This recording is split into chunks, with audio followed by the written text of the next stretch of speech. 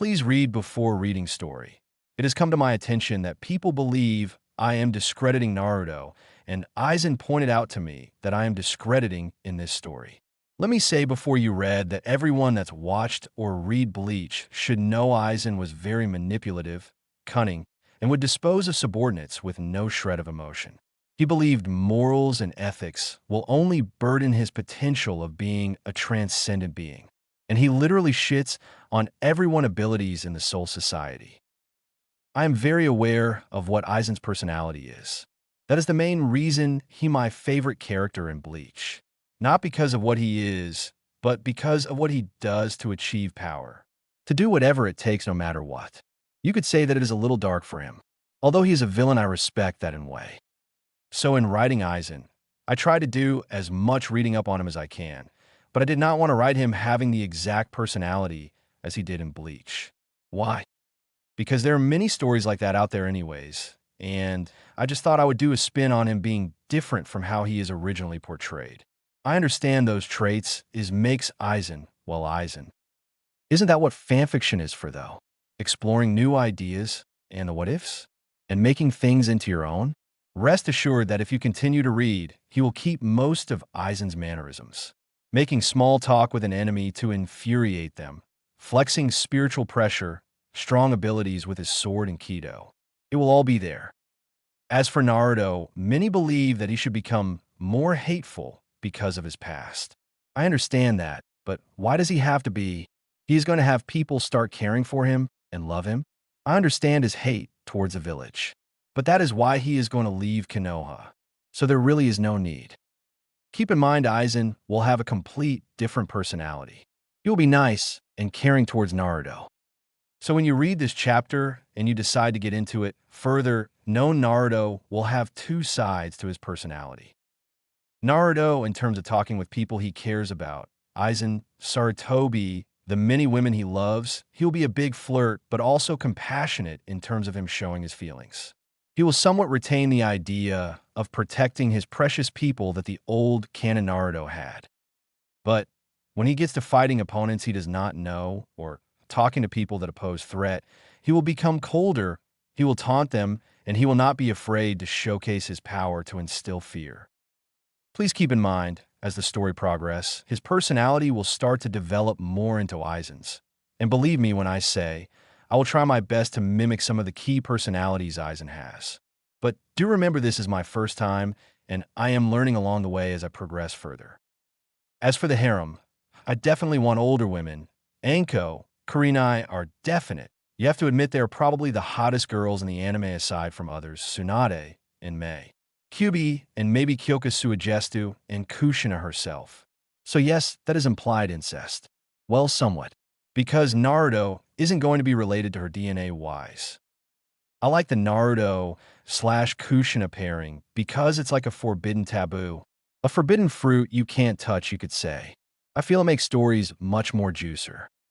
So yes, he will be smothered by goddesses. And as for the younger girls, it will be Ino and Hinata, since I think they both would have potential. If you have any suggestions of girl I should put, feel free to review and tell me. He will also treat them with the utmost respect, but will be a god in bed. Warning, like I said, this is a godlike FIC, and I mean godlike. He will have no equal in terms of power or skill. He will have good fights, but he will not lose.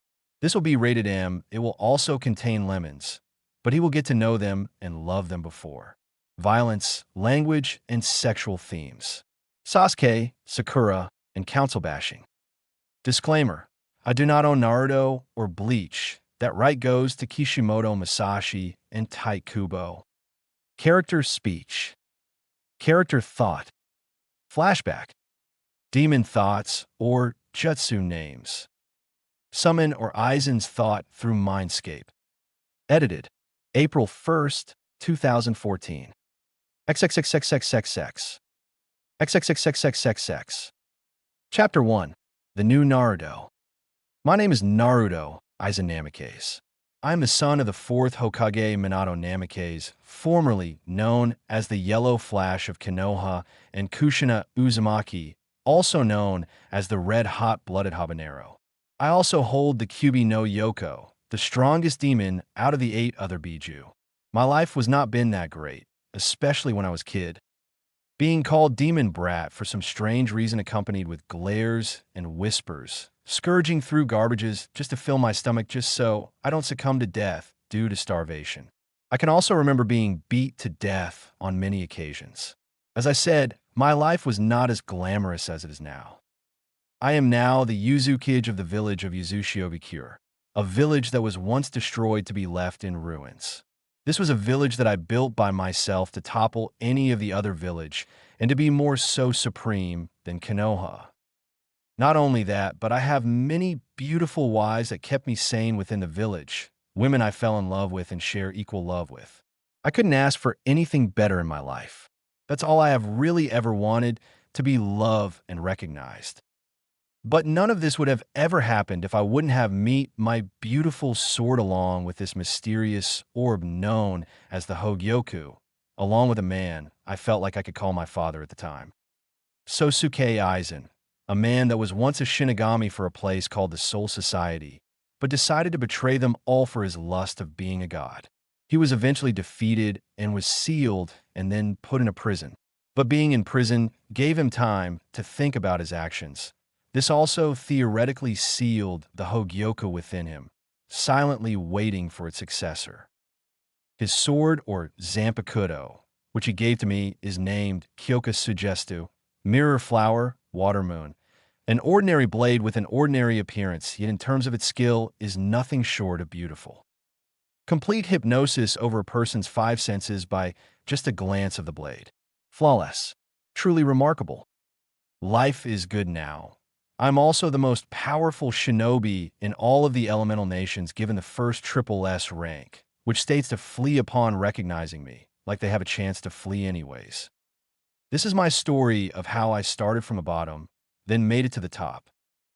Come, and I will share this journey that I have been through with you.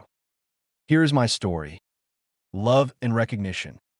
2 words I have been striving to attain for in my whole existence.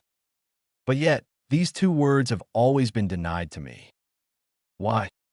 I'm not completely sure, but I do hear people calling me Demon Brat and glaring and whispering dirty things about me. Here I am again, in an alley looking for food. God, this stinks. I'm so hungry. Please let there be something in here. An unfinished stick of dango. This should do for now. I rejoiced. As I want to take a bite into the dango, I hear steps and low chatter approach me. Shit, I thought already knowing what is going to happen. A man with a Jonin flash jacket and some chunin along with civilians corner me within the alley. The Jonin steps out. Now you're done for demon.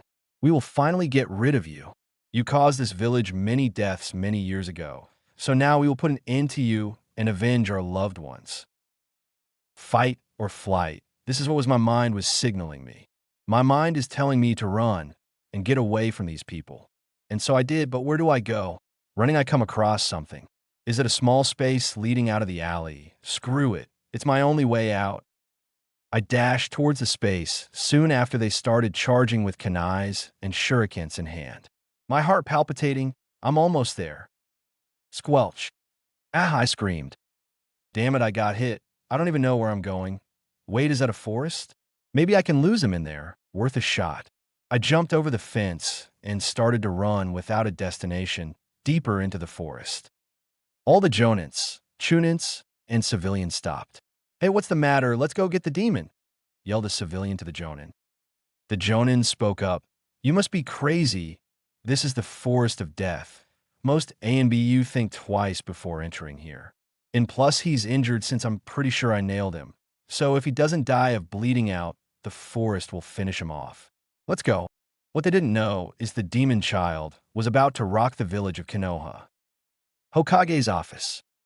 The Sandaime Hokage, Sarutobi Hiruzen, nicknamed the God of Shinobi, a man who had survived 2 wars and mastered at least 1,000 justas, was now sitting on his but going signing through paperwork, customary to his position.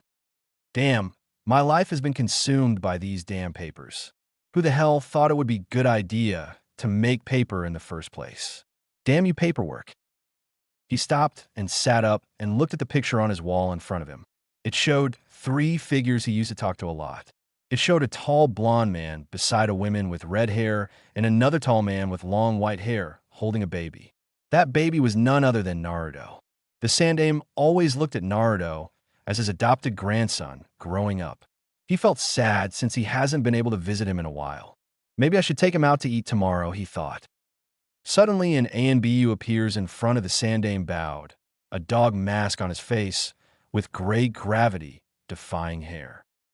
Hokage-sama, I overheard a few civilians in the bar talking about Naruto and how they cornered him in the alley and chased him into the forest of death for him to bleed out and die there.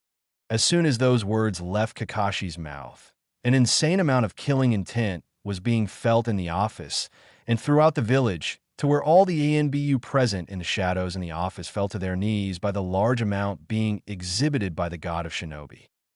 Kakashi, I want you to take one unit and capture all the ones responsible and send them to Ibiki. The others here will come with me, and we will find him.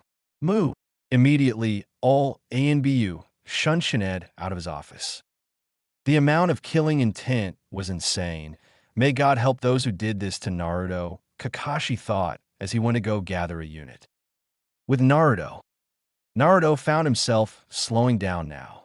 Blood was on the ground, and he was holding his shoulder. Looks like I lost him good. Now to find a place to res. OMFPH. On my head, Naruto moaned as he felt his back on the ground. He slowly stands up and sees he is in some kind of underground cavern. Looking up, he sees the hole he fell into.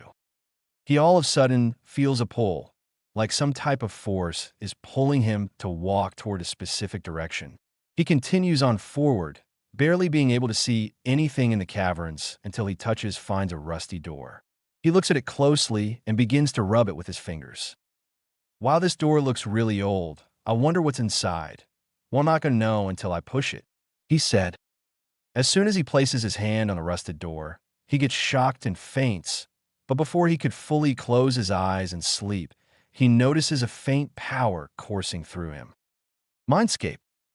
My head hurts twice as much now. Where the hell am I now? He stands up and looks around and finds himself in a place that just occupied nothingness, except the color white, which was everywhere. Am I heaven? Naruto thought out loud. No, you are not, young one. A voice says. He spins around, almost breaking his neck, and sees this man with brown hair, his hair slicked back with one long strand gently resting in the front. He stood at 6 feet 3 inches, wearing white clothes with a white-like cape reaching his feet. He had hands in his pocket, and to Naruto had an alarmingly calm and dangerous aura about him. "WH, who are you?" Naruto shouts. The man's mouth took a slight smile and says, "I am Sosuke, Aizen, my child." Naruto just looks at him, takes a deep breath, and says, "Okay, Aizen-san, what the hell am I doing here? Why the hell are you here? What the hell is this place? What the hell was that door I touched? And what the hell just shocked me before I fainted?" shouted Naruto in pure hysteria. Aizen looks at him, and the first time in a while an amused smirk graced his face. Yes, let me answer those first 3 questions. You are here because you touched the door that I was sealed in. That door you touched was my prison, and what shocked you was the seal's energy. It's interesting as it seemed it allowed to meet in your mindscape. Aizen said. Naruto scratched his head, relieved he got some information. Okay, that answers that, but why am I here? And what are you? From the looks of the door, it looks to be at least 100 years old. So in that case, you should be dead. Naruto said. Aizen slightly went wide-eyed at his intelligent response, and composed himself and spoke. How very astute of you, Naruto-kun. To answer your question, I am an ex-Shinigami. As soon as he said that, Aizen was not able to continue as Naruto freaked out and yelled. Oh my god, am I dead? Kami-sama has come to take my soul. He yelled hysterically. Naruto-kun, Aizen said in a calm, yet stern, eerie voice that got him to stop. Before I was interrupted by your unnecessary outburst, I was about to explain. Like I said, this is your mindscape. It's a surprise you're even able to see me. As for me, I am past 100 years of age, and no, I am not Kami. Shinigami are the ones that hold order of spirits when they die and go to the soul society, Aizen went on to explaining the basics of what Shinigami are and told him about his time being one. He also told Naruto his eventual demise by a man named Kurosaki Ichigo, and how he was sealed and thrown in prison, and how he recently became one with Hogyoka more of a soul, though. It was then Naruto asked a question. "So, this is your prison then?" Naruto asked, to which Aizen nodded.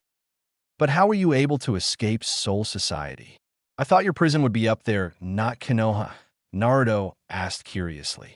Aizen smiled, as he seemed to be enjoying the well-thought questions he was asking. "For a kid anyways. I will tell you in a bit. Let me continue my story."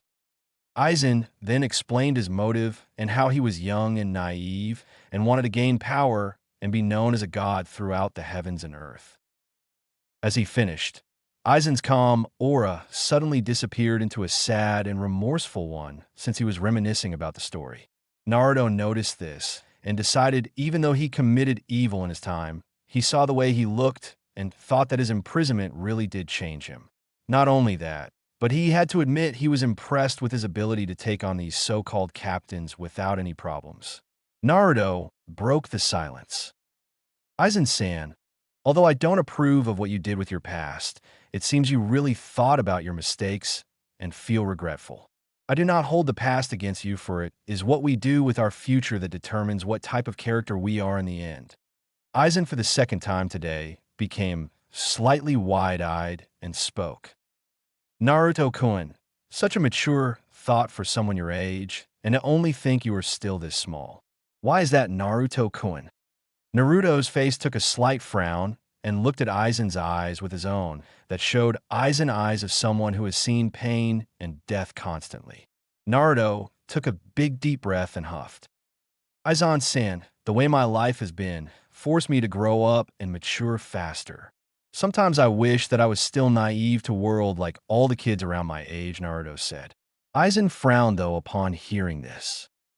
"Naruto-kun, come here real quick, I want to see something," Aizen said. Naruto complied and slowly walked over to Aizen. Aizen had then put his hand over his forehead. With the power of the Hogyoku, he read Naruto's mind of his whole life up till now. He saw everything: being kicked out the orphanage, not being treated fairly, being almost beaten to death on a daily basis. To say Aizen was mad was an understatement. He may used to be a cruel and sadistic bastard that used people to his advantage, but a kid nonetheless had to go through things that would make most people break, maybe even himself. Although he smiled at this man Naruto called his GG and was happy he could find some type of love, but nonetheless his respect of the boy immediately increased.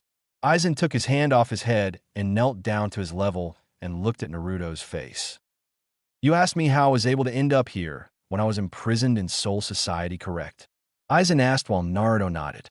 Aizen lifted his palm, facing upwards, as a small purple came from his body and began to float above it.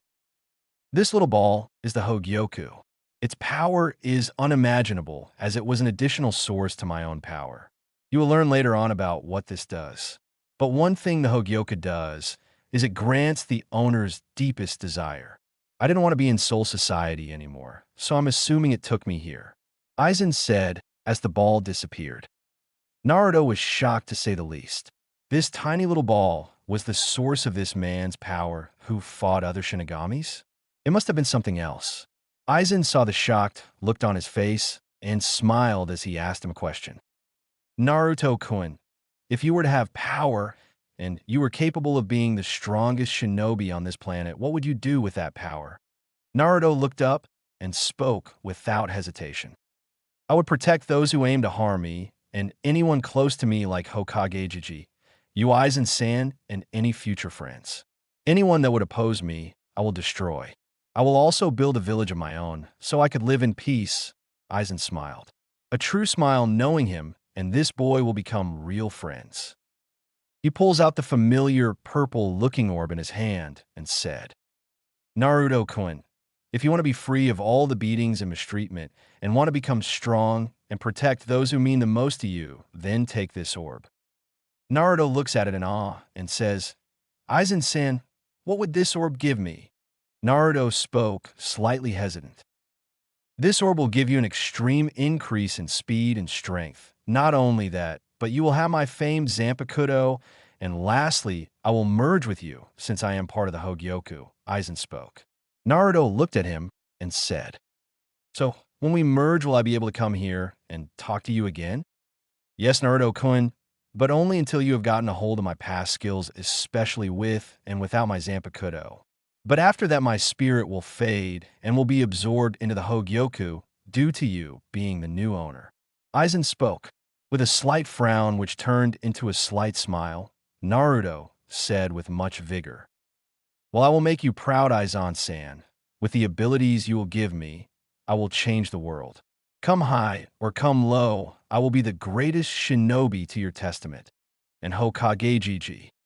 Once again, Aizen smiled a true smile and said, "Well, Naruto-kun, we have a long way ahead of us. So once you absorb the Hogyoku, we will merge, and you will get my skills, but we will have to work on them to make them perfect. Absorbing this will hurt, and you will feel pain like never before. After, you will wake up, and it should be in time for when your Hokage-Gigi gets to you, since this should alert him. Are you sure you want this, Naruto-kun?" Aizen finished. Naruto, without hesitation, said, "Let's do this, date Bayo." Naruto took the orb from his hands, and the orb slowly floated up, then smashed towards his chest. Naruto looks over himself. Aizen-san, I thought you said I was supposed to experience pain I've never felt before." Aizen smirks, and at an instant Naruto was screaming for dear life.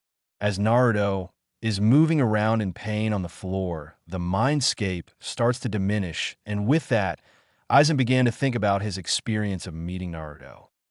This boy, he will become someone great. I know it. I can see the potential, and if I train him right, he should be able to surpass me. This boy is very interesting indeed. No matter, I will turn him into something shinobis and shinigamis fear alike. Moments later, Naruto woke up in the same forest he was in before he fell in the hole. "Oh my goddamn head! Why is it always me head? Why can it be any other body part?" As soon as he stood up, he immediately noticed the difference within his power and himself. Is this what it feels like to absorb the Hogyoku? Interesting. I feel like I can move mountains. I also feel taller. Way taller, he thought to himself. His focus shifted toward a specific, or as he felt a familiar energy source accompanied by 4 other people. As on cue, Sarutobi arrives. "Naruto-kun." Sarutobi yelled. Sarutobi lands and looks at Naruto in shock. Standing before him was not the short 4-inch kid that looked skinny as he remembered. Before him now is a man standing at 5 feet 6 inches, clothes torn, clearly showing the amount of muscle on him. Even breathing or moving any body part slightly, Sarutobi and the other 4 ninja were able to see every muscle move under very little strain. Even some of the women that accompanied the Hokage, as A and BU, couldn't help but blush red and have a slight nosebleed. He did look a lot older, especially a purple-haired shinobi. Sarutobi was snapped out of his stupor when he heard. "Ohayo-yi." Sarutobi cracks a slight smile, hearing the grandfatherly term being used, as he knew only person called him that. "Naruto-kun, what happened to you? Why do you like you're a young adult?" Sarutobi said. "Ah yes, Gigi. Matters on this issue shall be discussed in your office away from prying ears," Naruto said, referring to the Umbu. Sarutobi looked at him in mild shock yet again. Where was the little hyperactive blonde that shouts and is impatient and yelling, "Date Bayo"? The person talking to him here seemed very calm, cool, and very collected. Snapping out of thought yet again, Sarutobi looked at him. "Okay, Naruto-kun, let's head back to my office." And with that, they left. Sarutobi's office. Over the course an hour and a half, Naruto explained to him that he was first looking for food, then up to where he got cornered and attacked. As he finished, everyone in room knew Sarutobi was mad if the rise of his killing intent indicated anything. After he calmed down, Naruto told him how he fell in a ditch and met Aizen after touching a rusted door, and lead on to explaining Aizen's past, and the Hogyoku merging with him, explaining his appearance. Sarutobi pinches the bridge of his nose. eyes closed, feeling a migraine come on. Kami, first paperwork, and now this story of Naruto's. Although for what he told me, he might be able to surpass his father and me if trained right. Should I tell him?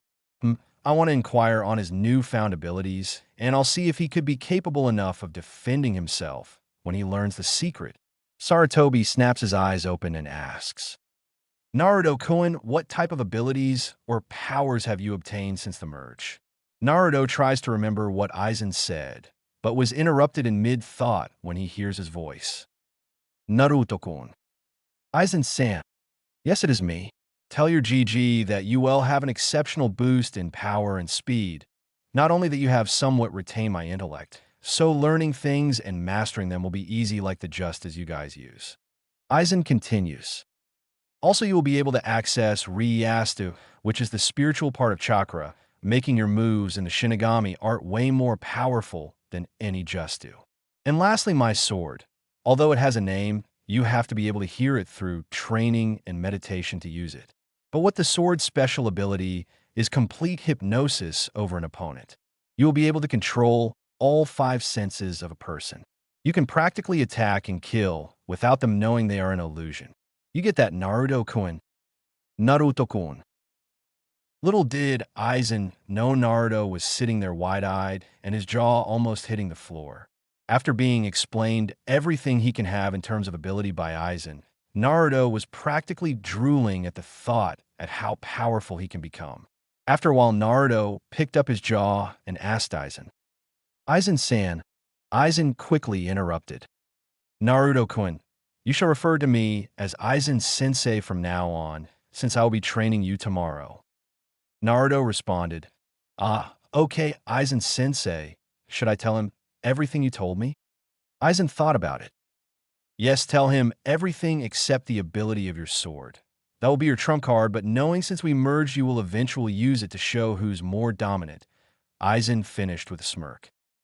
Cutting the connection momentarily, Naruto fixed his eyes on Sarutobi and told him everything he acquired. Sarutobi, for the moment, looked like his jaw was about to snap off any second as he was hearing this godlike power Naruto had acquired. Well, at least I can tell him about Kyuubi and his heritage now. Please forgive me, Naruto-kun, for being an old fool, he thought. The Sandaime cleared his throat to get Naruto's attention. Naruto-kun, I think it's about time I told you about your parents and Kyuubi. I am very aware of what Aizen's personality is. That is the main reason why he's my favorite character in Bleach. Not because of what he is, but because of what he does to achieve power. To do whatever it takes no matter what. You could say that it is a little dark for him. Although he is a villain, I respect that in a way. So in writing Aizen, I try to do as much reading up on him as I can, but I did not want to write him having the same personality as he did in Bleach. Why? Because there are many stories like that out there anyways, and I just thought I would do a spin on him being different than how he is originally portrayed. I understand those traits makes Aizen well Aizen. Isn't that what fanfiction is for, though? Exploring new ideas and the what-ifs? And making things into your own? Rest assured that if you continue to read, he will keep most of Aizen's mannerisms. Making small talk with an enemy to infuriate them, flexing spiritual pressure, strong abilities with his sword and Kido. It will all be there. As for Naruto, many believe that he should become more hateful because of his past. I understand that, but why does he have to be? He is going to have people start caring for him and love him. I understand his hate towards the village, but that is why he is going to leave Konoha. So there really is no need. Keep in mind Aizen will have a complete different personality. He will be nice and caring towards Naruto. So when you read this chapter and you decide to get into it further, know Naruto will have 2 sides to his personality. Naruto, in terms of talking with people he cares about, Aizen, Sarutobi, the many women he loves, he'll be a big flirt, but also compassionate in terms of him showing his feelings. He will somewhat retain the idea of protecting his precious people that the old canon Naruto had. But when he gets to fighting opponents he does not know, or talking to people that pose threat, he will become colder, he will taunt them, and he will not be afraid to showcase his power to instill fear. Please keep in mind, as the story progresses, his personality will start to develop more into Aizen's. And believe me when I say, I will try my best to mimic some of the key personalities Aizen has. But do remember this is my first time, and I am learning along the way as I progress further.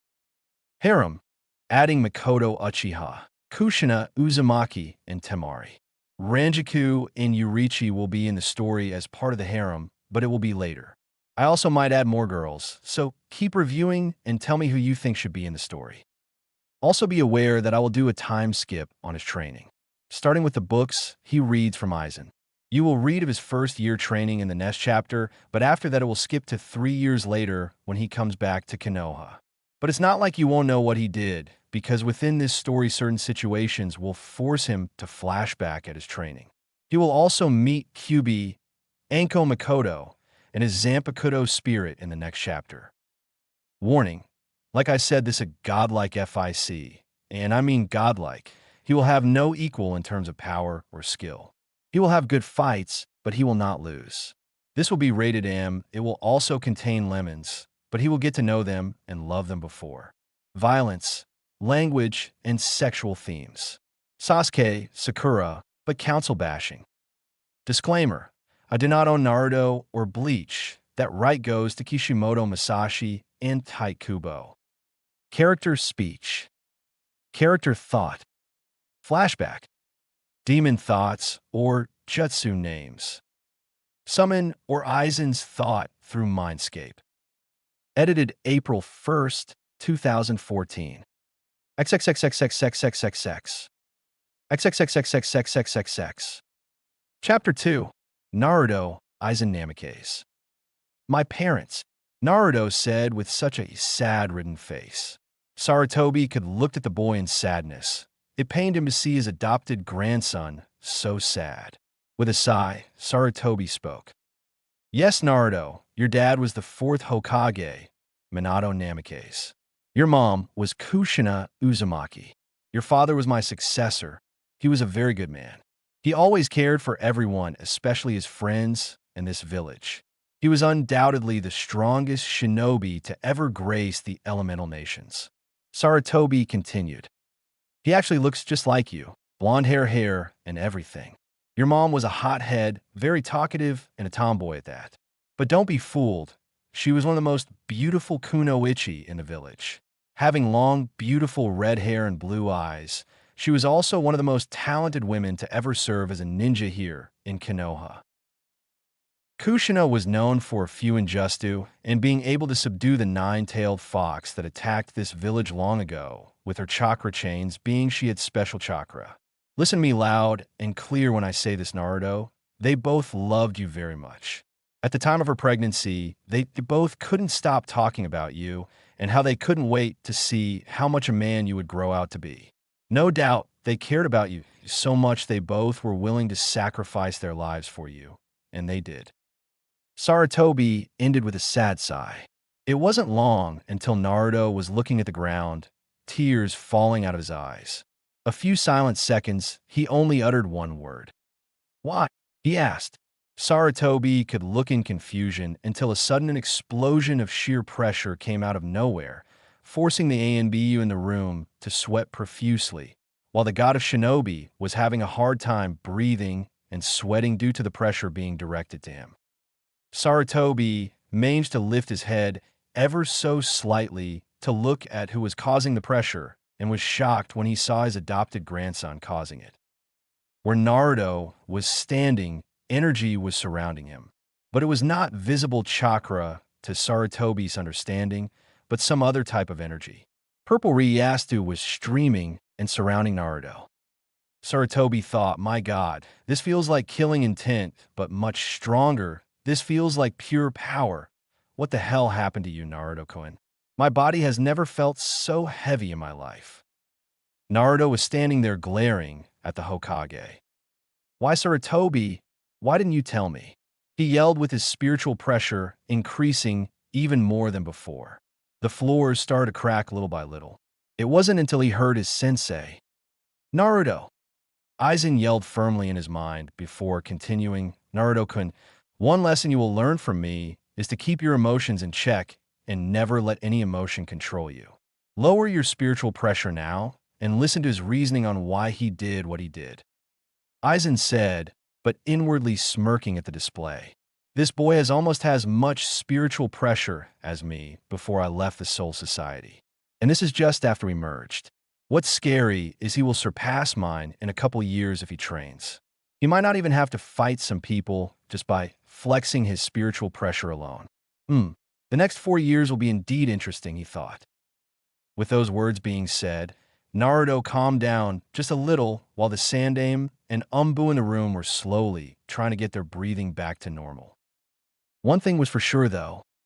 Everyone who felt the spiritual pressure in the room that moment knew that Naruto will be someone you would not want to come across in the future. Naruto only stood there, tears still slowly coming off his face. He broke the silence as everything seemed it was back to normal. He asked more somberly this time. Sarutobi finished adjusting his clothes and getting his breathing in check and looked at Naruto. I'm sorry, Naruto-kun. What you need to understand is your father was so dangerous being that he ended a war with one Justu that many people want to claim his head. Your father was the first person to ever achieve the rank of a double S rank shinobi with a flee on sight order, if you saw him. If other villages would have known he had a son, they instantly would have tried to kill or kidnap you. And I would not let that happen, Sarutobi said in a firm yet strong voice. While Naruto was processing the information he was just told, he was surprised that his father was so strong other villages gave an order to run away from him when they saw him. Not only that, but he ended a war with one Justu. One word came to his mind when he thought about it: amazing. Aizen in his mindscape was somewhat impressed at the information they just received. My, now I know merging with this boy was the right thing to do. No doubt he will become powerful, Aizen thought, smiling. Naruto spoke up. I'm sorry for the way I acted, GG. It's just being alone and thinking no one cared for me made me very sad and angry. It's nice to know that I had parents who loved me and were powerful at that. I understand you were only looking out for me.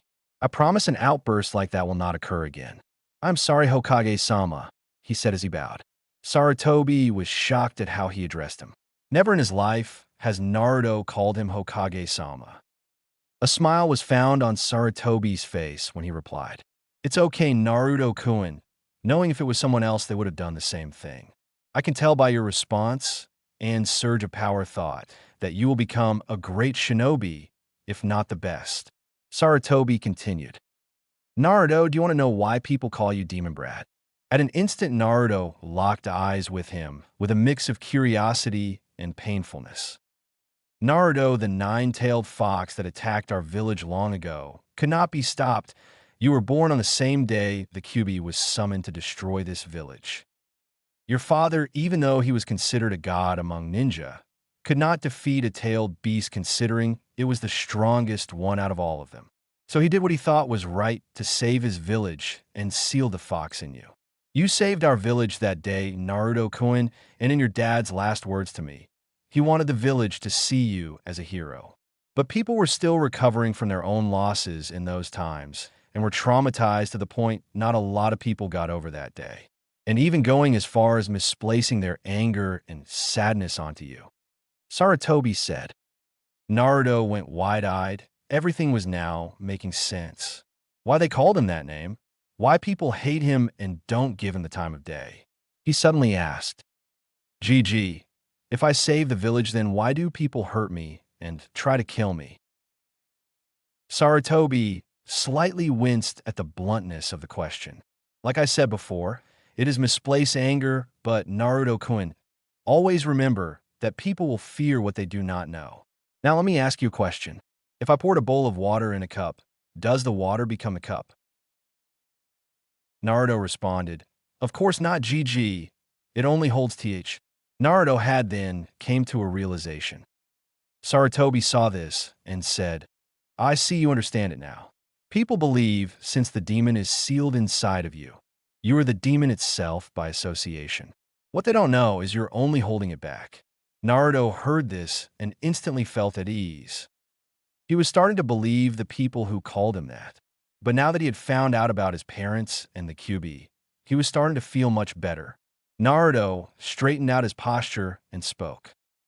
GG, from now on, if anyone messes with me, they will feel the wrath of power, and I will not guarantee they will survive. Naruto spoke in a slightly disturbing calm voice. One thing was for sure. With his newfound power, he ain't taking shit from no one. Sarutobi sighed, knowing this would happen sooner or later, so he spoke. Okay, Naruto-kun, but at least try to avoid it. If not, then try not hurt them that badly.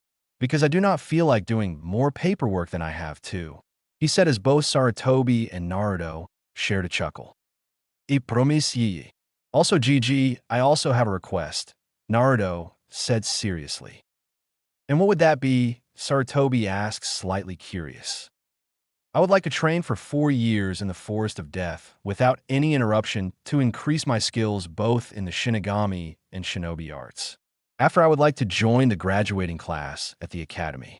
I promised myself that when I got this power, I would make you, Aizen Sensei, and now my Two-san and Ka-san proud, and become the best shinobi the Elemental Nations has ever seen, Naruto said with the utmost confidence.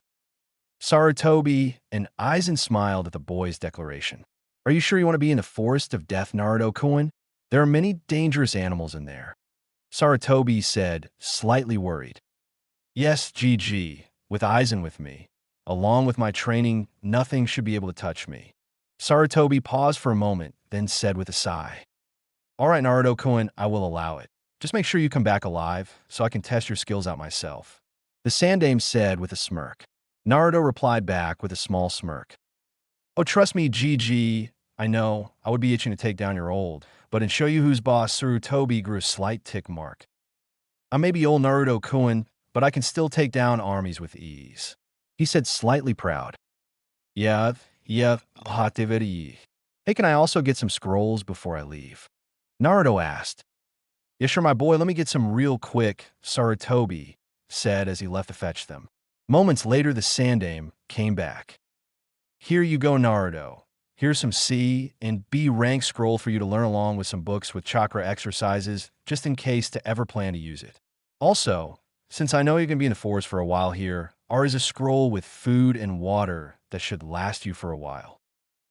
The Sandame walked back to his deck and was about to start his paperwork when he was interrupted by a voice he thought was going to leave. Hey, GG, what do my mom and dad look like? Naruto asked, curious, as he turned back around. Sarutobi looked at him for a moment and pointed to a photo framed that hung on his wall. Naruto turned his attention to it, and upon seeing it, Sarutobi spoke. The man to your left was a good friend of mine. That is your father, the 4th Hokage Minato Namikaze. The girl to his right is your mother, Kushina Uzumaki, a strong and beautiful woman. And the man in the middle of you is a good friend of theirs. His name is Jiraiya, the Toad Sannin. Sarutobi thought to himself, I can't tell him that he had a godfather all along. I don't think he could handle that right now. And plus, I want to stay alive, even if it means doing paperwork. While Sarutobi was in deep thought, Naruto, as well, was thinking as well. Wow, I really do look like my dad, except now that my hair is slicked back like Aizen Sensei's. But my mom is so pretty. I haven't seen a girl as beautiful as her. Not to mention her body looks real good. Wait, what? Naruto starts to fidget. I can't think like that. She's my mom, for goodness sake. Although she does look very pretty. Aizen decides to cut into his train of thought. Well, your mom is sexy, Naruto-kun. I wouldn't have minded getting to know her, Aizen states in an amused voice, knowing he would get a rise out of him. Naruto instantly retorts back. Hey team, she's my mom, not your woman. She is mine, and you will not do or think anything of that matter. Aizen smirks before responding, my Naruto, no need to get defensive. But I can already tell you don't look at her like a mom. Naruto instantly blushes red. While Sarutobi finishes his thoughts, he focuses his eyes on Naruto and sees his blush. Curious at what is making him blush, he sees his eyes fixed on his mom. Sarutobi smirks very wide and thinks, my Naruto-kun, who would have known you thought like that? Though I don't blame you, not receiving any love, and now looking at a beautiful woman, he can't help what to think. Maybe I can get Jiraiya on this. He thought perversely. He then snapped out of his stupor and looked at Naruto. Naruto! Naruto, my boy, are you okay? He said. Naruto, still in blank gaze, suddenly snapped out of it. Looking at his GG, he responds. Yeah, im fine ye. But thanks for clearing things up and explaining it to me. I'll see you in 4 years, Gramps. Naruto said, running out his office. Saratobi sat back down and looked at the picture of Minato. Minato, Kushina, you would be proud of your son, and even more so in 4 years. No doubt in my mind, he will become powerful. Turning his head to the left, he sees more paperwork, and at an instant, he cries anime tears. I don't want to do paperwork anymore, he said in a childish tone as he continued crying anime tears.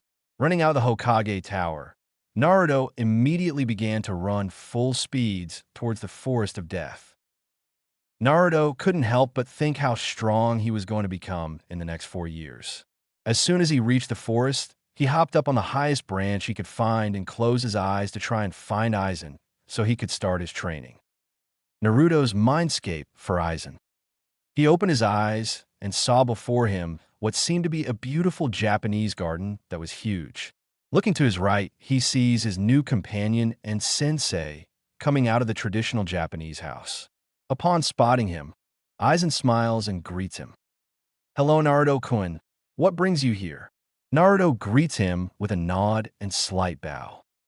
Aizen-sensei, I wish to become strong, and I wish to start my training with you as soon as possible, he said with determination in his eyes. Aizen sees this and lightly smirks. Ah yes, Naruto-kun, the first step to your training will begin now. Come, he gestures walking beside him. Moments later, Aizen and him come to a room within the house. Aizen began to slide the door open, and the first thing Naruto saw was a vast library of books. He looks at Aizen. You're kidding, right, Aizen-sensei? Naruto says. On the contrary, Naruto-kun, what made me such a dangerous Shinigami capable of handling multiple captains was not my ability to attack, although it played a part. It was my keen intellect that made the difference. My ability to be a strategist when the situation calls for it, to be calm and collected, and to use my opponent's emotions against them to trigger a mistake when they attack. Always remember, Naruto, your mind is your most dangerous weapon. Train your mind to the fullest extent, and you will be able to overcome any enemy, no matter what size or skill. Aizen states indefinitely. He continues, now I want you to start out reading these books. Aizen gestures Naruto to sit at a table while he leaves to grab a few books. He comes back with what seems to be a towering mountain of books. Upon arriving at the table, Aizen drops the books, making a large booming sound. Naruto grabs one of the books and looks at it incredulous. Advanced Theory of Human Psychology, picking up another one, Basic Intro to Psychoanalysis. Reading Human Behavior and Emotions, Volume 1. Aizen straightened out his clothes before continuing. These books here, Naruto, will teach you on how the human mind works and how to use it to your advantage. We will not start any training until you have read the appropriate number of books I see fit. By the time you're done, you should be able to manipulate an enemy into doing what you want, to be able to analyze a situation and come up with 5 solutions to counter it. By reading the human body's gestures and emotions, you will be able to tell an enemy's personality, for very subtle gestures can tell a lot about one's personality, which you then can capitalize on. Naruto just looks at him, then the books. Aizen-sensei. I feel looking at these books, I already somewhat know the material and of each of them, Naruto stated, flipping through pages. Aizen in turn responds.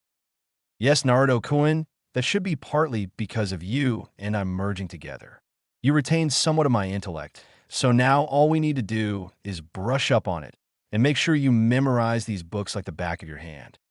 Naruto looks at some of the books on the table, and one catches his eye. He immediately picks it up and yells at Aizen. Seduction 101. How to make women do what you want in bed. Seriously, Aizen-sensei, I thought I was learning about the human mind, not about seducing girls and learning how to get them in bed. Aizen lazily picks his ear out with his pinky. Seriously, Naruto, can you get more louder? Anyways, you're learning the art of seduction because you will face women who will try to kill you. It would be better to seduce and manipulate them to how you see fit. You may also single-handedly avoid a battle alone with just words and gestures. Plus, by the time you're done reading, every girl you encounter won't get enough of you, and it is a good read.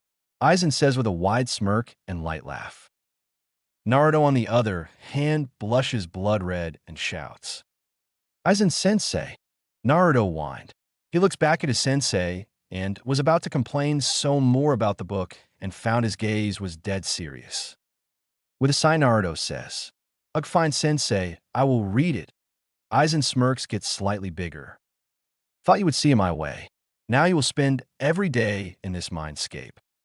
Every 2 to 3 days you will wake up to make sure you to eat the food and water your Hokage gave you, so you don't die of hunger and starvation, and to make sure no animals have harmed you in the real world.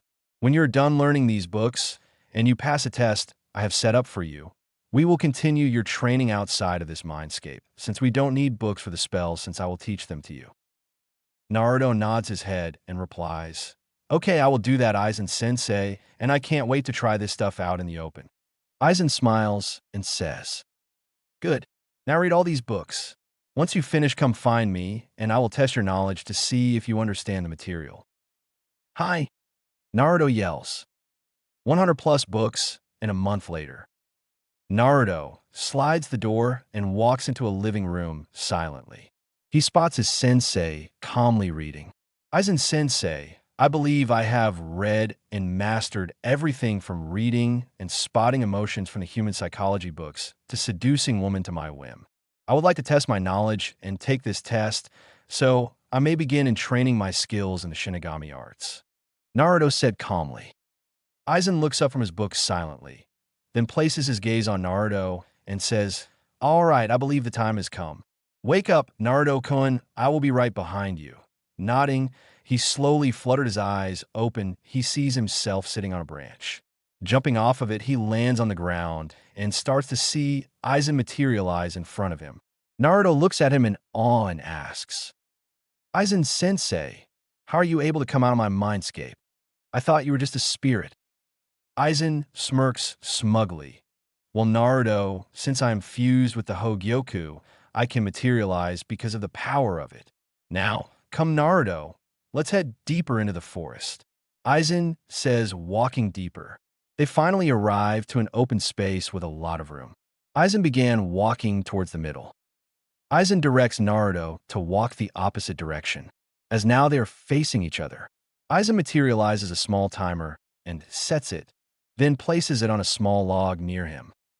"Naruto-kun, this is your final test," Aizen said, facing him. "This timer here is set to 3 minutes. You have 3 minutes to read and decipher my personality. When the 3 minutes is up, I will ask you what you can deduce from simply looking at me. If you happen to so miss one little detail about me, I will attack you and kill you here, and we will both be sealed within the Hogyoku. Your test starts now." As soon as Aizen let his words settle in his student's mind, he took a moment to look at him, inwardly smirking. So he has learned something. His demeanor has not changed even though I mentioned I would not to hesitate to strike him down, and he didn't even flinch. His posture looks exactly like mine. Very good, Naruto. Now let's see if you will pass. Inside, Naruto was somewhat skeptical by his last statement, knowing it was not at all as it seemed. Running his mind through everything he has learned up till now, he examined Aizen methodically. By his facial features, I can see he is relaxed. No facial muscles are tensed, no eyebrow twitching. His blinking of his eyes are controlled. But with the slight smirk, I can tell he knows I am closely examining him. His arms are loosely hanging by his side, ready to pull his sword out at an instant. Chest breathing looks to be the same. His posture is tall yet relaxed. He believes he's still superior to me and has nothing to worry about. Naruto looks at the timer. It shows 1 minute and 30 seconds. Okay, like slightly bent, so he is balanced just in case I attack, or he does. Now to his feet. Well. What is this? Very interesting. Naruto says, more closely examining Aizen's feet, shifting from the balls of his back feet to its regular posture. and his left leg slightly inching forward. How that just confirmed my suspicion to his last statement. Naruto thought very proudly. Regardless if I answer this wrong or right, Aizen Sensei is going to lunge and attack me. Very tricky of you, Aizen Sensei. He must expect me to counter. Now to divert an oncoming attack and counter. His sword is on his left side, which tells me he is right-handed. When he pulls it out, he will slash with a wide arc, or his sword will come down to slash me. His two legs are slightly more apart than usual, so he will use a wide arc to overpower me, so he will compensate for the speed and balance he could have had in straight slash. Okay, I know what to do. Bring it, Aizen Sensei. Ring, ring, ring. Aizen stops the timer. So, Naruto-kun, what can you deduce from just looking at me? Aizen says with a smile. Naruto showed his smile in return. But it wasn't a regular smile, a smile that clearly shows he knows what he is planning. Ah yes, Aizen Sensei, let's see. You are very relaxed in the stance you are in now. You look to be ready for anything. But what caught my eye is the way your legs are positioned, he replied. Aizen's smile getting bigger and replies innocently. Really, Naruto? Please elaborate. Aizen stated. Naruto responded back. Certainly, Sensei. The last sentence you told me about striking me down, if I didn't get one thing right about you, got my attention. As soon as I started examining your feet, I saw that your left leg was slowly inching further from your body while your right leg was routinely shifting to the balls of your feet. You were planning on attacking me regardless, Aizen Sensei. Naruto finished with a wide smirk. Aizen looks at him with a big smile and chuckles before talking. Very, very good, Naruto. You have indeed figured out my true motive by only reading my posture. I am very impressed. You are ready to learn the Shinigami arts, Naruto-kun. As soon as the words left his mouth, Aizen blurred out of existence and went to slash Naruto with a wide arc just as he anticipated. Naruto, seeing this, flips over his blade and delivers a hard kick to the back of Aizen, sending him stumbling forward a bit. Aizen barely felt it, but he smiled yet again before addressing him. Very good, Naruto. Not only did you predict my attack, but you also countered accordingly.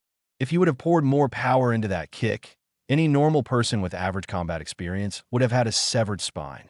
Naruto smiles and bows. Thank you, Aizen Sensei. When can we begin training? Aizen lets out a small laugh. Already want to go back to training, huh? Well, let's begin now. Yash, Naruto yells, following Aizen in tow. While walking forward to find another training ground field, Aizen thinks about the upcoming years. These 4 years are going to be interesting. Only a month, and he is able to read me.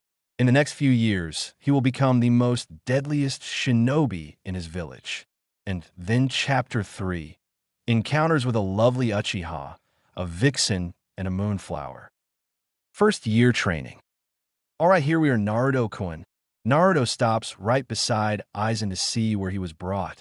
They seem to have ventured further into the forest past a tower they saw on the way here. In front of him was an even bigger field with massive sized trees and boulders. Aizen tells him to sit in the middle of the field. While he does this, Aizen begins to explain. Naruto-kun, the energy you have within you is called Riryoku. Unlike what your Hokage uses, this is the spiritual essence of the same energy source, thus making it more powerful and potent. This is what's stored in your body. Everything I'm going to teach you will involve something called Ryastu. Ryastu is the energy being expelled. Think about it this way. It's like a pool of water.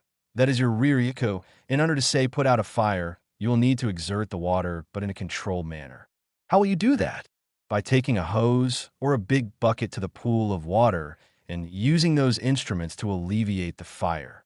By pouring how much water you seem fit to put out the fire. That is your Ryastu. Aizen continues. Within using your Ryastu, you're able to do many things that we Shinigami use. For example, you would be able to cast spells which fall under the name Kido, meaning Spirit Way or Demon Way. Within Kido, there are 3 types of spells you can cast. One being Hakudo, which means Way of Binding. These spells will help you restrict or immobilize a person. It's very broad art, along with Hakudo, are spells that allow you to use barriers to stop attacks or use seals to hold things far more better in place. You understand, Naruto? Aizen says. Naruto nods his head, allowing Aizen to continue. Going down the list of Kido, there's another spell called Heido, which means Way of Destruction. These spells are used for offensive purposes. Depending on the user, these spells can be powerful enough to even take down your Hokage. These are the spells I will be teaching you most of the time. Last one on the list is called Keidu, which just is the healing Kido, which I have some knowledge, but not enough. Both Bakudo and Heido have numbers ranging from 1 to 99 following the ladder. 1 will be the weakest, 99 will be the strongest. Don't be fooled by the numbers of their ranking, though. An experienced captain can make a low-level spell very powerful, especially with Heido. Also, there are incantations that go along with each spell, both for Heido and Bakudo. Using an incantation will power it up, but will slow down your time to use it. You can, however, not cast an incantation, as you will be able to fire it faster, although it is weaker, but like I said, train enough on it, and can become strong even with an incantation. Are you keeping up with me, Naruto-kun? Aizen says. Naruto nods his head in confirmation. Along with using your Ieyasu, you are able to use your sword, which we call a Zanpakuto, which means soul cutter. These are sentient swords. We use these swords to send souls to their respective places and to ward off hollows, which are souls that do not cross over to the soul society for staying in the world of the living for too long. They are corrupt spirits who feast on living or deceased human souls alike. Anyways, Naruto, Zanpakuto always has a name and is a spirit, and you will discover it through Jinzen or sword meditating. Only then the spirit will fight you and decide if you are worthy enough to hear their name and wield them. Once you do hear their name, you will unlock what's called a Shurikai or initial release. In order to release your Shurikai, you will need to know their release phase or word. There are 3 forms to your sword. There is your sealed state, your Shurikai, and then your Bankai. The sealed state will look like an ordinary sword. Once you utter the Shurikai phrase, it will transform to a different appearance. As for Bankai, which means final release, which you will only achieve that through dominating your Zanpakuto spirit in their world. By doing this, your power increases 5 to 10 times. Do you understand everything I have told you, Naruto? Aizen said, while looking back at Naruto, who looks like he's trying to absorb everything he just said. Naruto sighs and runs a hand through his blonde hair, leaving a single strand in the front. Yes, I do, Aizen-sensei. The power I need in order to do Kido is based on my Ieyasu, which I get from a pool of energy inside me called Ryoryoku. Also, there are 3 types of spells that fall under one category, and within that category, I can either heal, attack, immobilize, or defend. Also, I will be getting a sentient sword that I will have to meet within meditating. Once the spirit thinks I am worthy, the sword will tell me its name and release command to where I will be to use its true abilities. Naruto said. Aizen looks at him with a smile. Very good. I see you get the gist of it. Now stand up, and I will teach you how to do Heido and Bakudo spells. We will be doing this for 6 months. Then the rest of the months, I will teach you how to wield a sword, and you will be meditating to reach your sword spirit. I will also tell you we will have to talk to QB, so we know it won't do anything to harm you or your training. Aizen said, heading towards the trees and rocks. Naruto flinched slightly when he heard meeting QB, but knowing he had to do it, he straightened up and followed Aizen towards the dummies. Upon arriving, Aizen spoke first. Now, Naruto, I will be teaching you multiple Heido spells on these trees and boulders. You will do these till you drop and don't have an ounce of Ieyasu left. Are you ready for your training? Naruto said in slightly excited voice, Yes, Aizen-sensei, let's do it. Aizen smiled and replied, Good, here is your first 2 spells. It's called Sho and Byakurai. 5 months later. Heido number 4, Byakurai, Pale Lighting. Naruto said, obliterating 7 to 8 trees with 1 finger, turning his gaze to a boulder that looked about to be twice as big as him. Naruto sticks his palm out and yells, Heido number 31, Shikaho, Red Fire Cannon. A red fireball shoots out of his palm, completely reducing the boulder to smithereens. Looking at his handiwork, soon hears clapping. He turns around to see his sensei smiling. Aizen then speaks, very impressive Naruto-kun, using Hado number 31 without an incantation. You have certainty improved then from a few months ago. Good, now let's see how your Bakudo is. Get ready, Naruto. I will fire 2 powerful Hado attacks. If you can manage to withstand one attack with a barrier and immobilize with another, then you have learned all I could teach you in that area, and we can move on. Naruto looks at him with a calm demeanor and leaps back while Aizen goes on the offensive, signaling the start of his spell. Aizen yells, Hado number 31. Shikaho, a huge red energy ball shots out, which appeared to be 3 times the size of Aizen due to him pouring his Ryastu into it.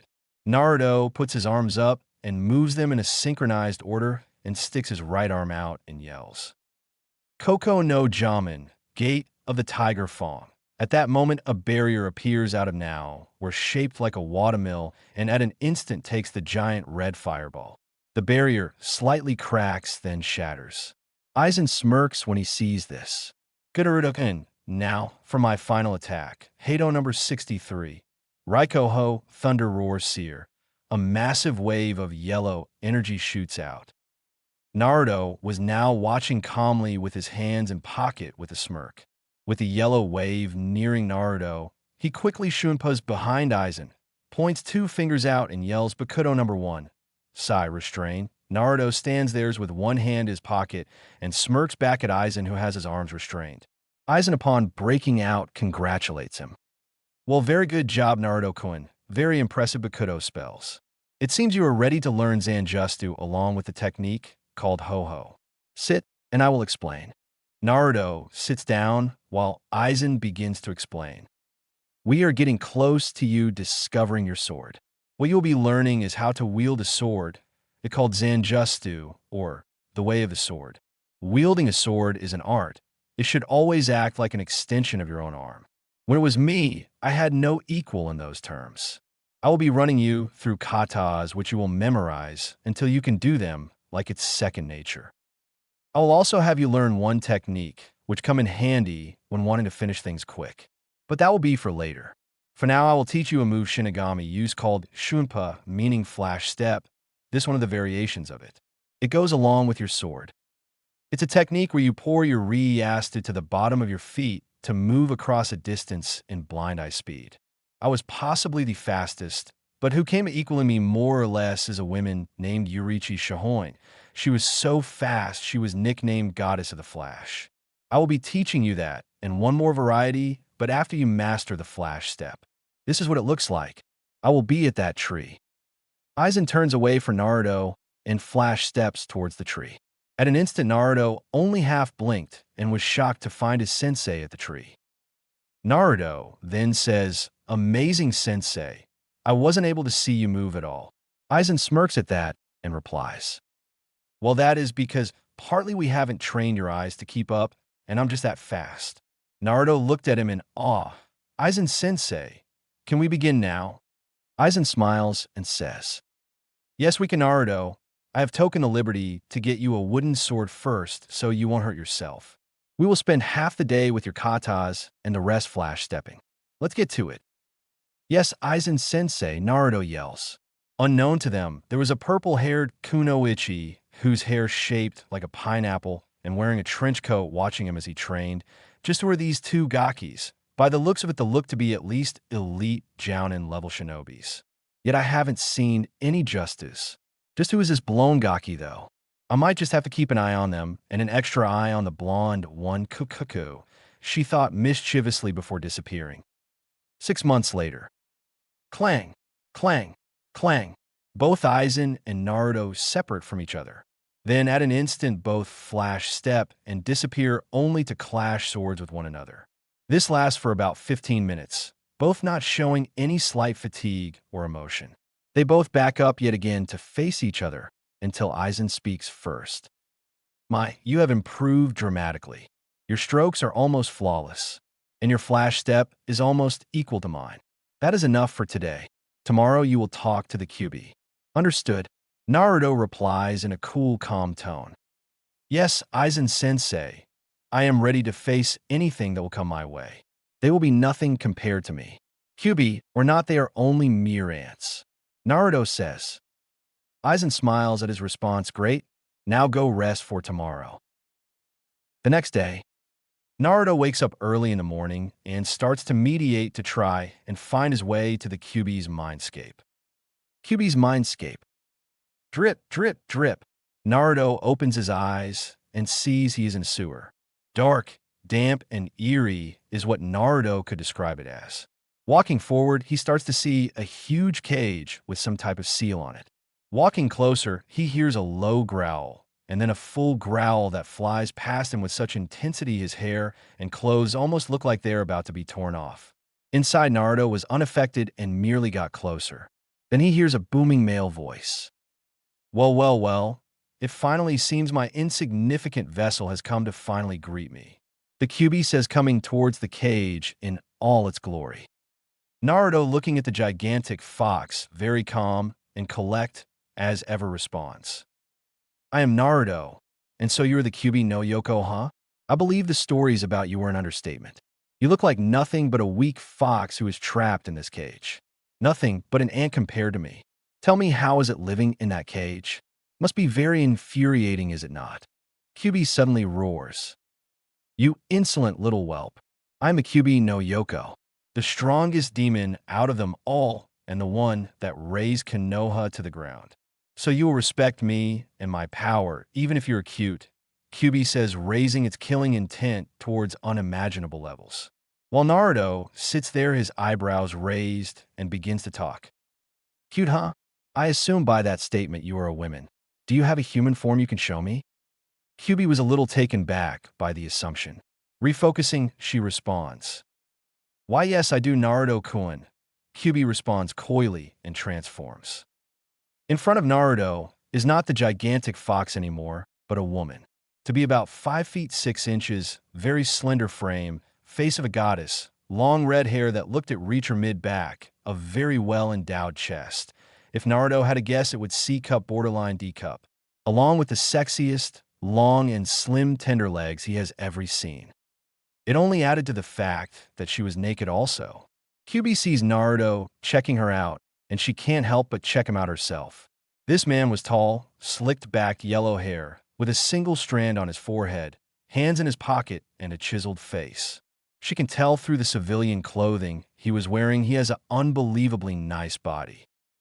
Although she wasn't showing it, she really wanted to just pounce on him. Naruto snapped her out of her thoughts when he spoke. Wow, such a beautiful woman.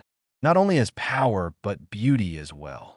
Naruto walks over to her and takes her hand and places 2 tender kisses on it and says, Let me reintroduce myself.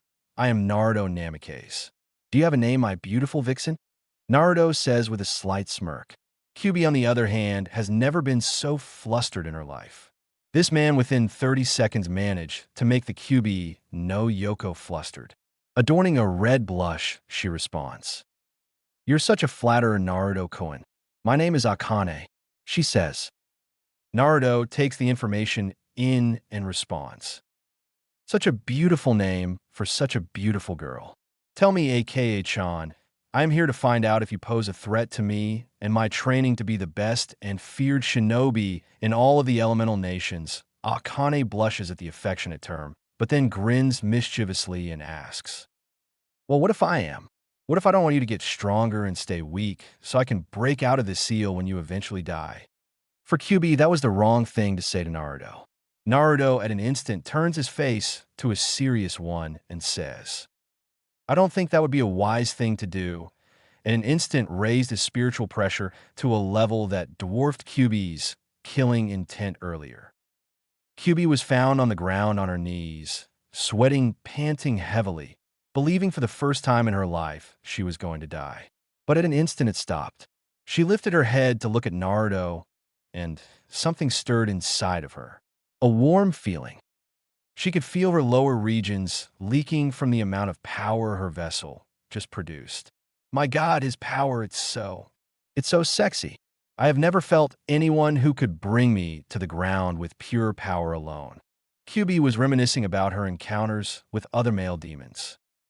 Kyuubi did have many suitors, but none interested her back where she used to live. Looking at Naruto, she gave it more thought.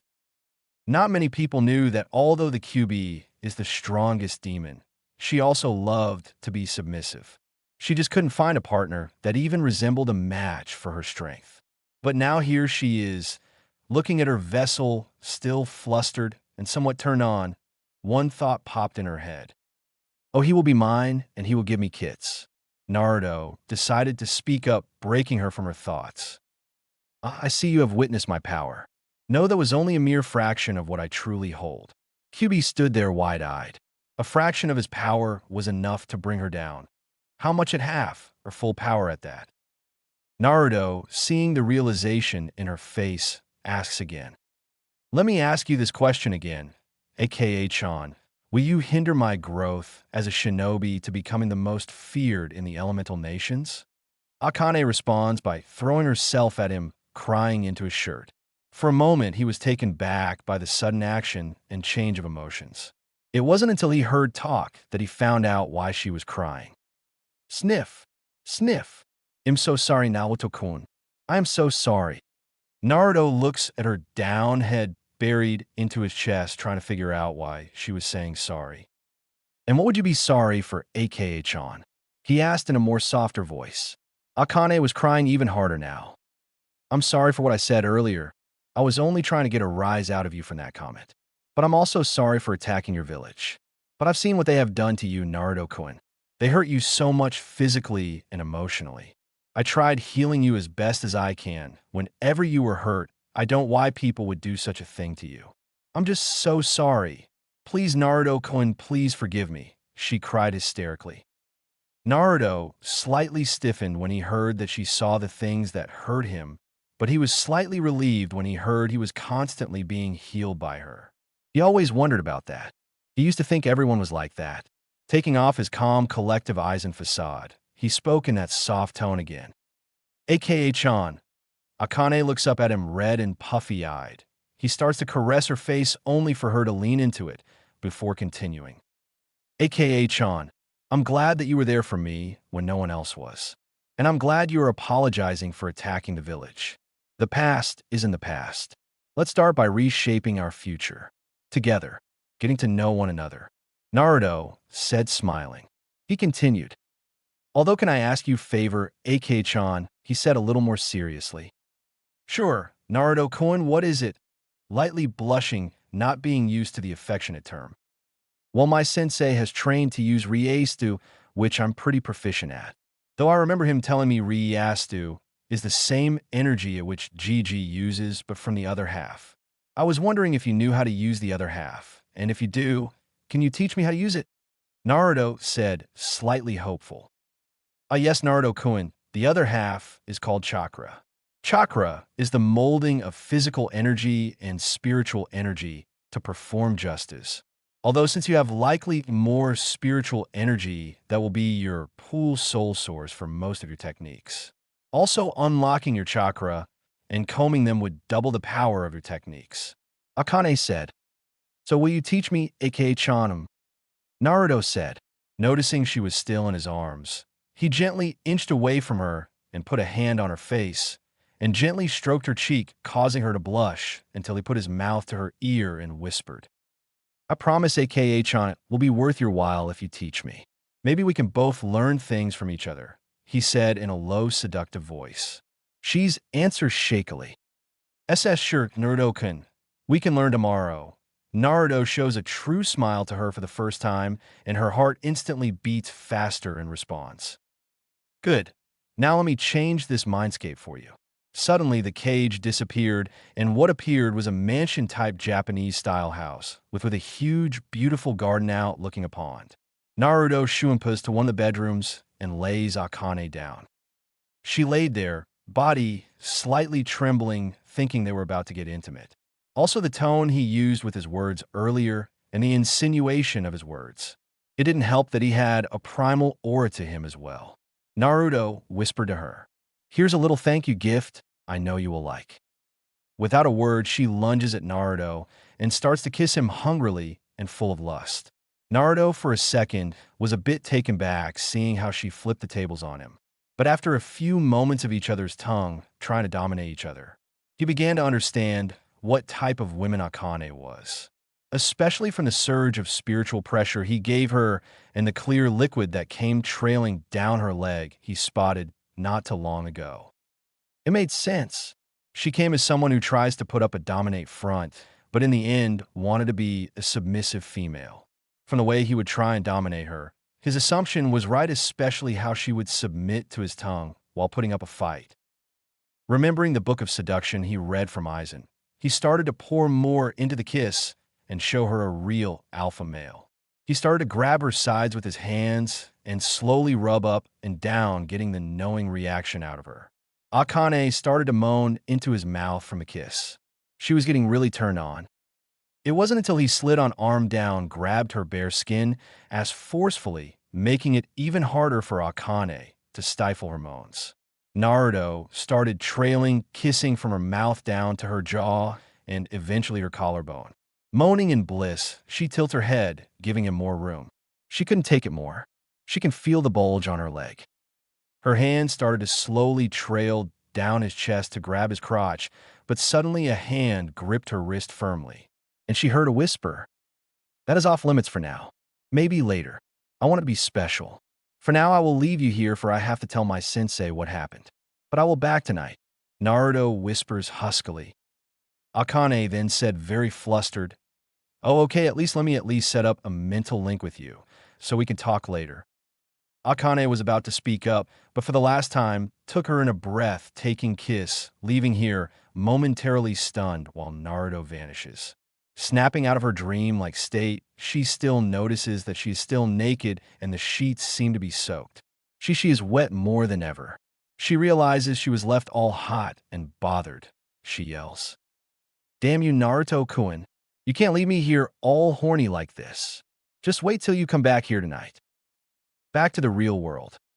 Upon opening his eyes, Naruto slightly chuckles hearing Akane's declaration. He stands up and walks around to find his sensei leaning on a tree looking at the sky. Aizen, sensing Naruto, speaks out. "So Naruto-kun, how did the meeting with Kyuubi go?"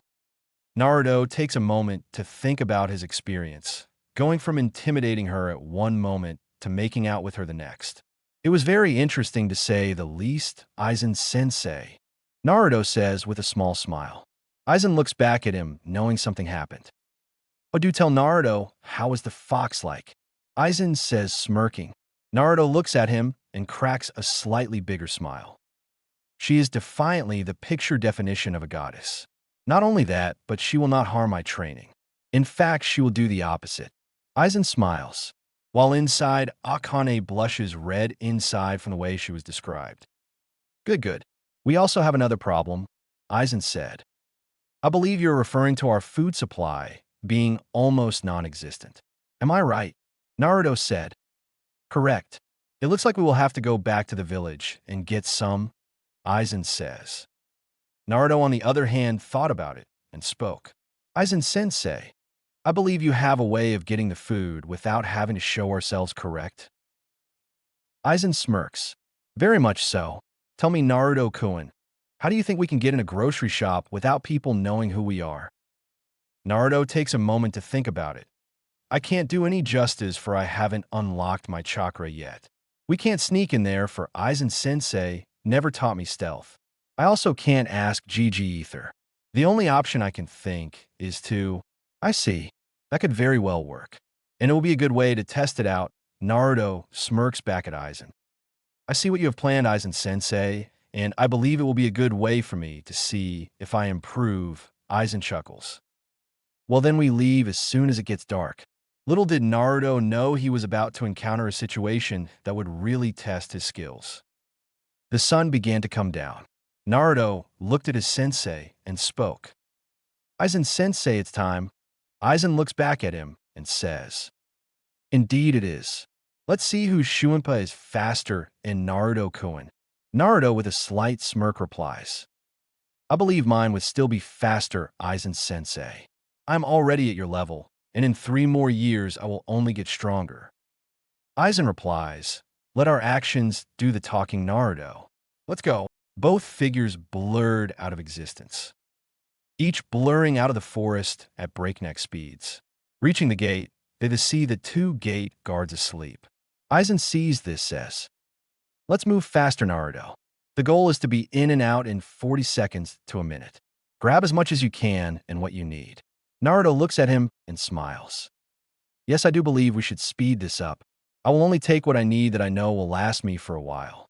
So I limit my visits to the village." Aizen looks at him and smiles. "Good idea, Naruto-kun. There's the store. Let's go." 1 minute and a mad store owner later. "Well, it seems like we accomplished our goal," Aizen said, carrying a few bags, while him and Naruto were Shunpanji back to the forest of death. They both hear a woman scream coming from a compound ahead of them. "Help! Help me, someone! Please!" Naruto and Aizen instantly perk up and stop. Naruto gives Aizen a silent signal, telling him he's about to go and found out what's going on. Aizen smiles and looks at him, then the knight, and says, "Helping people within your village, even after what they have done to you. You're a good kid, Naruto. Doing something I would have never thought about." Naruto flashes a true smile. "Hi, Aizen sensei. You should know me by now. None who oppose shall live to see another day," Naruto said, putting his eyes in facade. He was about to Shuinpa before Aizen stopped him. "Naruto, switch me swords." Naruto's head snaps back wide-eyed. "Sensei WY. Surely I am not ready to handle something as beautiful or powerful." Aizen chuckles. "I believe you are ready to handle my sword. Your katas are flawless. All you need to do now is just get used to the blade." Aizen unties his sheath and gives him the sheath with the scabbard. Naruto takes it into his hands somewhat shakily. Taking off his sword and sash, he trades Aizen. Marveling at how beautiful the blade is, he ties the green sash on his waist and securing the sword. He looks at Aizen and bows. "Aizen sensei, I will make you proud using this sword. This means a lot to me. Thank you." Naruto then Shuinpas to the compound. Aizen, while making his way to the forest, begins to think, smiling. "You already made me proud, Naruto. You just don't know it yet." Uchiha compound. Mikoto Peofao. Mikoto was running around the compound frantically, trying to escape from her son, seeing all members of her clan on the ground dead. Her older son, the prodigy of their great clan, just slaughtered everyone. She had to witness her son kill his father. Mikoto was having a hard time wrapping her head around this concept. She was shaking out of her thoughts when Itachi Uchiha, a graduating student at the top of his class at 7 after only 1 year, mastering their famed Ido just to the Sharingan at 8, passing the Chunin exams at 10, and becoming an AMBU captain at age 13. No doubt he was well beyond his years. Stood in front of Mikoto, blocking her only chance of escaping. Mikoto stood there frozen. The only thing now that was in her way was her son. Itachi looked at her emotionless, Sharingan blazing. Mikoto broke the silence. "Why, Itachi-kun, why did you slaughter our clan? Your father, your friends, tell me why," Mikoto said on the verge of tears. Itachi stood there silent, until speaking in his monotone voice to test the capacity of my skills. "Although you should now Otudo is alive. I put him in a strong Jinjutsu. He will come to despise me. He will hate me and look to seek revenge. It ends here." Itachi took out his ninjato and looked at his mother for the last time, and silently whispers, "Forgive me, Kasan," and brought his sword to slice her. Mikoto closed her eyes, believing she was going to die. It wasn't until she heard a loud clang in front of her. Opening her eyes, she sees this tall, blonde man in front of her blocking her son's sword. She hears the words, "I don't think that is a wise choice, Anbu-san." Naruto's POV. Naruto quickly Shunpaed inside the compound. Upon entering, he saw bodies on the ground with blood everywhere. Quickly walking to some bodies on the ground and closely examining them. It seems these kills were fast with only a single strike. Looks more like this person did not want to trend along here. Upon further inspection, he spots a little boy on the ground squirming and sweating. It seems he is the only one who is alive. But it seems he is in some nightmare, he thought. Quickly picking him up and setting him down near a house. He quickly Shunpas further into the compound and he comes to see two people, a man and a woman. By the looks of it, she must have been the one who was screaming. Seeing this man pull his own sword coming down with an attack, Naruto quickly drew his sword to block his and said, "I don't think that is a wise choice, Anbu-san." Normal POV. Itachi was naturally surprised to who this man was that blocked his sword. He backed up from him and examined him. He looked to have normal civilian clothing on, but with a green sash with a black scabbard. He responded back, "Who are you, and what are you doing here?" Itachi said, forming his Mangekyo Sharingan. Naruto looks at him with a calm face and sheathes his sword and responds, "I am here for I heard someone screaming, and as a concerned citizen, I came by to check." Itachi responds, "From the way you drew your sword, you don't look a civilian. Who are you really?" "That really isn't important now, Anbu-san. Tell me, why have you gone and murdered everyone here? I am very curious to hear your response." Itachi responded with the same answer he told his mom, "I did this to test my capacity of my skills." Naruto looks at him questioningly. "To test your capacity, huh? I hardly believe that's the case, Anbu-san. Why kill people who aren't up to your level when you could have clearly tested your skills among your fellow Anbu?" Naruto said. Itachi, for the first time in a while, became slightly stunned at his statement before Naruto continues. "So tell me again, Anbu-san, what is your true motive murdering everyone here?" For a while, Itachi didn't respond. He charged Naruto with his sword in hand, planning to end him by slicing him down. It wasn't until Naruto did something that surprised him. With one hand in his pocket, Naruto quickly drew his sword with the other hand, blocking the downward strike with ease. Pushing Itachi back with his sword, he turned his head to Mikoto, who was still frozen in place, and flashed her a slight smile, and says, "Do not worry your little beautiful face over this. This will be quick." Mikoto, on the other hand, blushes from cheek to cheek from the compliment she was given. She begins to wonder who this man is. Who is the blonde man? By the way he handles his sword, he must be good if he can block Itachi-kun with such ease. Itachi-kun isn't a slouch in all means. Mikoto starts to look at him up and down more closely. "My God, look at that body. I can literally see every muscle on him. Man, I can just picture him being on him." Bad thoughts, Mikoto, bad thoughts. "He's probably half my age. But my God, look at him," she said somewhat dreamily. Naruto, on the other hand, sizes up Itachi. "Very good. His form is good, but not as good as mine. His stance is very loose with a few holes, but it mainly relies on speed. His footwork is good from the way he charged at me. But what is with those eyes?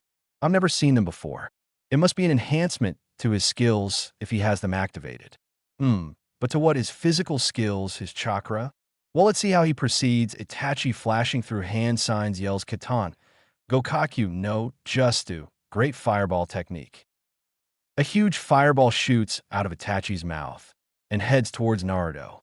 Naruto, unfazed, shumpas right behind Itachi and whispers, "Too slow, Anbu-san."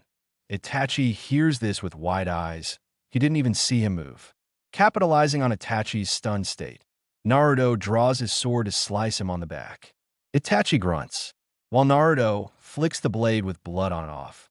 Itachi then begins to fight him in taijutsu using a high-level stance. But much to Itachi's surprise, he is dodging with much ease.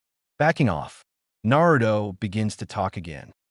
"Very good, Anbu-san, but in terms of skill you are nothing but a speck of dust compared to me." Itachi, knowing he was trying to get a rise out of him, says nothing while Naruto continues. "Tell me, is this what Anbu are capable nowadays? Looking at your skills, I assume you hold a high position. But why is it you cannot still strike me? I will tell you why. You skills and ANBU standards are great, but compared to me, I am on level you will not ever attain." Itachi, a little miffed, locks eyes with Naruto and whispers, "Tsukuyami, Moon Reader." Naruto opens his eyes to see him shackled to a cross. "I'm an illusion. Impressive. But this still won't hold me," Naruto thought. Itachi appears in front of him. "In the world of Tsukuyami, I control time and space. For the next 72 hours, you will live to see yourself die over and over again." Itachi said, examining the look on his face, was shocked to see Naruto void of any emotion and more shocked at what he did next. It seems your eyes enhance your reflexes and gives you powerful techniques such as this. Like I said, not enough, Naruto says, but instantly flares his Ryastu, purple Ryastu surrounding him, causing the illusion to crack slightly and then shatter.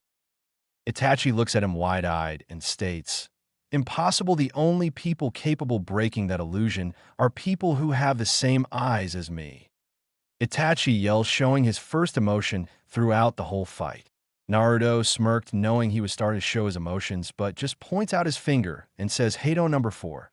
Byakurai, a streak of thunder shoot from his finger at fast break speed and stuck Itachi clear in the shoulder. Itachi grunts a little louder before gathering more of his chakra. Looking at Naruto, he retaliates. Amaterasu, heavenly illumination.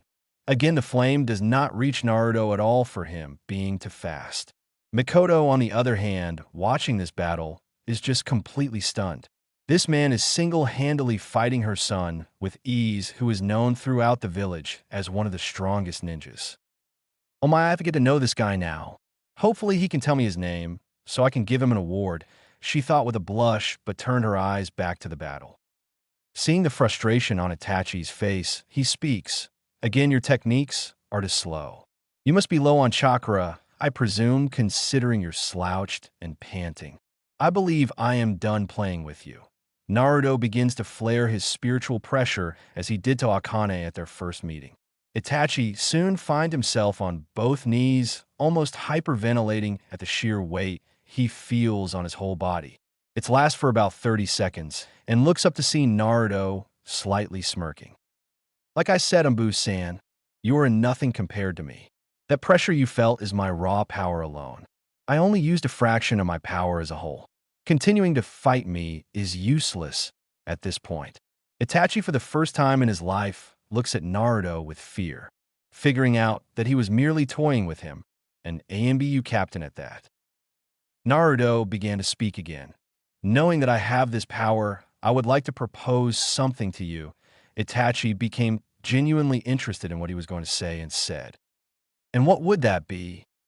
Naruto looks at him and continues, "Right now, I am not a ninja of this village, for I have yet to go to the academy." Itachi became wide-eyed and his jaw dropped. This man, who looked to be at least a teenager, is someone who has not started the academy at all, which tells Itachi he must be younger than he really is.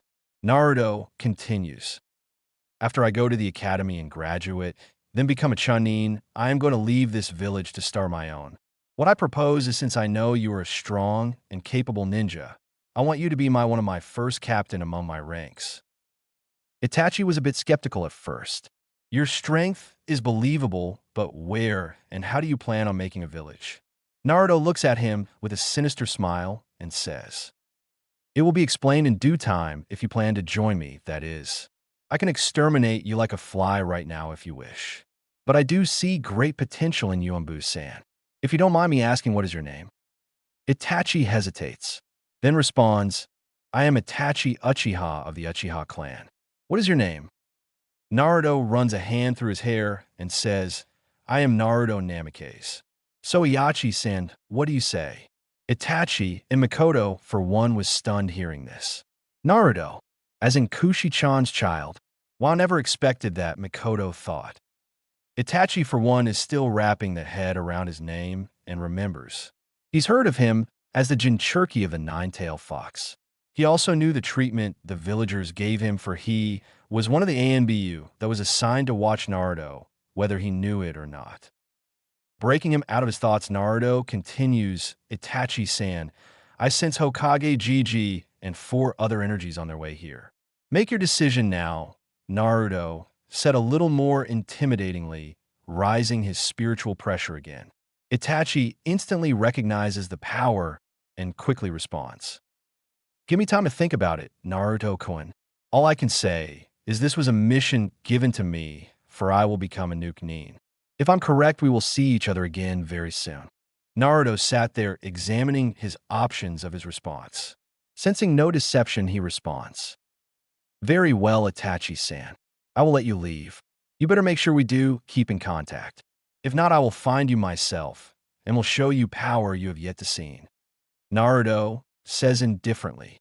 Itachi nods his head and says, "Yes, we will. And also, can you please look over my Kasan? I'm not sure how my brother will react to this incident, but can you also keep an eye on him as well?" Naruto nods his head. "Very well. Make sure you contact me in 3 to 4 years' time, for I will become an official ninja and set my plan into motion."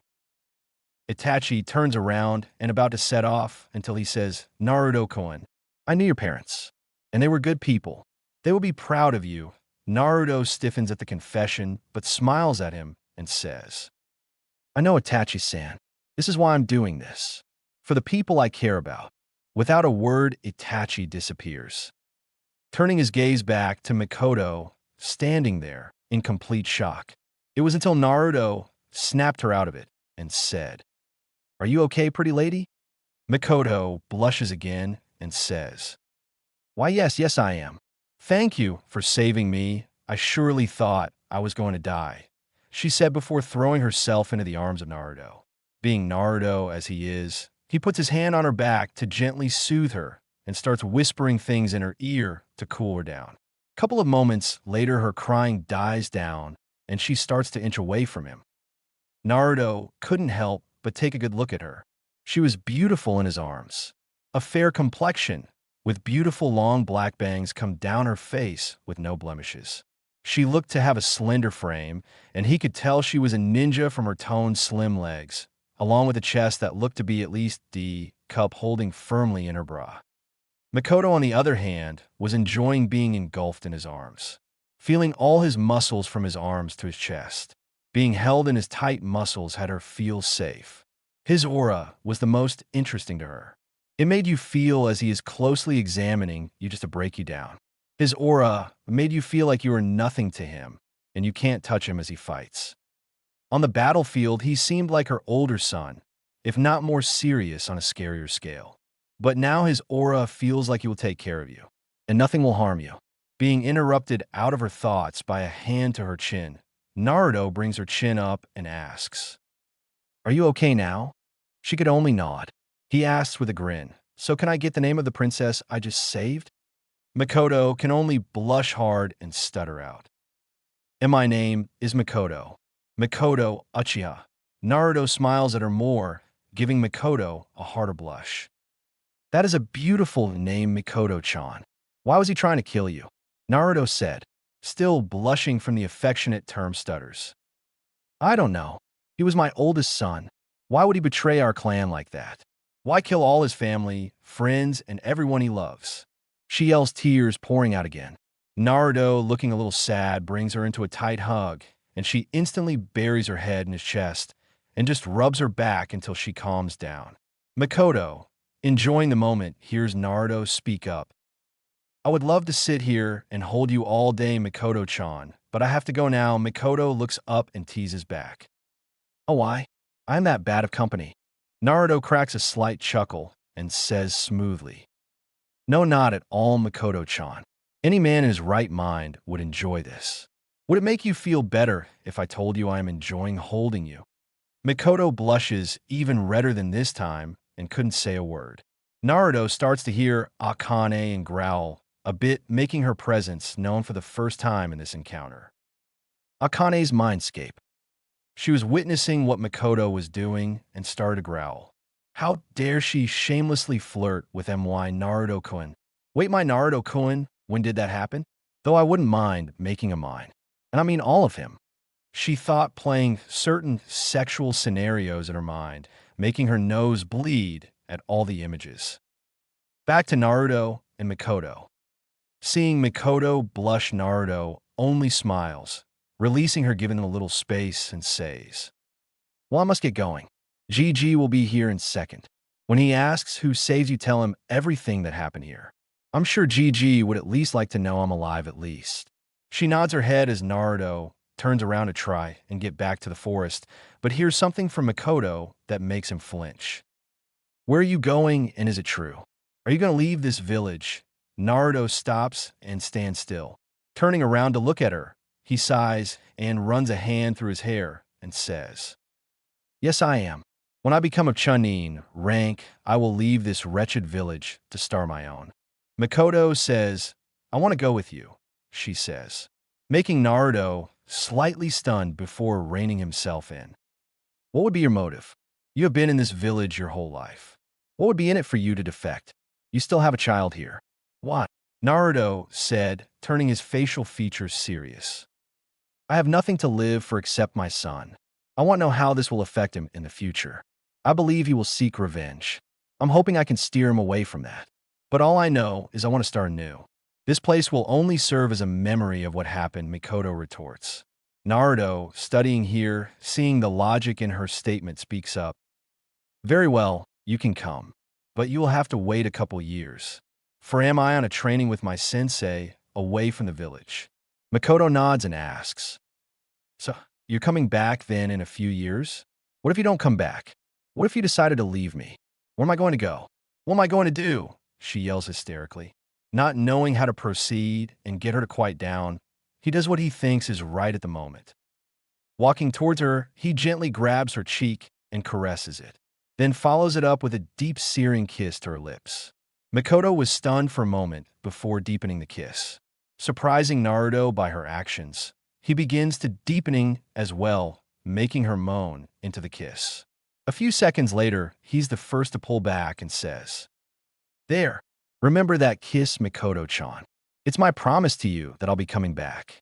Without another word, he shunpas out of the compound back to the forest to try and catch up with Aizen. Mikoto, still in a daze, thought one thing. Wow, he has the softest lips ever. And he's a great kisser. Mikoto suddenly hears a voice. Mikoto-chan, Mikoto-chan, are you all right? She hears someone say. She focuses her gaze on the person, and it appears to be Sarutobi and some ANBU behind him. Hello, Hokage-sama, and yes, I am fine. Sarutobi notices her glazed eyes and asks, What happened here? Who did this? Mikoto began to explain how everyone in the compound got slaughtered by her oldest son, even her husband, leaving everyone dead except her son. Then she tells about how she almost died if it weren't for a blonde swordsman. Sarutobi, being a little more interested, asked who it was. Her answer shocked Sarutobi. Explaining it was Naruto, she began to tell him how he beat Itachi with ease and was toying with him. This further shocked Sarutobi to his core. He knew Itachi was one of the best ninjas in the village. Even the ANBU were amazed. No one was ever up to Itachi's level during his time in the ANBU. Hearing that an 8-year-old was capable of feat shocked them, especially a purple-haired sword-loving Kunoichi in the group. Remembering what he looked like in the Forest of Death, she began to blush under her mask. But what interested her was the boy's supposed sword skill. She knew Itachi-senpai was excellent at sword and had almost no flaws. She knew she had to meet him and maybe test her skills. Sarutobi was in deep thought about it. Naruto-kun, it's almost only 1 year, and you're able to single-handedly defeat one of my best operatives. What a training have you been doing? Sarutobi, snapping out of his thoughts, tells ANBU to fetch Sasuke and get him and Mikoto to the hospital. Both Sarutobi and Mikoto ended their night with thoughts of the same blonde boy. With Naruto. A couple minutes later, reaching a clearing, he spots Aizen meditating. Aizen, sensing him, speaks up. How was it, Naruto-kun?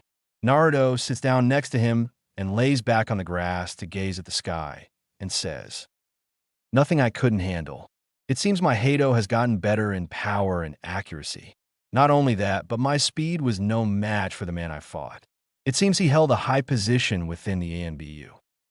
Aizen smirks and say, Wouldn't expect anything else from you. Your training is almost over.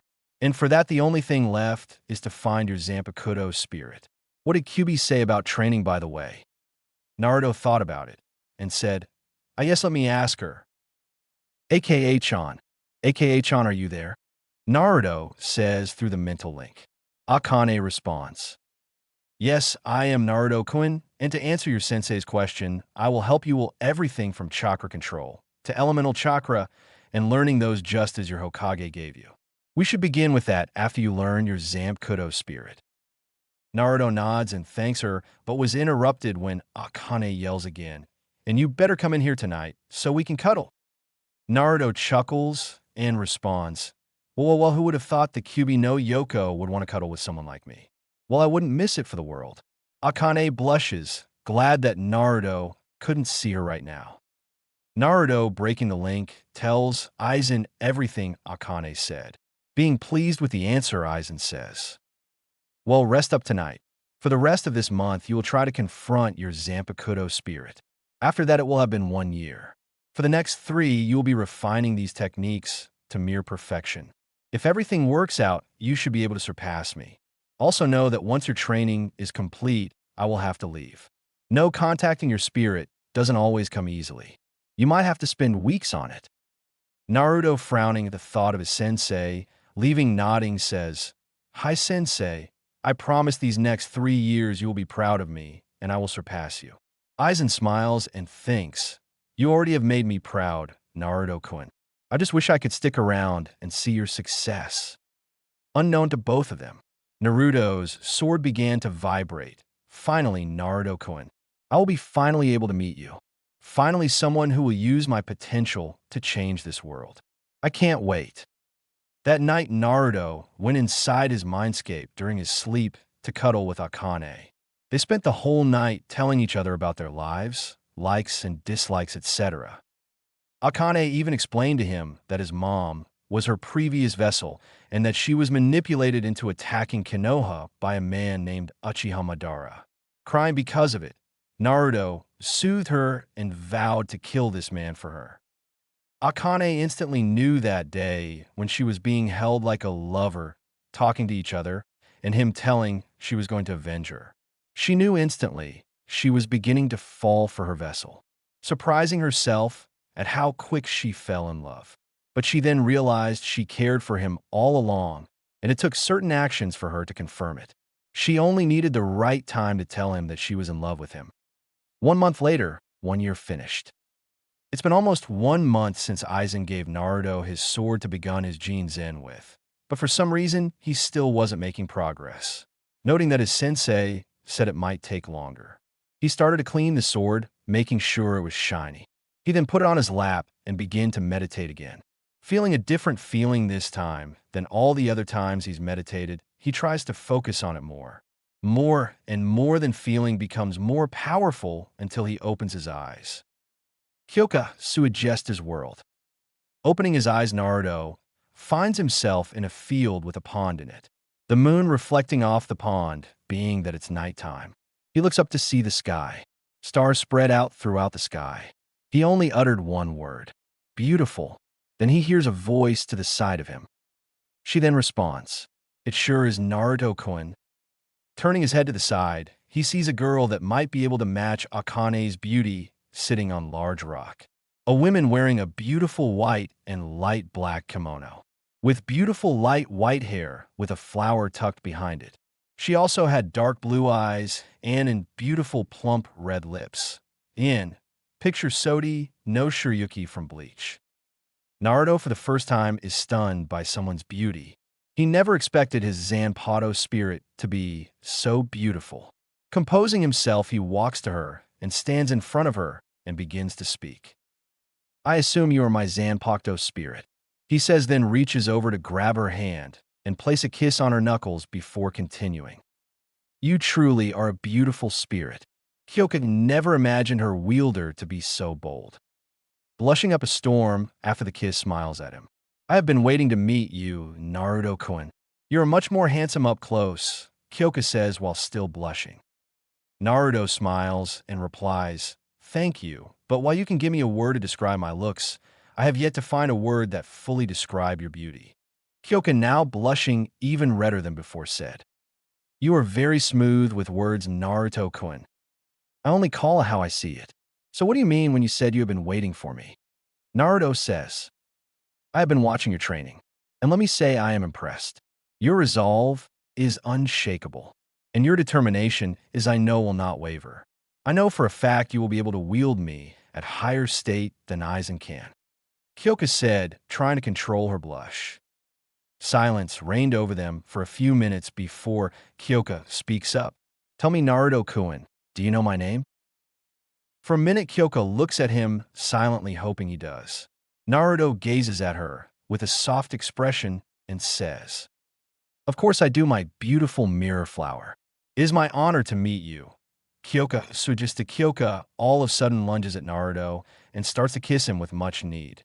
Very shocked that his Zanpakuto spirit is kissing him, decides to give her what she wants and deepens the kissing, sucking on her top lip, then proceeding to using their tongues. After 5 minutes, in much need air, she snuggles into Naruto's chest and whispers, "I'm so glad you know my name, Naruto-kun." Naruto, with his chin on top of her head, says, "I'm glad too. I know that with you by my side, I will become feared throughout the shinobi world. We will do this together." Without another word, he steadily puts her at arm's length and says, "I need to get back now. I promise I will visit you often. Goodbye, Kyoka-chan." And with that, giving her a kiss to the forehead, then fades away. Kyoka's sitting there on the rock thinking about the lips that just graced not only her forehead, but lips and the term he used her name in. Such a kind soul for those he cares about, yet a man who will not fear to cut you down in an instant. You won't have to be alone anymore. I will always be there for you, Kyoya thought out loud. She was interrupted from a voice of a female behind her. "I see you meet him too." She turns around to see Akane leaning against a tree. Kyoka responds, "Yeah, he is a wonderful man, not to mention a cute one at that." Akane chuckles. "You got that right. So what's your name?" Considering now that we share the same mindscape. Kyoka stands up, walks over to her, puts out her hand out. "Kyoka Suigestu," she says. Akane accepts the greeting. "Well, I am Akubi no Yoko, but you can call me Akane," she says. Kyoka was then spoke. "Nice to meet you. At least I have someone here to talk to." Akane nods her head. "I agree, it does get pretty lonely in here. But now at least he has two women that will love him and never leave him alone, no matter what." Kyoka looks at her in surprise. "How do you know that I'm in love with him?" Akane can only laugh again. "That look you had on your face when you talked about him. It's the same look I get when I see him or think about him. The look of wanting to love him," Akane says with a dreamy sigh. Kyoka blushes. "Well, at least we have one thing in common," Kyoka says with a slight giggle. Akane speaks, "Not only that, but I think there's another girl gunning for him. So we got competition now." Kyoka simply states, grinning with a little blush. "Well, it matters to me not. For me and Naruto, I know we'll become close within the next 3 years. Hopefully very close. You and me both." Sister Akane and Kyoka giggle. Back to the real world. With that, Naruto woke up with a sudden surge of Ryatsu. Alerting Aizen, he comes to see Naruto's purple Ryatsu, even thicker and denser than before. With the sudden flow stopping, he gets Naruto's attention. "Well, I see you found out its name.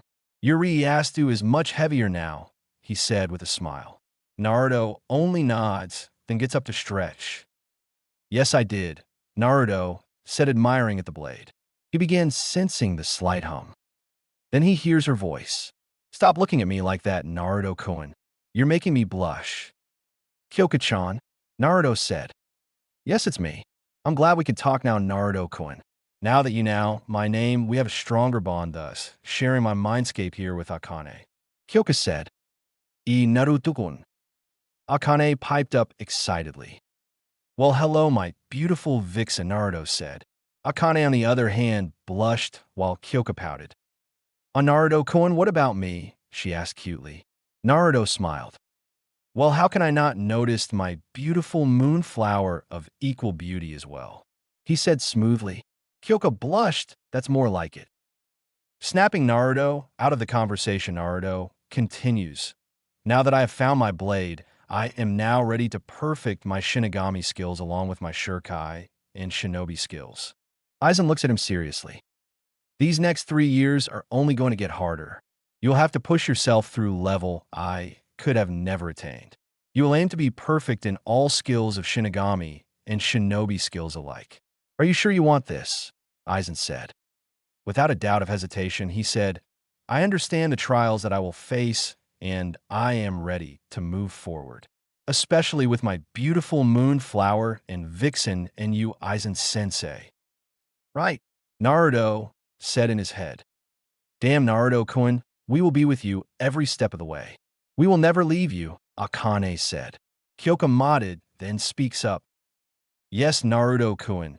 We will make sure you are the strongest to where no can oppose us. Naruto nods in thankful manner. I have no time to waste. Let's get started, Aizen-sensei. Chapter 4. The Return.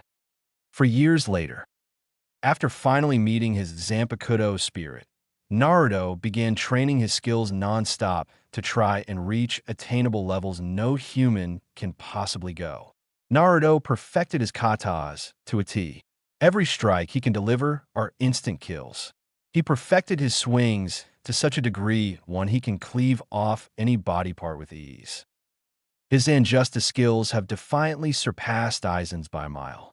Naruto's Kido and Bakudo exceptionally grew also. He is able to cast level 90 Bakudos and Hados and above without an incantation. His flash step has also increased. He is faster than Aizen now, to the point he is untraceable to the human eye. Him and Kyoka suggest to train with each other constantly. She explained to him about her Shurikai's effect. She mentioned that whenever anyone takes at least one glance at the sword, they will be in complete hypnosis, being able to control a person's 5 senses: touch, smell, sight, hearing, and taste.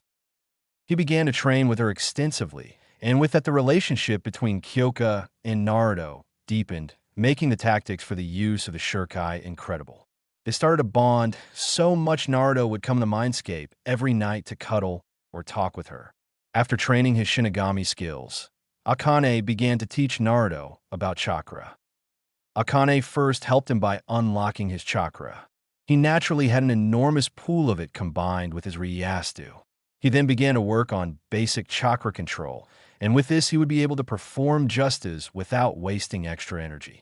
He knew that his Shinigami skills would be the skills he will be using the most of the time, but he thought it would be good to have some variety. So for a couple months, he worked his chakra control to a least mid Jounin ANBU level. He also mastered the scrolls that his GG gave him to a high degree. In the scrolls were wind techniques, which Akane believes he has a strong affinity for, water, which he is decent at, and fire, which he was not good at, along with the 3 Academy Justas he will need to know. Just like Kyoka, Akane and Naruto also got to spend a lot of time together in his mindscape. They both grew close to each other, almost like lovers. It was hard for Akane not tell him she was in love with him. She was afraid of what Naruto might say, so she kept hidden to try and find the right time to tell him. So far, Naruto's skills were above and beyond he could have hoped for. So where do we find our blonde hero now? Here we find him walking on a dirt road back to the village. His appearance has dramatically changed, standing at 6 feet 4 inches with a lean frame. Hair that flows even more than before, with his hand laying on the hilt of Kyoka sitting snugly on his left side. He no longer sports his civilian clothing anymore. He wears the exact replica of Aizen's outfit, all white, high-collared with black trimmings with a purple-like waistband. He decided to wear this in honor of Aizen and for what he has taught Naruto. Naruto and Aizen grew very close within the years, moving past the sensei and student relationship to almost a degree of father and son. For Naruto, he had no problem calling him Tu-san, especially for all the things he taught him. To be manipulating, cunning in battle, sharp, and prepared. To know your opponent's moves, making a plan, so you're 3 steps ahead of them. Thinking about it now, he lost the only person he could have called close to being a father. Flashback. Shatter. Kyoka Suigestu. Naruto says his body is shattering like glass, with long slash to his Aizen's back. Aizen, knowing he can't keep up, he shakily walks forward with a smile and slumps down before speaking. You have done well these past years, Naruto. You have surpassed me in many ways. You have excelled at everything I have taught you. All there is left to do now is go back to your village and show them who you have become. Naruto turns around and bows. Thank you, Aizen-sensei. If it weren't for you or the Hogokyu, I would not be here in the first place. I owe all my skills and training to you. Aizen smiles, stands up, and looks at his hand, slowly withering away. Naruto yells, Aizen-sensei, you're disappearing. It seems so, Naruto.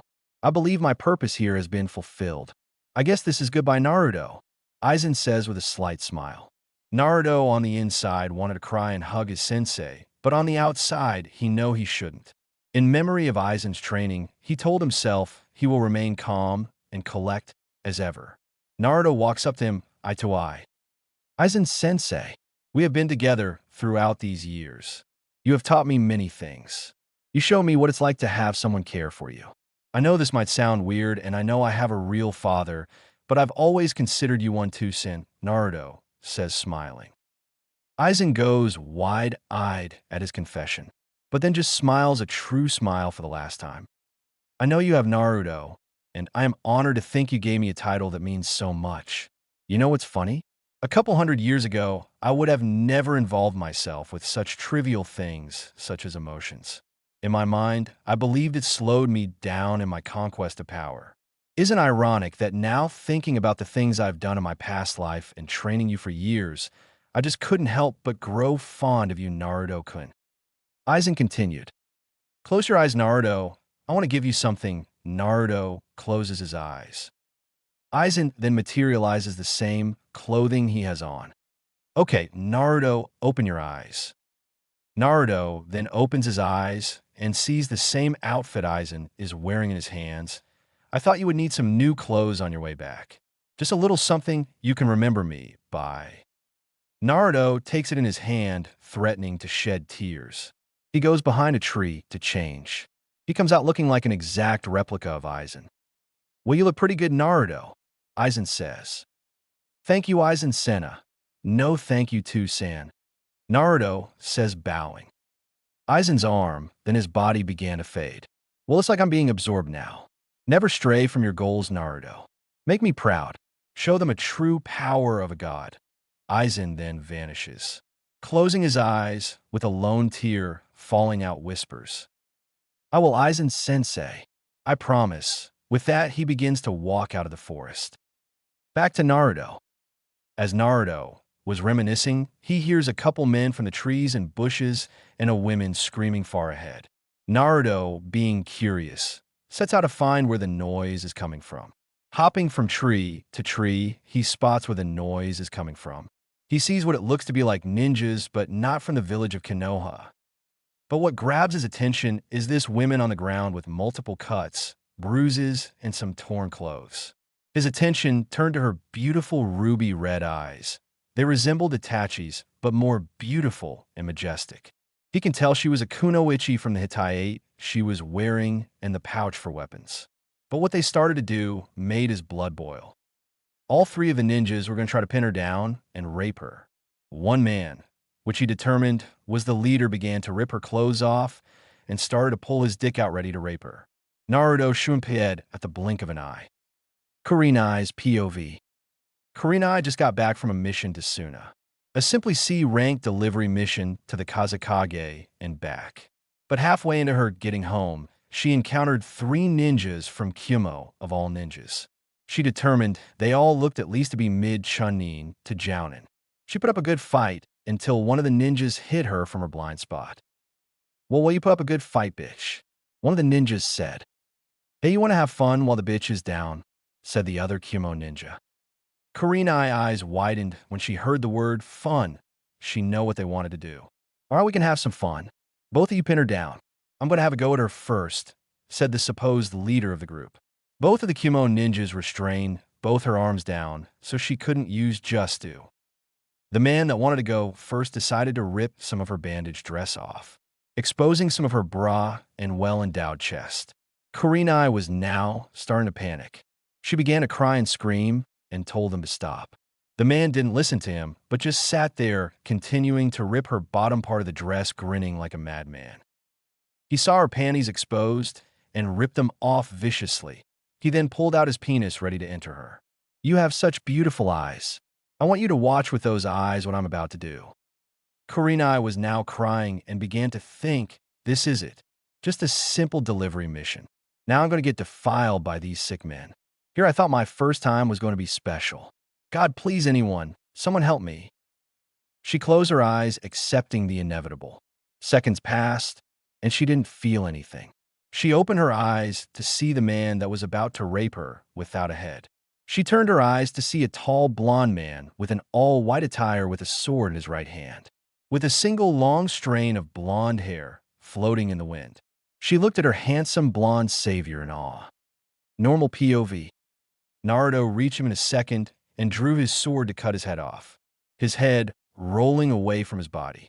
Both of the ninjas that had Kurenai pinned down jumped back with her in their grasp. "Hey, who the hell are you, and why the fuck did you just do that for?" one of the ninjas said. Naruto stood there voiceless. Quickly, he shunpei'd in between the two ninjas and grabbed Kurenai and went back to his same spot. The two ninjas couldn't believe what they saw in terms of speed. They didn't see him move, and they were looking at him the whole time. Naruto, with Kurenai, who still had tears flowing from her eyes, looked at her, took off his coat, and put it around her and smiled. The feeling of his coat around her made her feel safe. This made Kurenai feel a little warm inside by the gesture and his smile. "Don't worry now. I will handle it from here. You just rest now," Naruto said as he laid her by a tree, turning his gaze back to the ninjas. "You know, you three were about to do an action I deem acceptable in terms of death. I'm sure you can guess what it was." Flicking the blood off his sword, Naruto continued. "Now that one of your own is dead, that leaves just you two. Tell me, were you planning on taking part of your leader's actions?" The two Kumo ninja looked at him as if they had seen a ghost. Both were having a hard time trying to utter a word until one spoke up. "No, man, we didn't want to do anything. He forced us both," said one of the men, shakily, knowing that this man can end his life with just a swing of his sword. Naruto, looking at him, said, "You believe I am naive enough to not know that you guys suggested it in the first place. Obviously, you do not take me seriously. Allow me to show you how serious I am." Knowing he was going to attack, the two ninja decided to attack first, both throwing many shurikens and kunais at Naruto.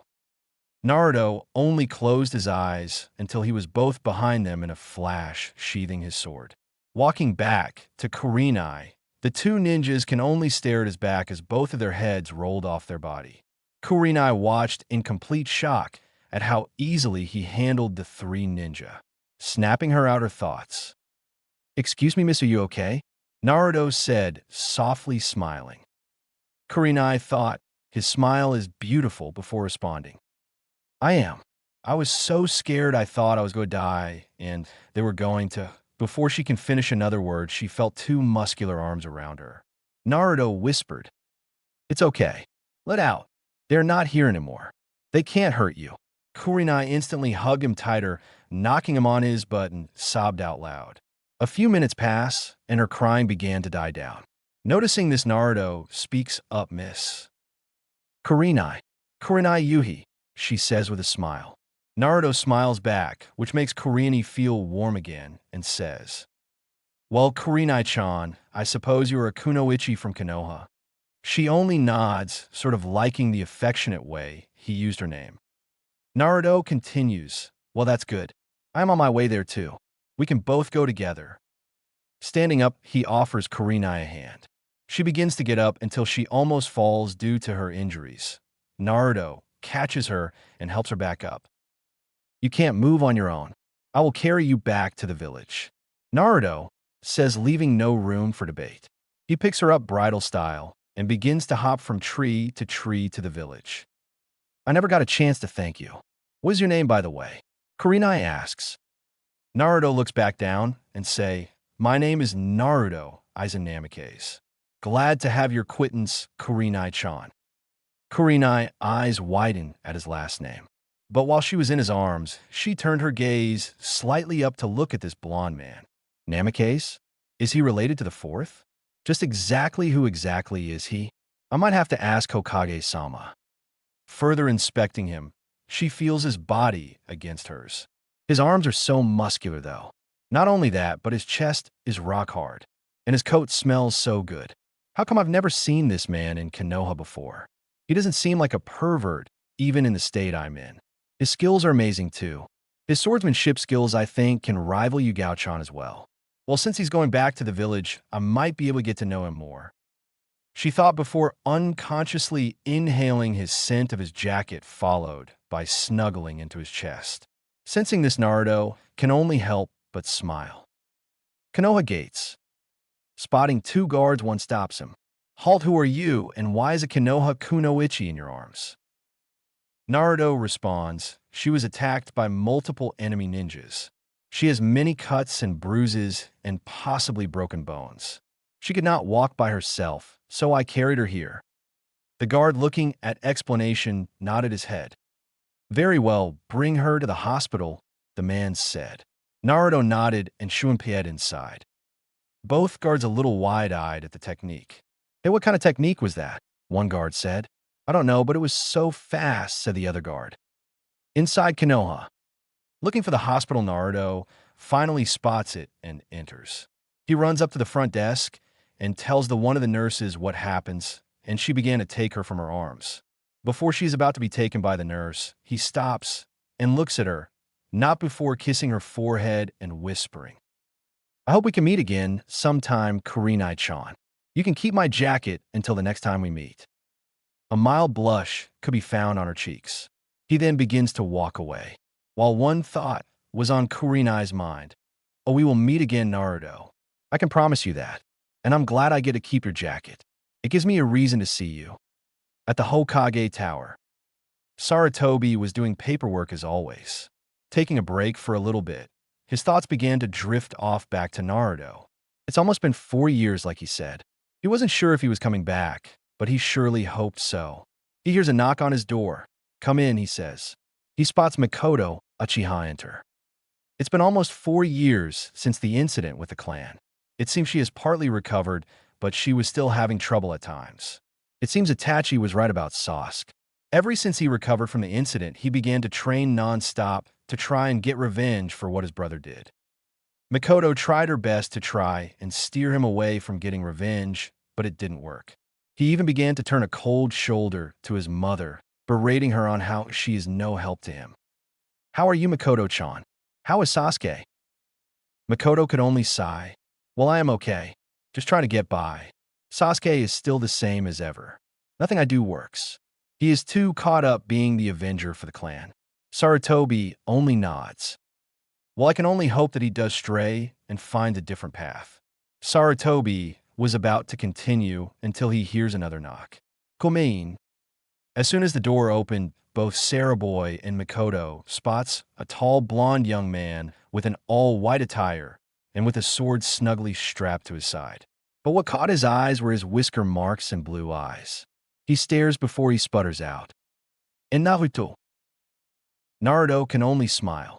It is me, Gigi. I have missed you. Sarutobi only stared at him. Quickly got his bearing back and beings to speak. My boy, it's been 4 years. You surely have matured. How have you been, Naruto-kun? While Sarutobi and Naruto were having their conversation, Mikoto can only look at awe and shock. Standing before her was not the handsome man she saw 4 years ago. If it was possible, he got even more handsome. His aura seemed to feel more fierce. It could tell you that he was not someone you would want to mess with. And Naruto, Mikoto utters. Breaking from their conversation, Naruto looks at Mikoto only for him to inspect her. She looked even better than she did before. He was glad the incident didn't affect her that much. He smiles, hello, Mikoto-chan. I told you I would come back. Mikoto leaps from where she's standing into Naruto's arms, hugging him tightly. She begins to sob a little. Naruto only soothes her and whispers, I missed you, Mikoto-chan. Mikoto felt her heart skip a little. He missed me, she thought. After a few minutes, Sarutobi speaks up. Well, now that you're acquainted with each other, what can you say about your skills? I can say now, with the training I have, that my skills are untouchable to anyone here, Naruto says. Oh, you don't say, my boy? Well, still up for that sparring match that I said we would have. Sarutobi says, smirking. Naruto only chuckles slightly. Yes, I am Gigi. Know that I will not take it easy on you. Sarutobi only smiles. Wouldn't have it any other way, Naruto-kun. Now that you're here, I have to tell you something. Naruto, intently listening. I believe you'll want to take up the last name of your father, I assume? Well, I will be inviting all the Jounins and higher-ups to watch our sparring match. If you can beat me, I will announce your name and give you the inheritance your mom and dad would have wanted you to have, and I also have a certain law that I believe you should be aware of since you're taking your father's name. Saratobi says. Naruto responds, very well. What will my inheritance include, and what is the law? And I also have one request for our spar. Saratobi responds, well, that will include your money from your father's bank account, and not only that, but his house that he used to live in. This law is called the Sirei, or the Clan Restoration Act. It is for people who are the last of their clan. Being that you are the last Uzumaki and Namikaze, you will have to marry a certain number of girls before you're 18. I'm just letting you know before the council tries to implore it on you. Also, what would that request be, my boy? Naruto looked a little shocked at the words he said. Well, I never thought I would have to marry multiple girls. Well, I accept and know that I will not take any shit from the council and know that I will deal with whatever they have to say in a couple days. As for my request, I would like to have your best swordsman here to test my sword skills, Naruto says. Are you sure about me getting our strongest swordsman, Naruto-kun? Saratobi says. Naruto only nods. Very well, it will be done. Tomorrow at noon at the Chunin exam stadium. So tell me, how did your training go? He says. With the two began to catch up about what happened these past years. Makoto, on the other hand, had different thoughts. He will be in the CRA, huh? Well, this might be good. I will just have to play my cards right and see where this takes us. What Naruto didn't know was that Makoto developed a crush on him a few years after she was saved by him. After talking with Saratobi, he follows the direction he gave him to find his house. Many people were looking at him weirdly, as if they have never seen him before, while many of the women were looking at him with blushes and mild lust. Well, at least they aren't calling me Demon Brat now. But we will see how long that lasts, Naruto thought. AKA-chan. Kyoka-chan, you guys there? Naruto says. Yes, I am Naruto-kun. How does it feel to be back in this village? Akane says with disgust. It's all right, but we will see how they all react tomorrow at the news of who I am. And how they spat on their Hokage's last wish, Naruto says. Kyoka speaks up. Don't worry about it, Naruto-kun. I can't wait to see their faces tomorrow when you showcase your skills. Naruto only nods. I'm glad I have you beautiful girls in my life. I also want to tell you guys something tonight. But Noe will show the people in Konoha that I have no equal, and those who oppose will only fall to my blade. Both girls lightly blushed at the affection of words he said, while they can only nod, wondering what he wanted to talk about. Looking up, he sees the address. He spots a gate with some seal on it. Remembering what his GG said about putting his hand on his seal, as it will only open if it recognized the chakra signature, he puts his hand on the seal and begins to channel chakra. A couple minutes later, the gate opened, leading him to a mansion-type house. Upon entering, he spots a huge living room with a big kitchen with many portraits and books. Looking around even more, he spots some type of basement and sees that there is a seal on it.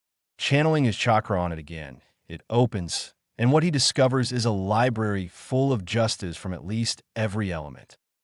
Closing it back up, he heads back up and heads toward the stairs and finds at least 6 to 7 rooms. Entering the main bedroom, he spots a picture of his dad and mom holding him as a baby. Walking up to it, he trails his hand on it and whispers to San, Ka-san, I will make you proud. Walking out of the room and back down the stairs, he spots a garden out back. He spots some flowers still in perfect condition, and on the other side of the garden is what looks like to be a training field. Very impressed with his house, he returns back upstairs to catch some sleep. Changing into just his boxers, he lays down in the main bedroom and enters his mindscape. Akane and Kyoka's mindscape. Opening his eyes, Naruto walks up to the Japanese-like mansion. Opening the door, he sees Kyoka and Akane chatting. Hello, my lovely ladies, Naruto said. Naruto-kun.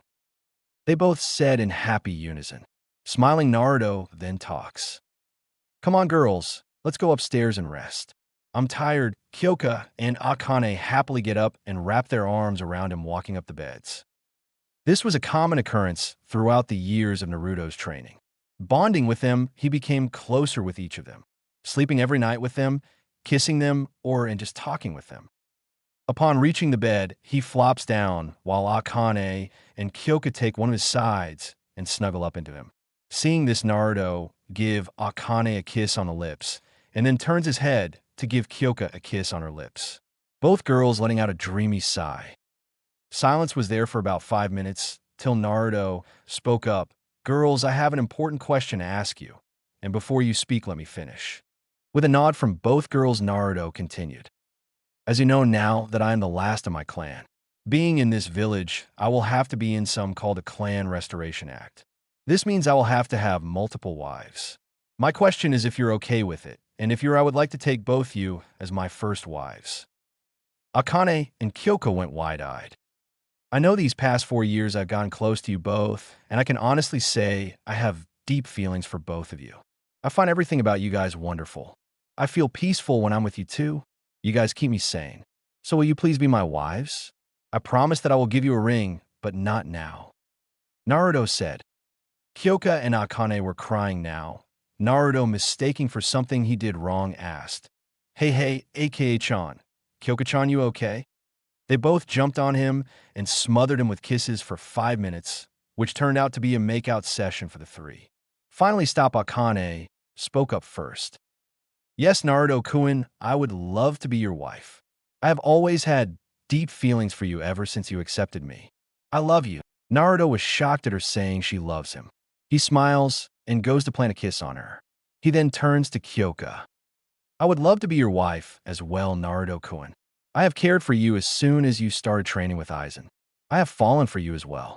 I was just afraid to tell you, but it would make me happy to be your wife. Kyoka says with her head down.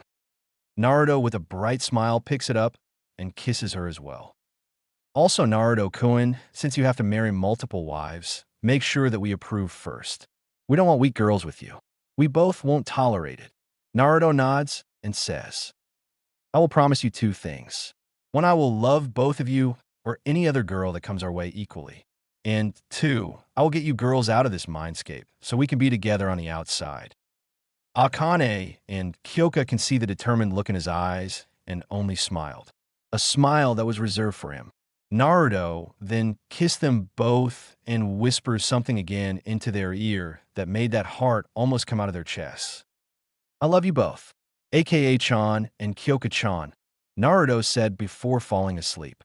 Both Akane and Kyoka both looked at each other in surprise and smiled at their new husband's confession, both snuggling up very close to him that night. The next day, Naruto awoke close to noon in the main room of house. Washing his face and putting on his white attire and strapping on Kyoka on his side, he couldn't help but think what he told Kyoka and Akane last night. I really do care for them. They mean everything to me. They have been there from the start. I will learn to love them. Walking out of his house and locking it, began to walk down the road to the Chunin Stadium where he will be tested. He spots many ninja entering in the stadium, talking about who is going to fight. Seeing the entrance, he enters the Chunin Stadium. As everyone was taking their seats, a purple-haired kunoichi with a trench coat and fishnet clothing, leaving nothing to the imagination, walks up to a ruby-eyed Jinjusta mistress who already has taken her seat. Hey, Kure-chan, Anko says. Turning her gaze to Anko, she replies. Hello there, Anko-chan. A couple minutes later, all the Jounins who knew each other sat together. A man named with gray gravity-defying hair was spotted with them, also reading his little orange book, making the women around him a little peeved at first. Also, a man with a cigarette in his mouth and a scruffy full-on beard was there, taking his seat right next to Kurenai, much to her dismay. A man with a bowl-shaped haircut and green spandex also sat near them, yelling something about the springtime of youth. These were Kakashi Hitaki, Asuma Sarutobi, and Might Guy. Anko then speaks up. So who do you think the guy is that's going to sparring with the old man? Everyone wondered about this also.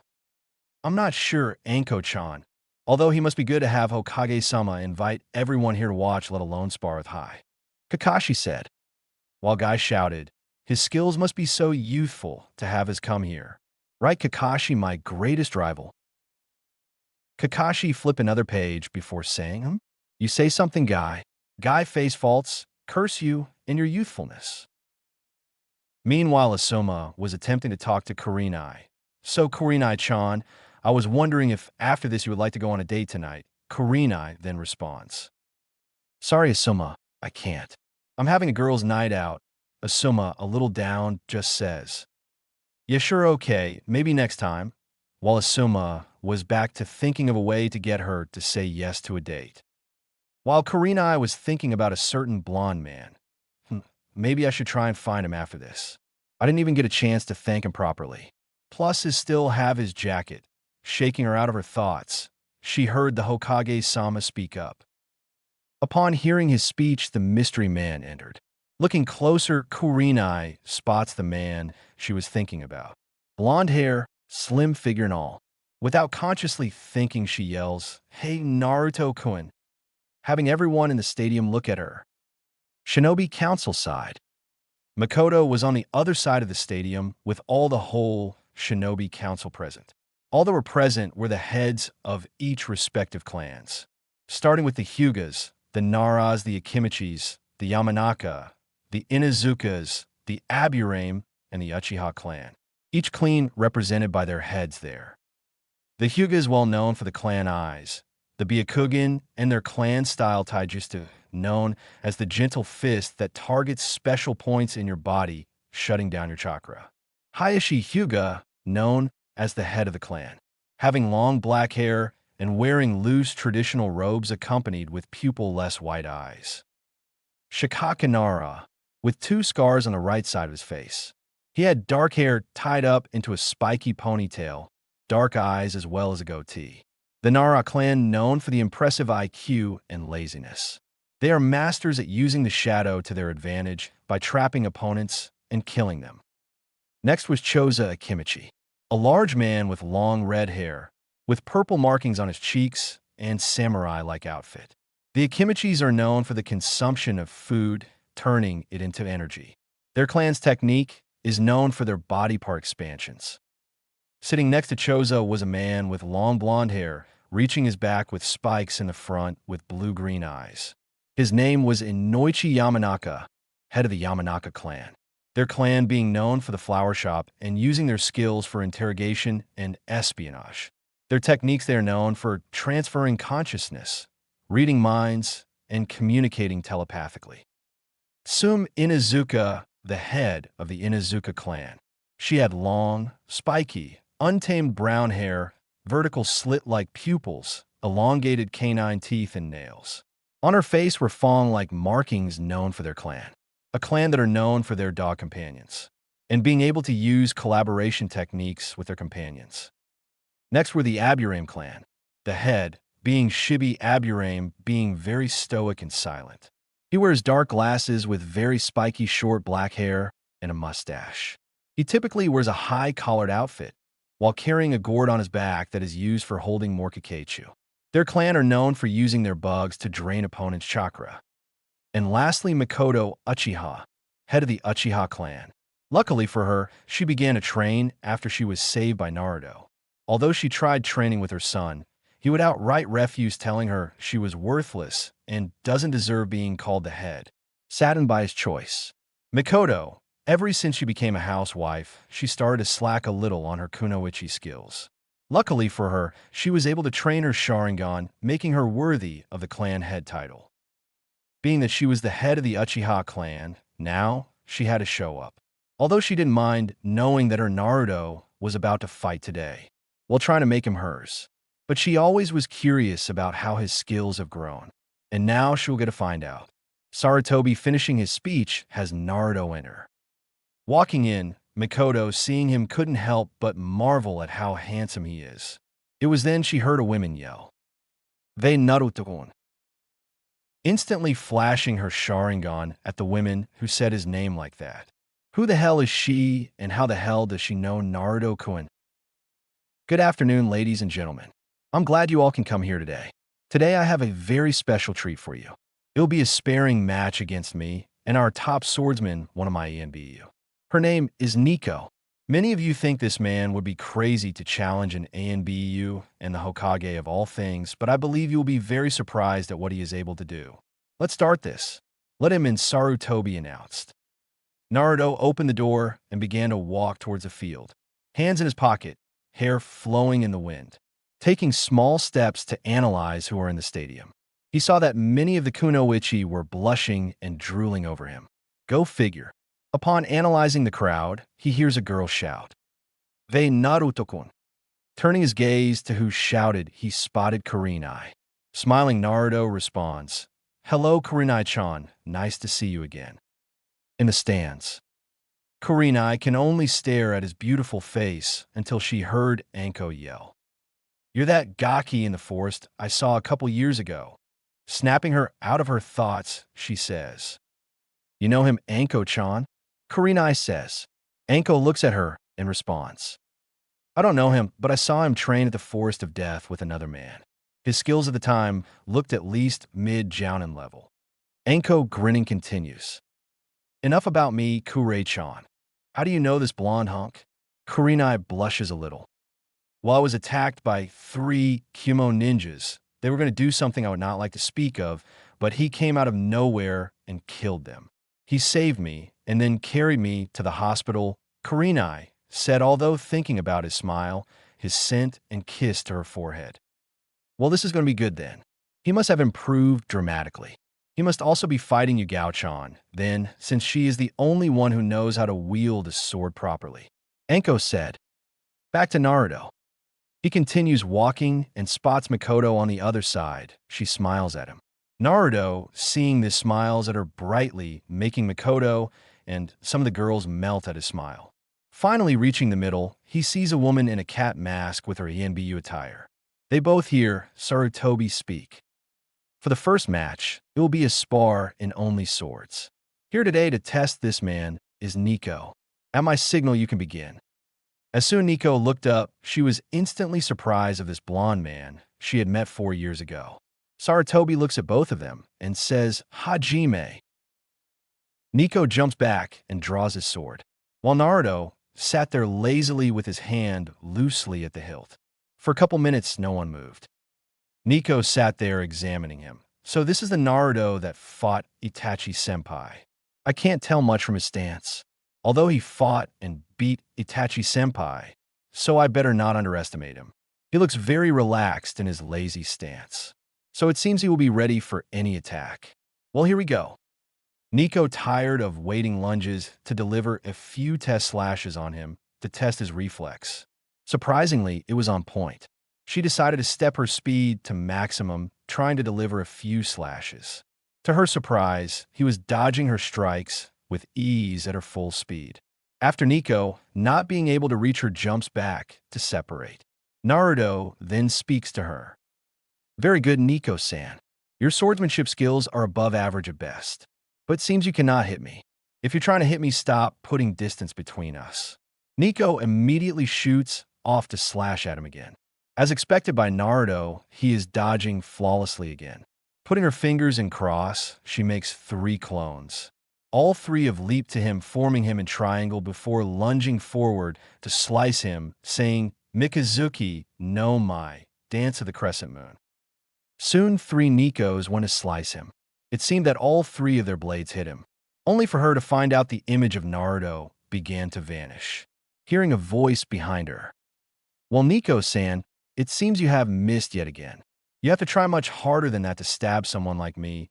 Nico sits there in shock of what just happened. What the hell? That attack was spot on. The point of this move was to capitalize on the blind spot. This move is usually flush. Naruto, seeing her in thought, talks. "Yes, you believe by cornering me, there would be no way for me to block an attack, since you attack from all my blind spots. Very clever move, Nico-san. But what you didn't account for is one thing." Naruto continues. "My speed cannot be equaled. That move I just used is called Utsusimi. It is a technique where I move so fast, I leave an afterimage," Naruto said. Nico was shocked at his confession. In the stands. Many people in the stands were stunned by what this man is doing and how he is holding up with the purple-haired ANBU. Nico is known, though, ANBU as a master of sword. Guy voiced his opinion in unusual serious tone. His speed is amazing. To think he is fast enough to leave in an afterimage of himself. I would say he is faster than me, with my weights off and a couple gates open Many people in the audience that were around the Jounins were very shocked at Guy's confession. Kurenai was the first one to break the silence. Are you sure about that, Guy? Don't you think you over-exaggerating just a little bit? You are the fastest Jounin here. Guy shook his head. No, I am absolutely sure. I've heard about the afterimage technique. You must contain an enormous amount of speed. Speed I have yet attained. Guy then broke it in a nice guy pose. His speed is so youthful, though. If I cannot get to his speed in a week, I will do push-ups with only my teeth. Everyone around him face faulted at his actions. Well, that was nice while it lasted, Anko said. Kakashi puts his book down and pulls up his Sharingan. I had to watch this fight closely, very curious to who this guy is. Well, this will only get interesting from here, Kakashi said. Kurenai and Anko were both thinking. You just get more and more interesting. Mikoto, on the other hand, was shocked at how Naruto was handling an ANBU operative. It seemed no matter how much ANBU Kunoichi tried, she couldn't touch him at all. Many discussions began on the Shinobi Council. His speed is incredible. And to think he will be sparring with Hokage-sama next, Inoichi said. Well, based on his performance now, I believe he should be evenly matched with Hokage-sama, Shikaka said. Sum and Mikoto were wide-eyed. You really don't think that, do you, Shikaka-san? Sum asked. Shikaku was going to respond until Shibi interrupted. I believe Shikaku is right. Based on his speed alone, he is able to counter every one of Nico's strikes.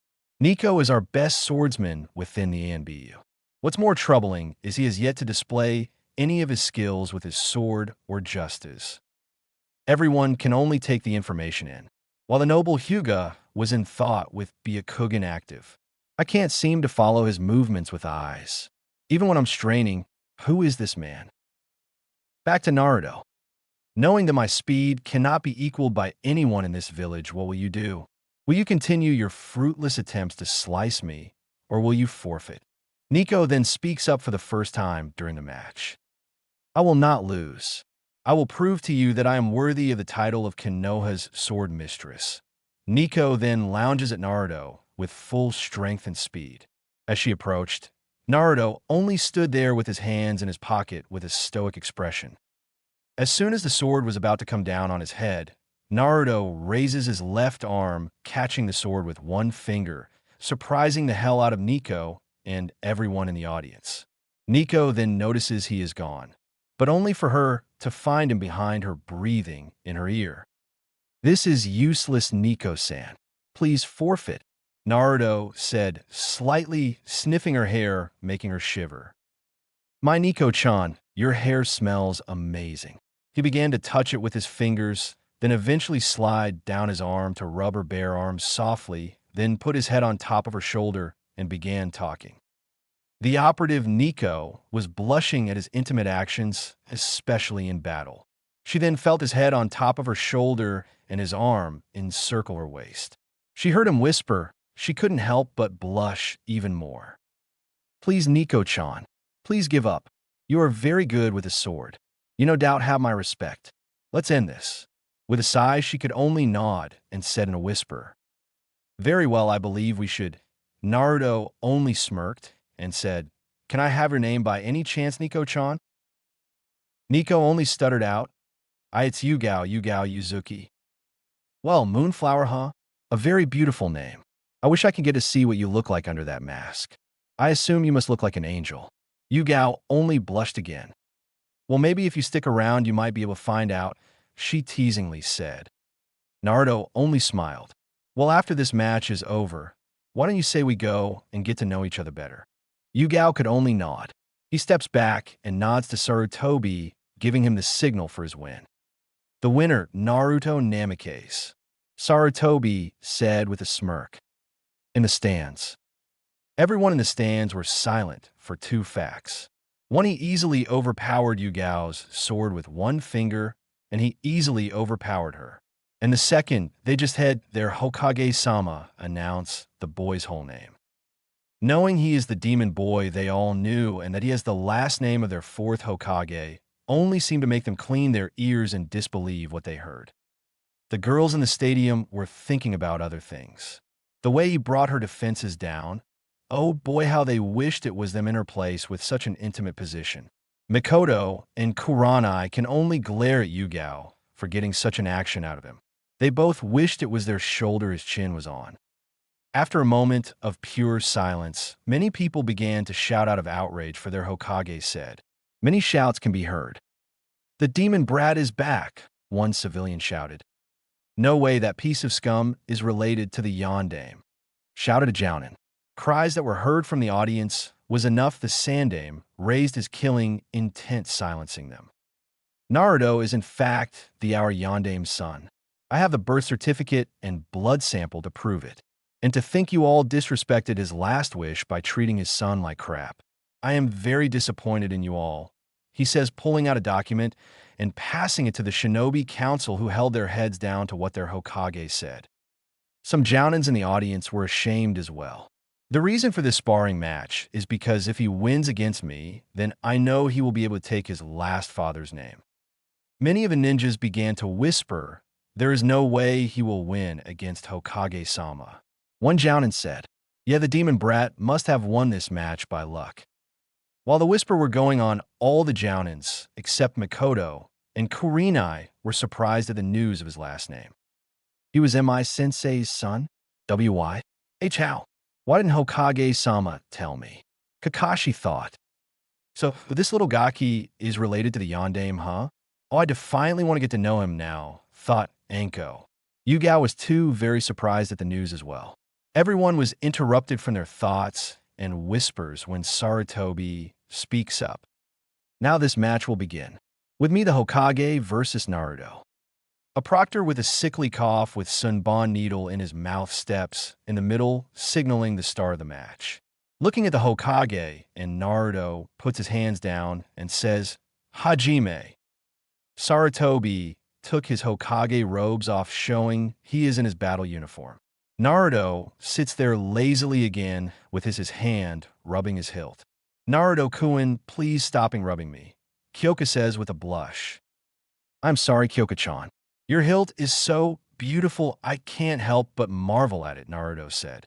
Sarutobi then pulls out a shuriken and puts his hands together and says, Shuriken Shadow, clone technique. The one shuriken turned into hundreds flying at Naruto. Naruto only looked at it passively. Only before masking his arm with his purple Ryasta batting away the shuriken. Sarutobi looked a little surprised before forming more hand signs and saying, Doton, Dorian, Earth Release, Earth Dragon Bullet. A dragon-like head of mud shoot out of the ground at fast speeds towards Naruto. Only for Naruto to Shunpa out of the way. Your techniques are to slow Hokage Gigi. You can't touch me with any of your justas, Naruto says. Sarutobi studies him before moving. Well, my boy, it seems you're good. But let me show you why I am the Hokage. Making his hand into a cross sign, says Kage Bunshin no Jutsu, shadow clone technique. 3 exact replicas of Sarutobi appeared.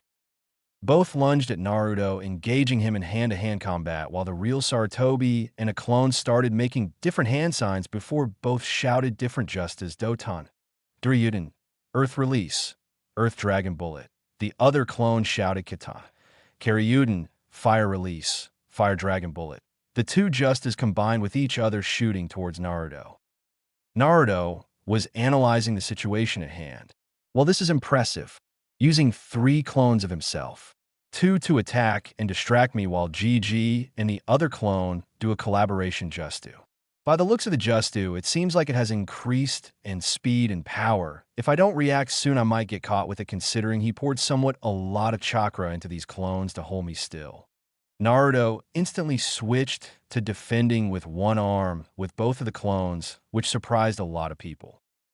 Shifting his angle so his side was facing to the Justu, it almost hit him until Naruto says El Escudo, the shield, with one hand a green-like shield appeared blocking the powerful Justu with ease.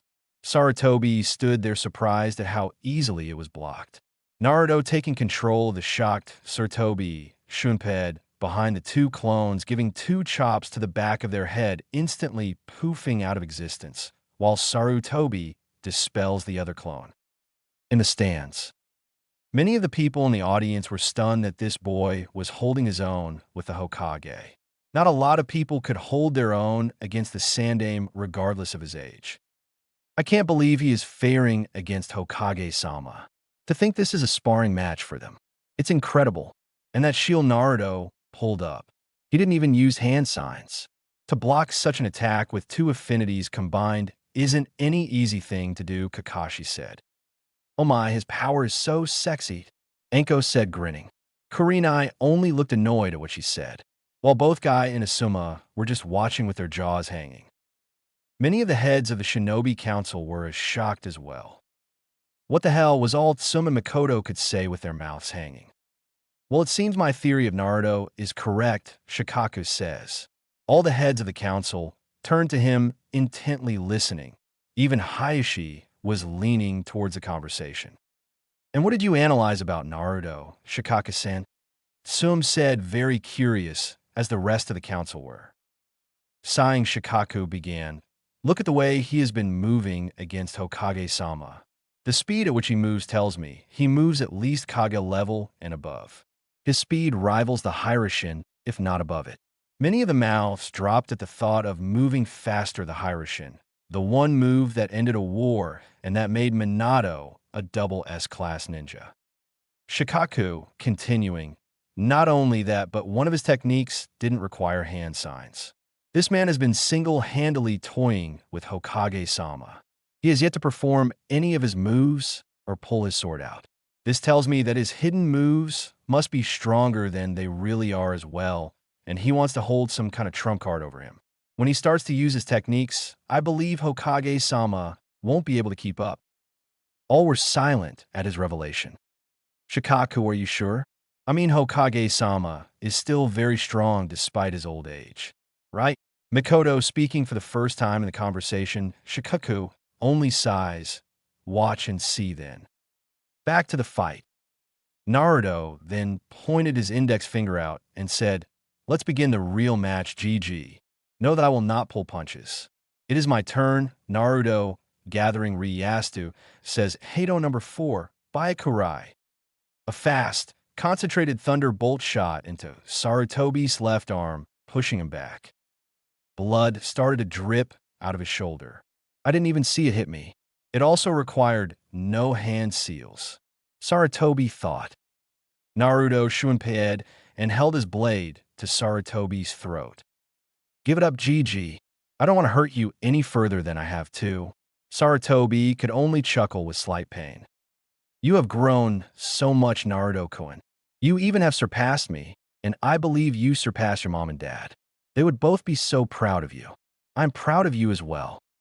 Naruto only smiles and walks up to Sarutobi and gives him a hug on the battlefield, while Sarutobi slightly winces. Arigato, GG. That means a lot to me. I will hold the will of fire that you believe in so much. But I also have something very important to discuss when you're patched up. Sarutobi only nods before saying, winner Naruto Namikaze. The crowd were deathly silent. No one spoke at what they just witnessed. Shikaku sighs, I told you. He didn't even pull his sword out either. Well, it seems we have a above Kage level shinobi on our hands. No one spoke for several minutes, before they heard a clap on the Shinobi Council side, surprisingly Hayashi initialing it. More claps being to join in before the whole audience roared. Mikoto and Kurenai screamed, Go Naruto-kun. The Jounins around Kurenai looked at her with weird looks before she turned her face away with a tint of pink on her cheeks at what she just said. While the heads of the Shinobi Council looked at Mikoto as well with weird looks before she turned away blushing as well. Naruto could only look at everyone at the crowd with a passive face, but if you saw closely, a slight smirk. Before Sarutobi speaks, well, you all saw it here. I deem Naruto worthy to carry his last name. He will receive his inheritance as well. Also, he will have to be enacted in the Seirei. At this, many girls blushed and already had one thought on their mind.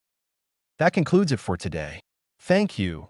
Sarutobi Shunshin's making his way to the hospital.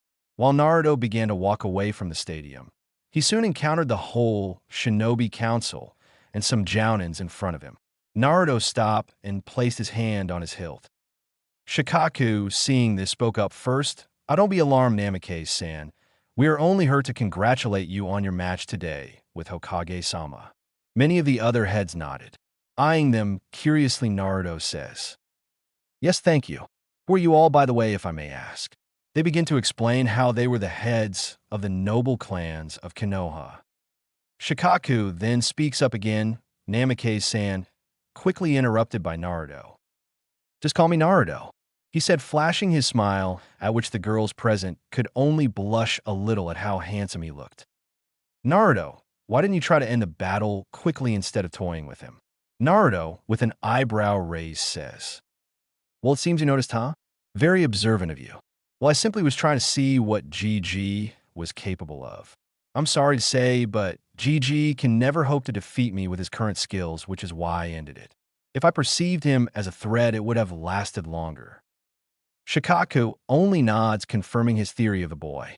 Looking at Mikoto, he smiles and says, Hello there, Mikoto-chan. You look lovely today. Mikoto blushes. Why, thank you, Naruto-kun. You did very good with your match today, Mikoto said, still red-faced. Naruto walks up to Mikoto, gently stroking her cheek, surprising many of the head clan members, says, Thank you, Mikoto-chan.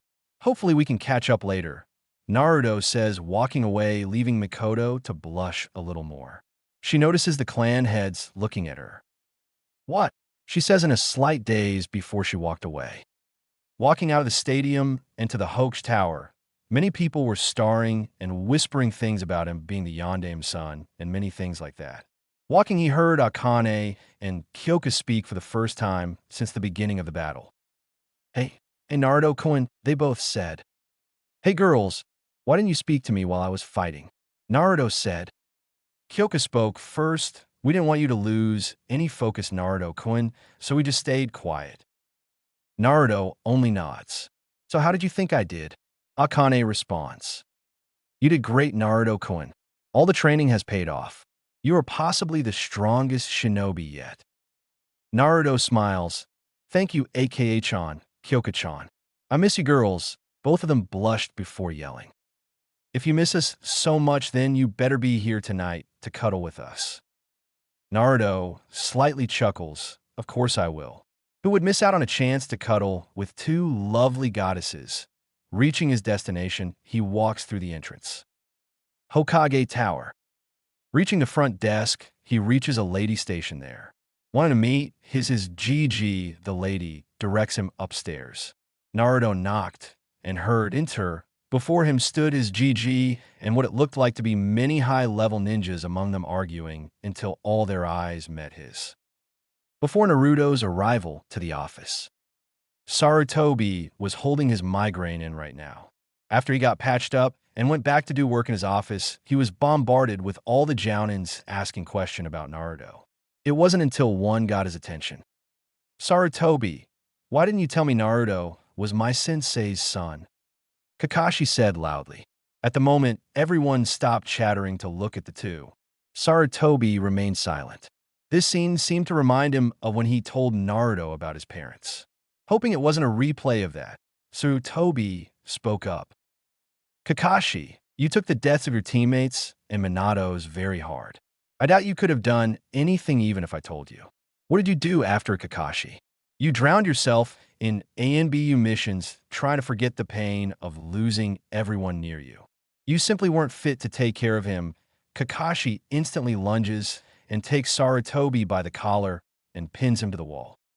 At that moment, the ANBU that were hidden in place had their kunais ready to stab the ex-ANBU captain. Kakashi-senpai, stop this. One ANBU said. Not loosening his grip, Kakashi yelled. I could have at least provided him a home, something to eat. I know I wouldn't be there for him as much, but at least it would be something. Sarutobi only sighs. Yes, it would have been something, but like I said before, you were in no position to take care of someone else when you couldn't take care of yourself. Be mad at me, Kakashi, but I did what was best, Sarutobi says. Loosening his grip on the Hokage, he lets go, and they all hear a knock. Enter Sarutobi says. In comes the topic of their discussion. Back to Naruto. Examining everyone in front of him, he could tell some Jounins were still uncomfortable with him being in that room from their looks of their body language. Looking around, he spots a purple-haired woman with a trench coat with a beautiful body eyeing him from head to toe. Doing the same, he could tell she was very beautiful despite her provocative wear.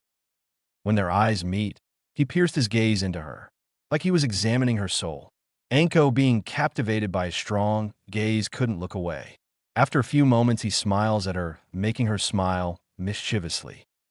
Turning his gaze to a woman beside her, she spots Kurenai. Naruto, smiling, says, "Hi, Kurenai-chan. You're looking very lovely today, if I do say so myself." Kurenai lightly blushes. "Well, thank you, Naruto-kun. You don't look too bad yourself. That was an amazing match you had today. I'm surprised at how strong you are," Kurenai said, still lightly blushing. Seeing this, Naruto egged it on more. "Yes, thank you, Kurenai-chan, but I'm glad to have someone as beautiful as you cheering me on when I was there. And for that, I thank you." Walking up to Kurenai, he grabs one of her hands and plants 2 light kisses on her knuckles. Full-blown blushing now, Kurenai couldn't help but stifle a little giggle. Many Jounins in the room were simply amazed at how he handled Kurenai. Did he not know that this was Kurenai Yuhi, one of Konoha's ice queens, to always shut a guy down and castrate anyone who made those types of advances on her? Asuma was narrowing his eyes on Naruto now. Hearing a cough, he gazes towards Sarutobi. "Hey Gigi, how is your shoulder?" Before Sarutobi could respond, some dumb Jounin yelled. "How dare you familiarize yourself with the Hokage? He should be respected. You're nothing but a demon." Naruto, looking at him very stoic, started walking towards him. The first step he took, he flexed his spiritual pressure, bringing everyone on his side to one knee. Continuing to take more steps, he flexed it more and more till everyone was on the ground. It was worse for the man who spoke out, considering it was aimed at him. Reaching the man who yelled, he looks down. "Would you like to repeat that?" All he could hear was gurgle, for the man was choking. "GG, or for you guys, Hokage-sama is someone I hold dear. If you have any problem, please be kind and speak up. I am fair when it comes to opinions." Raising his spiritual pressure just a little more, the man was flat on his stomach. "No opinions? Well, good. We can continue then." Letting go of his spiritual pressure, everyone was silently relieved that he stopped. They all felt helpless, like being paralyzed by death itself. Others trying to get back to their feet. Naruto turns to Sarutobi and apologizes. "I'm very sorry for the outburst, Hokage Gigi," he said, looking at anyone to test his authority again. Thankfully, everyone were silent. "No problem, Naruto-kun. Just don't kill anyone and give me any more paperwork, all right?" Sarutobi says. Naruto nods, still seeing the purple-haired Kunoichi on the ground along with Kurenai. Trying to regain themselves, he walks up to both and sticks his hand out for Kurenai to grab. Looking up, she gently places her hand in his and helps her up. Naruto takes hold of both of her shoulders and looks into her eyes. "I am very sorry you had to witness such an unpleasant feeling, Kurenai-chan. Please forgive me," Naruto said, kissing forehead like when they first met. Kurenai, now blushing, can only nod her head.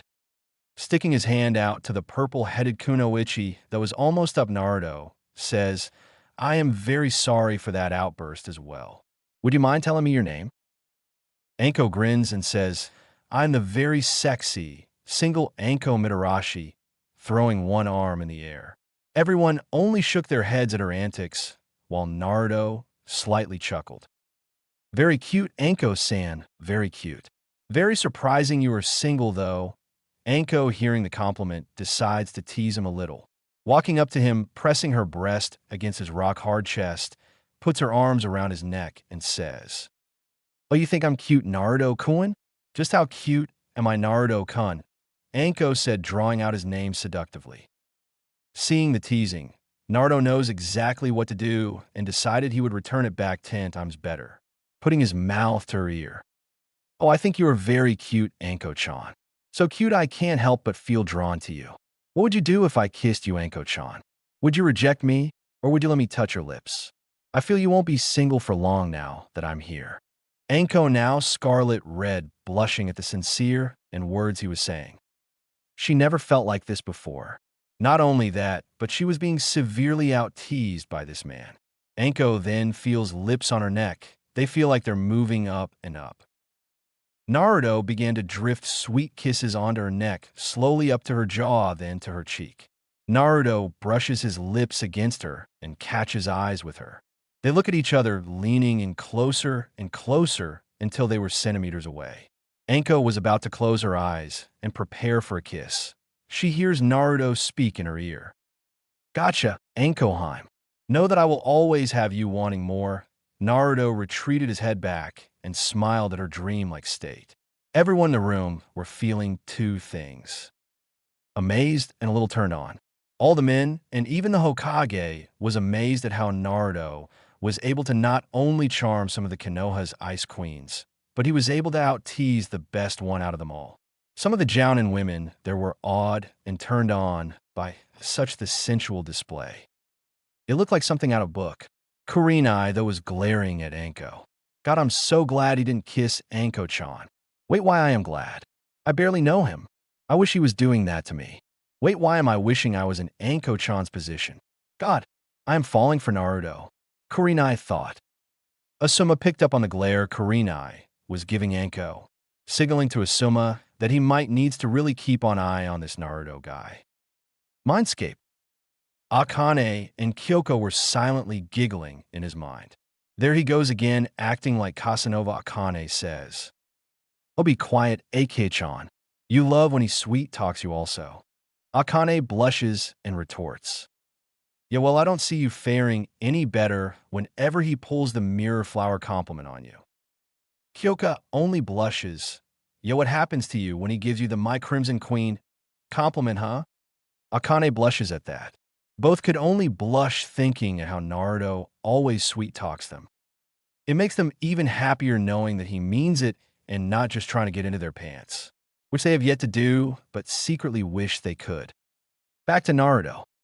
Sarutobi coughing, hoping to interrupt their little scene so he can get back to business. Although inside, he was very interested at what he saw between the two women. Well, Naruto, before I was interrupted, I was about to say my shoulder is fine. Also, now that you're here, I don't have to go out and find you, so I can tell you that here are you Academy papers. Every Jounin in the room shouted. Academy papers? Sarutobi cringed at their shouts. Yes, Naruto wanted to become enrolled into the ninja system for reasons I don't know. Now everyone get out. I need to talk to Naruto alone. Everyone starts to file out of the office with many of the Jounins hoping to get him on their team. Before Anko and Kurenai file it, he instantly grabs both of their hands and says, "I do hope we can meet again." Both Anko and Kurenai blush before Anko speaks up. "You bet your fine handsome blonde, as we will Naruto-kun." While Kurenai speaks up after. "Oh yes, Naruto-kun, we should go get something out to eat together sometime. I still have to give you your jacket." Naruto only nods then chuckles, while they give him a wink and shut the door. Naruto looks back at Sarutobi and turns serious. "We have to talk, Hokage-sama." Sarutobi looking at him, seriously, knowing the way he addressed him meant business, and says, "All right, my boy, what about?" He says, "It has to do with plans of me leaving this village." Chapter 5, Confessions, Academy, Special Genin, in May. "What is the meaning of this, Naruto?" Sarutobi said in a strict voice. Naruto looked at him, ran his hand through his hair, and sighed. "It's exactly what it means, Hokage Gigi." Naruto said. Sarutobi was trying to wrap around his head at what he said. "Naruto, you just came back to the village, and now you want to leave again? Are you seriously thinking about leaving?" Naruto then began walk towards the window. Looking out, he says, "I am. But not now. I still have a lot of planning to do." Sarutobi then shouted, "You will not leave this village, Naruto. I will not allow it. Why would you want to leave anyways? Is it because of the people? You should have nothing to worry about, because you're strong now. Why would you want to leave?" Naruto sighs again. "You don't understand, Gigi." Sarutobi replied, furiously raising his killing intent. "The hell I don't. I made a promise to your mom and dad to fulfill their wish of seeing you as a hero in this village. I will not spit on their wish like the others. If you do so, you'll have to fight me, Naruto. Naruto, looking over his shoulder, raises his spiritual pressure, toppling Sarutobi's killing intent. Sarutobi was frozen and in pain. If you let me explain for my reasons, then I'm sure we can work something out. Stopping his spiritual pressure, he looked at Sarutobi, finally silent, but still having labored breathing. Sorry I had to do that, GG. But before I was going to explain, you decided to butt in. Naruto, still looking outside the window, he continues. This village was never my home, GG. You of all people know that. The only thing that kept me here was you and possibly the hope my life would change for the better. Training with Aizen Sensei for these 4 years made me question my own beliefs of why I wanted to stay here. I realized my reason for staying was a just foolish thought to have, and I realized it would have a slim chance of coming to fruition. Even now, people call me the names I was called 4 years ago. Their attitudes are the same. I came to believe that some people will never change if they're still deeply rooted in their beliefs. I, for one, will not tolerate it. CGG, I have a dream. My dream is to fulfill a promise to Kasan, Tusan, and Aizen Sensei that I made. The first one is to become the most feared shinobi in all these lands. And my second dream is to start my own village and have it become more powerful than any of the villages here in the elemental nations. You see, I have a lot of plans for my village, GG. Sarutobi was shocked and was trying to take in all the information he just told him. Sarutobi defiantly knew he could become Kage if he wanted to see his skills first-handedly. But Sarutobi thought if he wanted to build a village, he could defiantly defect and no one would stand a chance against him. So why was he telling him? He knew that Naruto looked at him like a grandfather as he looked to Naruto as a grandson. So why? That is very surprising to hear, Naruto. But let me ask you a question. Why would you tell me? Sarutobi said, curious. Naruto responded, because GG, I wanted to see if you would help since your closet thing, I have to family. And possibly join if you're up for it. Sarutobi was now very surprised. So that's why you want to be in the academy. You want your name to be known first, but Naruto, what makes you think I would join, let alone help? I'm not warming up to the idea of having you defect, Naruto. If you noticed, I'm still the Hokage of this village. I figured you would say that. Tell me, GG, what really keeps you here in Konoha? What motivates you to fight for these people? Naruto says. Without hesitation, Sarutobi replies, it is the will to protect these citizens within these village walls. As Hokage, it is my duty to protect it from any threat. Knowing I have this responsibility keeps me here. I grew up here. I made my career here. This place gave me meaning. This place is my home and forever will be. Naruto, turning to look at him, says, spoken like a true leader of his village. I just want you to know my offer stands if you want to join, if you decide to leave. Sarutobi only nods before Naruto continues. Are you sure you cannot help me with at least getting me started? At least finding an abandoned plane of land or village, something? Sarutobi looks at him for a couple minutes, silently weighing out his options. If he does leave, I don't think anyone could stop him. Not even me. But then again, if I help him with this one thing, then he might stay here a little longer. Although it will be interesting to see where this idea will go. Finally deciding, he speaks. I may be able to help you with at least finding a place. But you will have to do something for me. Naruto, now giving Sarutobi his full attention. And what would you need help with? Sarutobi responds, a woman by the name of Mei Terumi has sent me letters about a certain situation happening in Kirigakure. She is the leader of a rebel group trying to overthrow the current Mizukage. Naruto nods. I assume she is not happy with how the Mizukage is ruling. Sarutobi nods. Yes, the current Mizukage, from what I know, is a tyrant and has killed and disposed of everyone who are not loyal to him. Like you, he is too a Jinchuriki. Now what I need from you is to go assist her with this war they are having and end it along with rebuilding Kiri after. She will be here in a couple days. She promises if this war ends and we help, she will secure an alliance with us when she takes the seat of the next Mizukage. Having an alliance with her will give us a strong ally in the future. If you can do this for me, I will give you a place to look to start rebuilding your village." Naruto looked at him for a while, trying to see if he had even one hint of deception in his eyes. He then spoke to Akane and Kyoka. "Ladies, are you there?" Both Akane and Kyoka reply, "Yes, we are Naruto-kun." Naruto then asks, "What do you ladies think?" "He wants me to do a mission in exchange for information on where to start a village. My question, though, is why would he give information knowing I will become a missing ninja in a few months?" Akane replies, "That is very weird, actually, Naruto-kun. If I do remember correctly, there is some law on when a ninja of a village leaves their home village, they are marked as missing ninjas and are put in a book to be hunted for money. I don't think he would want to do that either. What do you think, Kyoka?" Kyoka replies, "Maybe he is considering your offer, Naruto-kun. Look at the facts. He's already in his old age. He is stuck here doing paperwork. Despite his skills being still amazing, he can't fight like he used to. Maybe he's looking for a place when he gives up the title." Nodding, Naruto speaks up. "Thank you, girls, for your thoughts. I won't really know what he is really planning until later. So for now, these are only assumptions toward his actions. Regardless, I will not hesitate to fight him if he tries to ruin my plans. As much as I love and respect the old man, I can't let that happen. Thank you, aka-chan, Kyoka-chan. I love you both." Akane and Kyoka smiled, then replied lovingly, "We love you too, Naruto-kun." Focusing back on Sarutobi, "Very well, I will accept this mission. I hope you're not trying to deceive me, old man. The power you witnessed in the stadium wasn't even half of what I really have." Sarutobi, with a slight tick mark, it has remark, "Do not worry, Naruto-kun. Your secret is safe with me. And plus, I do know you are stronger than me anyways. And let's just say I'm making up for not being there as much for you during your childhood."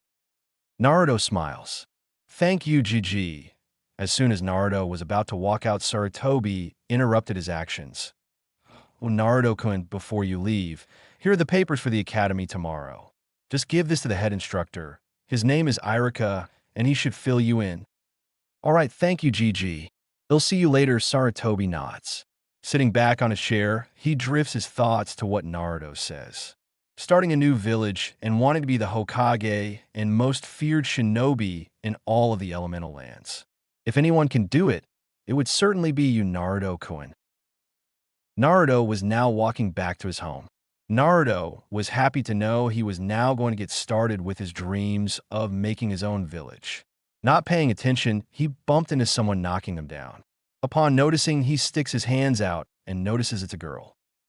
"I'm very sorry, miss. I was wrapped up in my thoughts. I wasn't paying attention to where I was going," he said, smiling. The girl takes her hand. Looking at her further, he took in her appearance. She had beautiful, long, dark blue hair that maybe reached to her back. She was wearing a loose-fitting, long-sleeved, lavender zip-up jacket with a mesh armor underneath. She had navy blue pants and black, low-heeled sandals. Looking at her face, he saw she had beautiful fair skin and pupilless eyes, which made him stare at her for a while. But he noticed that her eyes were red and a little puffy. Seeing tears from her eyes, he invaded her bubble and instantly wiped her tears away with his finger. "You know, your tears don't do justice to those beautiful eyes you have. What is your name?" Naruto said, smiling. "Ashashinata Ashyuga." She stuttered out, but on the other hand was lightly blushing because of the compliment and contact of his skin. Naruto looked at her and spoke. "Well, my name is Naruto." "Hyuga, you say? I believe I met a man who was a Hyuga this afternoon. I believe his name was Hayashi." The moment she heard the word Hayashi come out of his mouth, she broke down crying again. Naruto, seeing this, slightly panicked. He only did what he felt was right at that time and engulfed her in a hug. Hinata, on the other hand, was blushing at such the contact. After a few moments later, her crying settled down, and he loosened his grip, his hold on her a little bit, while still holding her in his arms. Hinata took this time to examine this man. He was tall, and he had blonde, wavy hair with one strand in the front. He was very slim, but she can tell and feel he is very defined and was strong. Noticing she was still in his arms, she blushed. She doesn't even know this man, and he's holding her. But his aura gave her a sense of security and peace. breaking her from her gaze. So Hinata-chan, what got you crying like this? Naruto asks. Hinata begins to stutter out her story. In her mid-sentence, Naruto took a hold of her cheek and looked at her. Hinata-chan, please, I know you can stop stuttering as much. It's only you and me. Don't feel so nervous. Start over. Hinata, taking a sigh, began to retell her story with less stuttering. Flashback. Hinata was in their dojo sparring with her sister, Hanabi Hyuga, using only taijutsu, which is what their clans specialize, combined with their Byukigen in conjunction. Their style relied on looking at the chakra points in one's body. Using their eyes, they are able to shut down chakra pathways with a single strike, causing an opponent great pain to their organs and ridding their chances of using any jutsus. After about 5 minutes, Hanabi was dominating her sister. With one last strike, Hinata fell to one knee. Slout bleeding out of her mouth, she looks at her sister with a wide smirk on her face. Sorry, sister. It seems I am the victor yet again, Hanabi said. Seconds later, she turns her head to her father, who seemed to arrive as the match ended. I see you have won again, Hanabi. Very good. I don't know what to do with you anymore, Hinata. You are supposed to be the heiress, yet you can't defeat your little sister in a sparring match. You have disgraced our clan by being weak, Hinata. Come, Hanabi, Hayashi said, walking with Hanabi. Hinata sat there crying profusely now. This always happened to her. She always got beat, and her father would comment on her being weak. She stood up, wiped the blood of her mouth, and bolted out of the compound. Hayashi, who on the other side to watch her reaction, watched her daughter closing his eyes while sighing. I am sorry, Hinata, my daughter. I don't know any other way to help you improve. I hope you can forgive me for this tough love treatment. Back to Naruto. Naruto was frowning when he heard about this. It seems this is a regular occurrence with Hinata. Looking down, he saw tears threatening to come out again as she finished her story. He instantly cupped her cheek. Hinata, flinching a little bit, decided to lean into it a little. She heard him speak. Well, I can see why you were crying, Hinata-chan. But no, you are not weak. It only takes the right way of training or person to bring it out of you. I tell you what, how about every day from now on, you come over to my house and I will help you train. So next time you spar against your sister, you will beat her. But you have to promise me on thing, Hinata-chan, Naruto said. Hinata shoots her head up. Someone was willing to help her get stronger. What is it in Naruto-kun? Naruto smiles. Kunov. But then again, many girls I have met end up calling me that the first time Naruto-kan use. Well, Hinata-chan, I want you to break out of this shy, stuttering shell of yours. I know you can be more confident. You did it when you were telling me your story. If you could try and do that, I promise that I will stick by you and help you get strong as a friend. Naruto said, smiling. Looking at Naruto's smile made Hinata a lightheaded. It was so serene and peaceful it made her blush a little harder. Okay, Naruto-kun, I will try hard. Naruto hands her a piece of paper and says with a smile. Good, now I have to leave now, for I'm starting the academy tomorrow. After class, I want you to go to this address, okay? Hinata instantly responds. You're going to the academy in Naruto-kun? Naruto smiles. Yes, I am Hinata-chan. Hopefully I will see you there. Anyways, I have to go now. So remember, meet me at the address. Before Hinata turned around to walk off, Naruto took hold of her hand and looked into her eyes. Always remember, Hinata, you are strong, kunoichi. Don't let anyone tell you otherwise. Now smile, because I know you would look so much more prettier with it on. Naruto said before kissing her nose. It took Hinata all the strength she can muster up not to faint at such contact. Letting go of her hand, he walks away. Hinata looks at his retreating reform, can't help but smile at what he said. Naruto-kun, I will work hard. I promise, Hinata thought with renewed vigor. Naruto was continued towards his house till he heard Akane speak. You know, Naruto-kun, you keep sweet-talking women like that. Every girl in this village will fall for you. Kyoka giggles. Naruto only shook his head with a smile. I just say what comes to mind truthfully. Just like how you and Kyoka-chan are my two goddesses whose beauty cannot hope to be matched in this lifetime or the next. Akane and Kyoka blush hard at such a sincere compliment. You're making it very hard for me to not to have you come in here and rock your world in this bed of mine, Naruto Akake says seductively. Naruto chuckles. Well, know that if you do try and rock my world, we might have to get you a new bed, my Christmas queen. Akane shuts up and suffers a nosebleed thinking of how fierce their sex would be if they did it. Hyoka giggles. There he goes with the compliments. Naruto responds. My, do you not like your name, my beautiful mirror flower? Hyoka smiles. Of course, I do, Naruto-kun. Only from you, though. Naruto smiles. Well, that's good. I'll see you girls in a bit. I love you, Akane, and Kyoka reply, love you too, Naruto-kun. Naruto gets to his mansion-like house and decides to retire in his mindscape with Akane and Kyoka, which consisted of heavily groping with each girls for a while and heated exchange of touching and saliva. The next day, waking up, Naruto stretches and begins his morning ritual, taking a shower, then putting his attire on along with Kyoka, but he notices that he's missing something. It still seems Kurenai-chan still has my jacket. Well, I guess I'll just get it back when I see her, Naruto thought. Heading out for the day, he locks up his house to begin his first day at the academy. Naruto knows no one there will present him a challenge, but he was somewhat interested how their skills would match up to his not. Walking towards the academy, he had seen many villagers still looking at him weirdly. Naruto sighed, knowing this will not change. Keeping his eyes forward, he spots 3 gorgeous women walking across from him, chattering rather loudly. Noticing their looks, he notices that it was none other than Anko and Kurenai and Yugao, 3 of the 4 ice queens of Konoha. They notice him and quickly hushed as they saw him come closer. Anko, seeing this as the best time to get him back for yesterday, she immediately runs off, leaving dust in Kurenai and Yugao's face. Naruto notices as soon as he got closer, they got more quieter, a bit curious at their change of body language, being from relaxed and chatty to straight and hushed.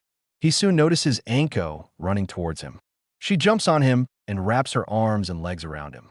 Seeing this, Naruto can only laugh. Hey, Naruto-kun, I missed you so much, Anko purred, getting closer to his face, purposely pressing her body against him. Naruto knew she was trying to outflirt him again. Not wanting to get beat, he responds by first gripping the back of Anko's legs, really close to her, but sliding his hands up to her sides and gently brushing under her boob with his thumb. He stops and looks at her and stares at her with those powerful eyes of his. I missed you too, Anko-chan. So why did you decide to jump on me instead of greeting me? Naruto said. Well, I just wanted to show you how much I missed you. Didn't you miss me, Naruto-kun? Anko said with a cute pout. I did, Anko-chan. Tell me, did you remember what I said about being drawn to you? Anko nods. Well, the feeling is getting stronger. And fuck it, I can't hold it in anymore. I'm going to kiss you, Anko-chan, Naruto says. Anko's heart skips a beat as he leans closer. He is really going to do it. He's really going to kiss me. Nearing his lips closer and closer, Anko could feel the heat of his breath. Closing her eyes and about to lean into the kiss, she hears him speak. That's twice, Anko-chan, Naruto said, backing away with a grin. Anko stood there in very shocked yet again, only this time much worse than before. But Anko felt something weird. She felt as if she needed to feel his kiss. Sure, Anko flirted with many men, but none of it got far like this, and to leave her very flustered and wanting more. On instinct, which shocked Naruto, Anko lunged forward and drove her lips into his. Shocked at such the bold act, he responded to her by deepening the kiss with much vigor as she had. Naruto started slowly getting his tongue in her mouth. Without warning, they both had their tongues in each other's mouth. Naruto poured a little more passion into the kiss. Anko, who at this point, moaning into the kiss, grabbed his face forcefully. A few seconds later, Kurenai says, glaring and very irritated, Anko-chan, will you please get off him and stop mouth-raping Naruto-kun, she said with a full glare. Yes, Anko-chan. Show some decency, please. Yugao says, who are both fully glaring at Anko, who both saw everything that happened, both furious at Anko. They both secretly wished they could kiss him like that. Anko looks back with a glazed look over her eyes. She then reluctantly, she gets off. Seeing the glares, Naruto smirks and decides to include them in their conversation. Well, it is very lovely to see such rare pieces of beauty as yourselves together at one time. You both are absolutely beautiful, Naruto said, walking up to both girls, taking Kurenai's hands and trailing kisses from her hand to her forearm, then doing the same to Yugao. Their glares began to subside, towards a smile, then to a full blush. Anko finally snapping out of her state. What about me, Naruto-kun? Don't you think I'm beautiful? Anko said without the flirty tone, but with more of an honest tone. Of course you're beautiful, Anko-chan, or did that kiss back there tell you otherwise? For the first time in a while, she sports a full blush. Hearing the word kiss from Naruto made them glare at Anko again, who this time saw it and stuck her tongue out at them, infuriating them even more. Naruto was about to say something until Anko interrupted. So, Naruto-kun, when are you going to take me on a date so we can get to know each other better? Naruto was going to respond until he was interrupted yet again. Naruto-kun, what about me? Don't I get date too? It would be a good way for me to thank you properly, plus is still have you jacket. Kurenai said, yeah. Naruto-kun, you promised me one when we battled also? Yugao says. Naruto sighs and waits for them to stop. Okay, how about this? I will take you all three on separate dates. Personally, I would like to get to know you three better anyways. What do you girls say? Naruto says. All three of them looked at each other and nodded. Okay, Naruto-kun, but who goes first? Yugao says. Naruto shrugs his shoulders. I'm not sure. Decide out with yourselves, then let me know. Anyways, as much as I would to spend more time with you three lovely ladies, I have to get to the academy today. I'll see you girls later, okay? Naruto says, walking up to both Kurenai and Yugao, pecking them both on the cheeks, who instantly smile and relish the feeling. Walking up to Anko, he gives her a soft, innocent peck on the lips. Anko looks at him as he starts to walk away, smiling, touching her lips. She begins to think, the way he talks to me or touches me makes my heart race. What the hell is wrong with me? Am I starting to fall for him? Kurenai and Yugao were thinking about how their skin felt when he touched them. As Naruto walks off, Kurenai turns to Anko. Okay, why the hell did you kiss him, Anko? Kurenai says. Anko only looks at them and grins. Jealous are we, Kure-chan? Kurenai glares again. Yes, Anko, tell us, why did you kiss Naruto-kun? Yugao says in the same tone as Kurenai. Oh, you're jealous too, aren't you, Yugao-chan? Regardless, if we still have to decide who gets to date him first. Yugao says, getting her glare in control. Well, how about we rock, paper, scissors? Anko says. Fine, let's do it, Kurenai says. Rock, paper, scissors, they say, only for them to have the same hand every time. This might take a while, Anko says with a sigh. Naruto finally arrives at the academy, walking and tries to find his room listed on his paper. 299, 300. A 301-inch with a Naka man opens the door and sees a man with a scar on his face. He hands him the paper. As the teacher is reading his paper, he takes his time to examine his classmates. He instantly notices that most of the kids here resemble the heads of the Shinobi Council. It seems that these are the heirs of each respected clan. These must be their son and daughters, Naruto thought. Starting from the left, he sees a boy with sunglasses, dark hair with a long jacket hanging down to his knees, and a hood that obstructs his face. A very mysterious look to him. He then sees a boy with his head on his desk, with black hair up and a ponytail. He sees the boy look up at him with a lazy look on his face. Seconds later, he mumbled troublesome and put his head back on his desk. Looking next to him, he sees another boy with spiky, brown hair, swirl marks on his cheeks. He was bigger than the rest of the students in the room, and the kanji for food, munching on his chips without a care in the world. Turning his gaze, he sees a boy with wild spiky hair and red markings on his cheek, giving him a feral look. He also had a dog on his lap, sporting an all-black color coat with zips over the chest and sleeves, along with black pants and sandals, also zipped, matching the jacket. Spotting a boy beside him, he looked very different from the rest. HW had black hair and very pale skin. His face was void of any emotion. He looks at him and they make contact. He smiles at him, but he notices that it's forced. He wore a short black jacket with red straps, with the middle being cut off, showing his stomach, along with black pants and black shinobi sandals. Next to him was a gorgeous girl who had platinum blonde hair and blue eyes. Her bang was flattened against her face, covering one eye. Her body looked very mature for her age. Looking at her up and down, he catches one of her eyes. He smiles at her brightly, hoping to get a reaction. She turns away and looks at the ground in front of her. Although looking closer, you can spot a small blush. Too easy, Naruto thought. Naruto then notices Hinata looking at him with same beautiful eyes and clothes. Acknowledging her, he waves and smiles. She waves back with an even brighter smile and light blush. His mood began to turn sour when he heard someone screech to the blonde-haired girl about stopping to look at a boy named Sasuke. He examines the girl. He spots her short pink hair with green eyes and very petite-like figure. Naruto was bewildered at her obsessive attitude. She was spurting out loud towards this guy named Sasuke. She looked to be a civilian, considering no one on the Shinobi Council looked like her. Sasuke, he looked very familiar, and his name sounded very familiar. Remembering, he now sees Itachi's brother. He looked like a miniature version of him, both without the long, pronounced tear troughs under his eyes. With the dark eyes and black hair, he sees his scowl on his face at the attitude the pink-haired girl was displaying next to him. His face, muscles tensed into a scowl with a sharp gaze in his eyes. He must have taken the incident hard. While Naruto was checking the classmates, he didn't notice that many girls in the class had hearts in their eyes looking at Naruto and his tall, lean physique. While both Hinata and Ino, who sported blushes, still had it controlled to where it didn't look noticeable. Naruto-kun. I can't wait to train. But now looking at him, he is so handsome.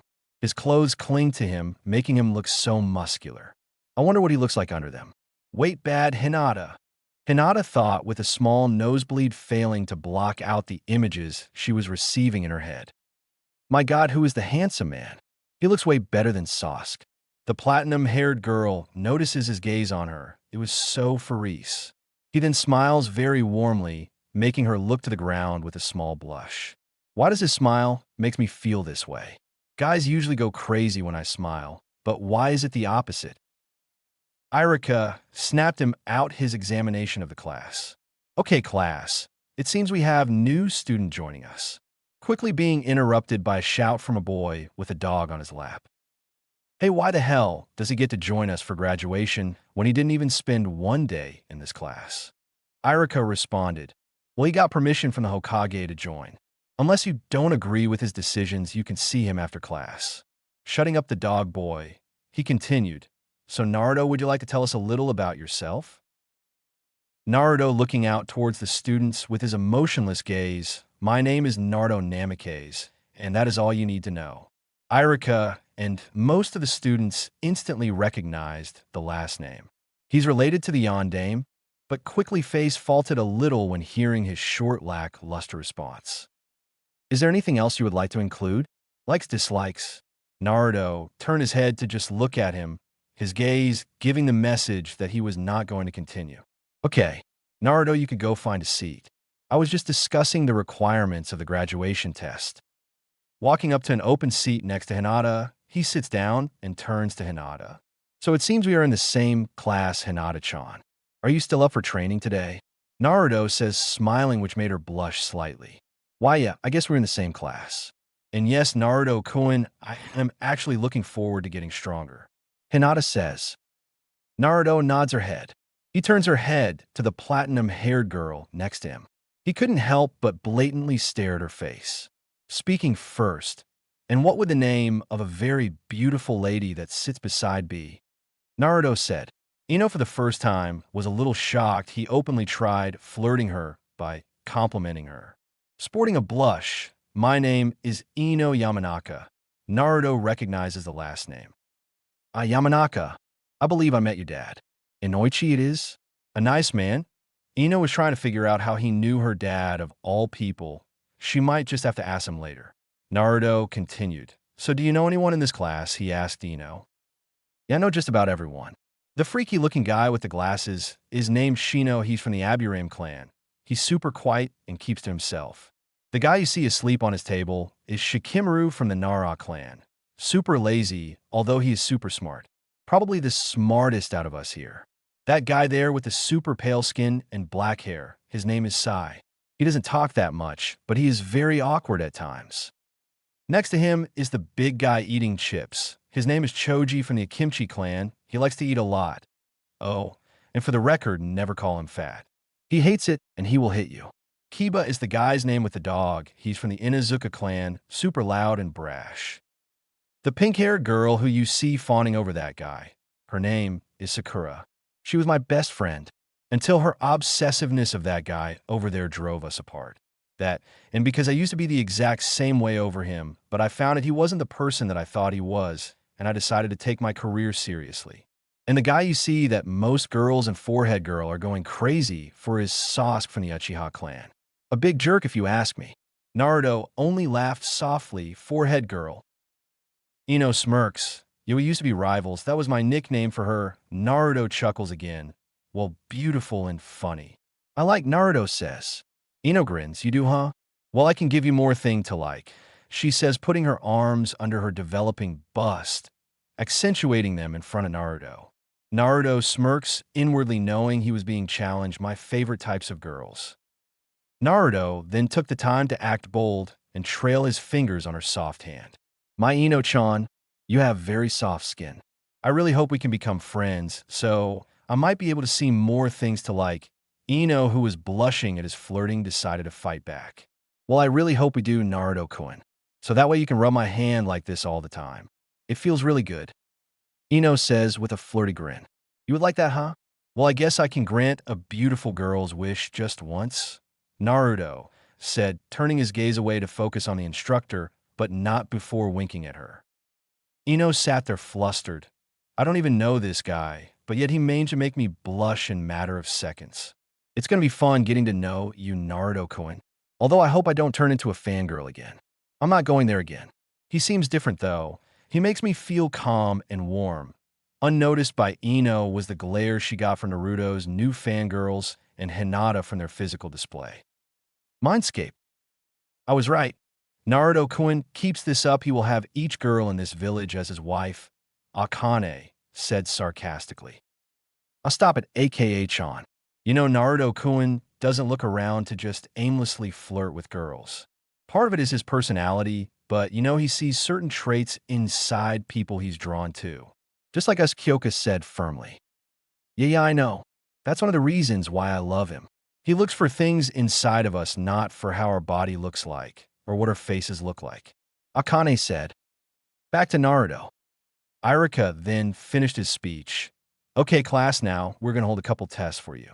One will be the ninja tools, the next will be taijutsu, and the last will be the ninjusta portion. Let's head out. Every student got up as Hinata and Ino got up. Both of their arms were grabbed. They both turned to see Naruto with a smile. Would you two beautiful girls mind keeping me company through these tests? Naruto said. Both girls only blushed and nodded, making their way out with Hinata on his left and Ino on his right, coming across a plain of grass where they were targets and dummies. Irika explained that they have to hit as many targets as they can with 10 kunai or shuriken. 10 for 10 will be 100%. Everyone went in order of their last name. Hinata was called up before she was about to leave. Naruto grabbed her hand and said, Good luck, Hinata-chan. Try your best, all right. He then gave her a reassuring squeeze and let go. Hinata was blushing. I will, Naruto-kun. I won't be weak anymore. Hinata ended up scoring very good. Next it was Ino. She turned her head to Naruto, who looked at her. He tucked a strand of hair behind her ear, then trailed one finger down her cheek. Good luck to you, to Ino-chan. She blushed as well, only for her to score relatively close to Hinata. Everyone else did well, Sasuke being the best so far, only missing one target, and Sakura, whose score was lower but still managed to pass. Up to go was Naruto. Irika spoke. Naruto, do you have kunai or shuriken on you? Naruto shook his head. Sasuke snorted. I know it was too good to be true. The dobe doesn't carry kunais or shuriken because he probably sucks majorly at them along with that sword. Sakura joined in. Yo, what a baka. Even if he did have them, there would be no way he could beat Sasuke. Naruto ignores them while Ino and Hinata glared at the two. I do not carry them with me, for I have no use of them. But can you possibly lend me some to borrow? Naruto said to Iruka, who gave him 10 kunais. Naruto places them loosely in between his fingers. He glances at the target for 20 seconds before he turned away from the targets, confusing them and Iruka. With 2 steps forward, he throws both hands behind his back without looking, releasing all 10 kunai. What happened shocked all the students and Iruka. All kunais hit precisely in the middle, but also leaving half of the kunai embedded into the wood. Iruka gaped at the force and accuracy. Walking back to his spot between Hinata and Ino, who both also had shocked faces, spotted Sasuke gritting his teeth at what just happened. If you look closely, you can see Naruto smirk. Oh, okay. Good job, Naruto. Perfect score. Iruka said, still slightly awed. Naruto arrived back to Hinata and Ino. They both looked at him in awe. Naruto looked at them both. What? Ino was the first one to speak. What? You didn't even look, and you nailed all 10 targets. What do you mean, what? How did you do that? Naruto only smiled. Can't tell you, Ino-chan. She pouted, which he took his hand to rub her chin, getting rid of the pout, which turned into a blush. And Naruto-kun. That was amazing. Such accuracy. Naruto turned around and smiled at Hinata. I'm glad you liked it, Hinata. I could teach you how to do that to when we train. Hinata smiled big while Ino grew sad a little. Hey, Naruto-kun, are you guys going to train after this? Naruto nods. He then sees a little of her dejected face. Realizing what she might want, Naruto responds. Yes, we are, Ino-chan. If you want, I don't mind you joining us. As long as Hinata is fine with it as well. Ino looked towards Hinata. After a few minutes, she smiles and nods. Ino was happy she would get stronger and she would be close in training with this blonde hunk. She jumps on Naruto and hugs him tight. Naruto smiles, while Hinata unconsciously activates her Byakugan, glaring at Ino. Okay, maybe it was a bad idea, Hinata thought. Iruka then spoke. Okay, boys and girls, it's time for the taijutsu portion of the test. Here you can pick anyone or have us pair one of you up with someone. You will have 2 minutes to sparring using taijutsu only. The first to forfeit or get knocked out or can't continue loses. Most everyone paired up with people they knew. Shikamaru was with Choji. Kiba was with Shino. Ino was paired with a civilian, which Ino dominated. Hinata was paired up with Sakura, which shouldn't be considered a match at how fast Sakura lost. Now we're only 2 boys left. Come here, Naruto. Let me show you what an elite Uchiha can do. Everyone was silent. Sasuke was ranked number 1 at taijutsu, and now here he is challenging the new guy. Many thought Sasuke had this in a bag. Naruto looked at him very calm and serious, like, very well, show me what you can do. Both stepping in the ring, they both walked to the opposite side.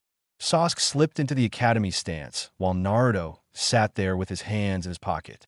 Everything was silent. No one moved. 5 minutes later, Sasuke got tired of waiting. He lunged at Naruto, hoping to end this fast. Surprisingly, Naruto dodged with his hands still in his pocket. Infuriated, Sasuke unleashed combos, hoping to at least get a hit in. To his dismay, none landed. He backed off Naruto. What afraid to hit back, dope? Sasuke said. Naruto looked at him and said, You notice you cannot hit me, yet you insult me. Would you like me to go on the offensive? Very well.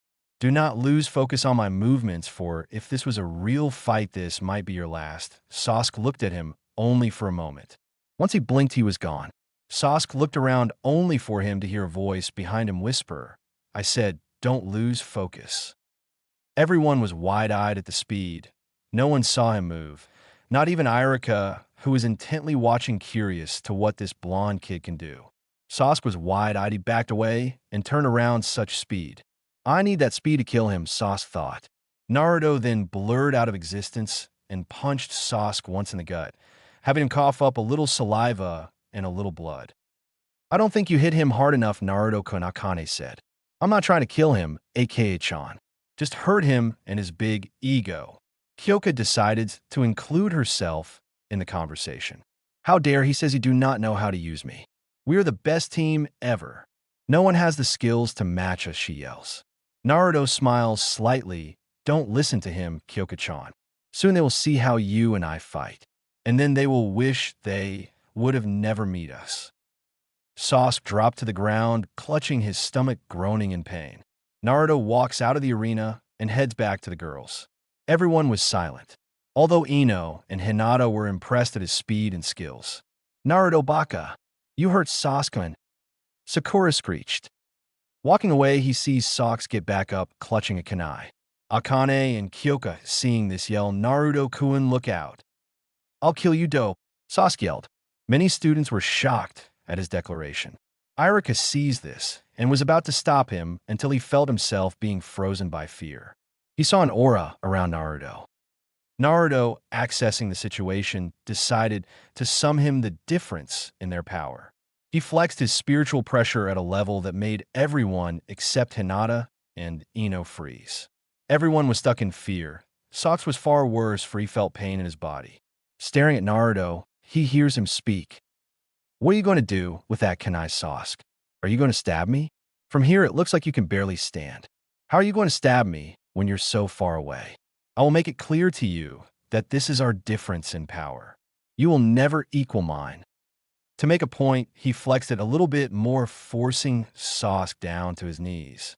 He released it and finally got back to Hinata and Ino. Both were now very curious about his power and a little bit turned on by such a display. Even though they weren't nearly affected, they still felt it. Irika finally gets a hold of himself. Who is this Naruto? I may need to talk to Hokage-sama about his abilities. His speed is at least Jounin level. I wonder what else kind of skills he has. Irika then spoke. Sasuke, you will never pull that again, you hear me? Or I will take you to the Hokage myself, and you'll be dealt with. Understand? Sasuke only grunts. Now, good job, everyone. It is time for the last part of our test.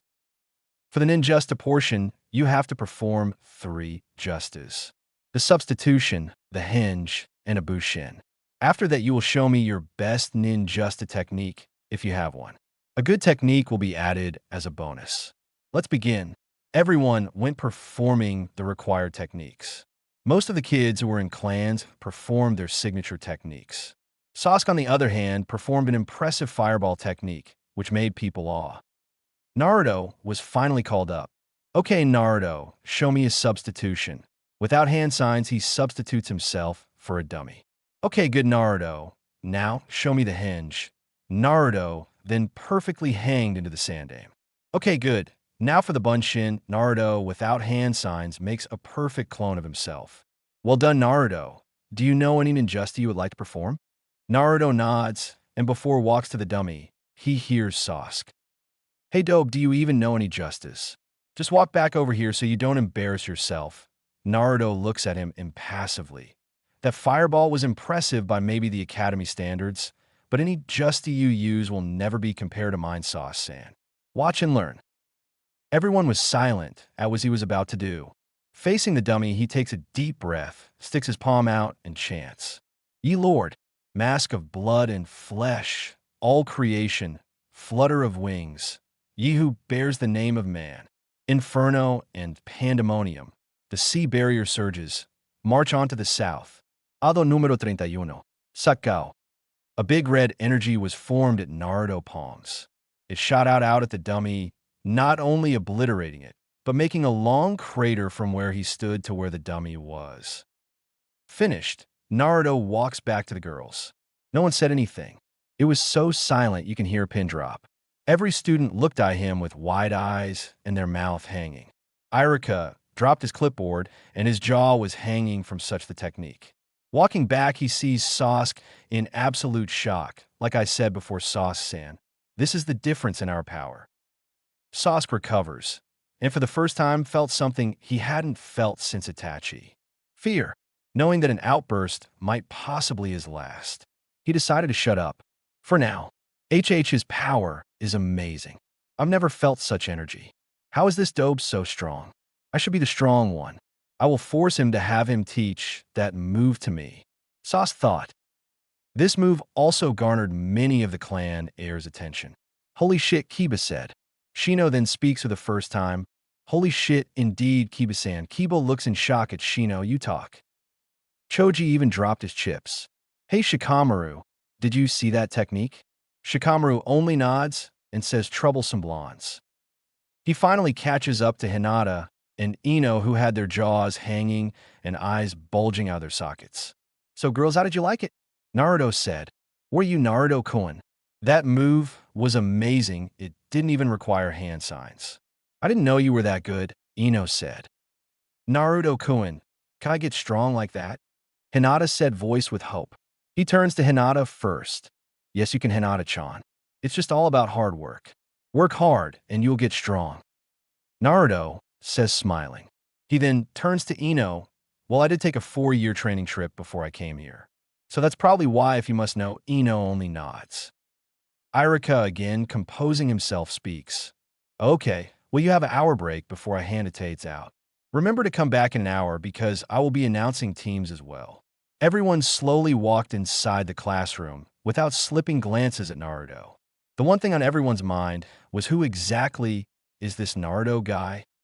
In Sarutobi's office, we find all the Jounin senseis gathered here in front of Sarutobi.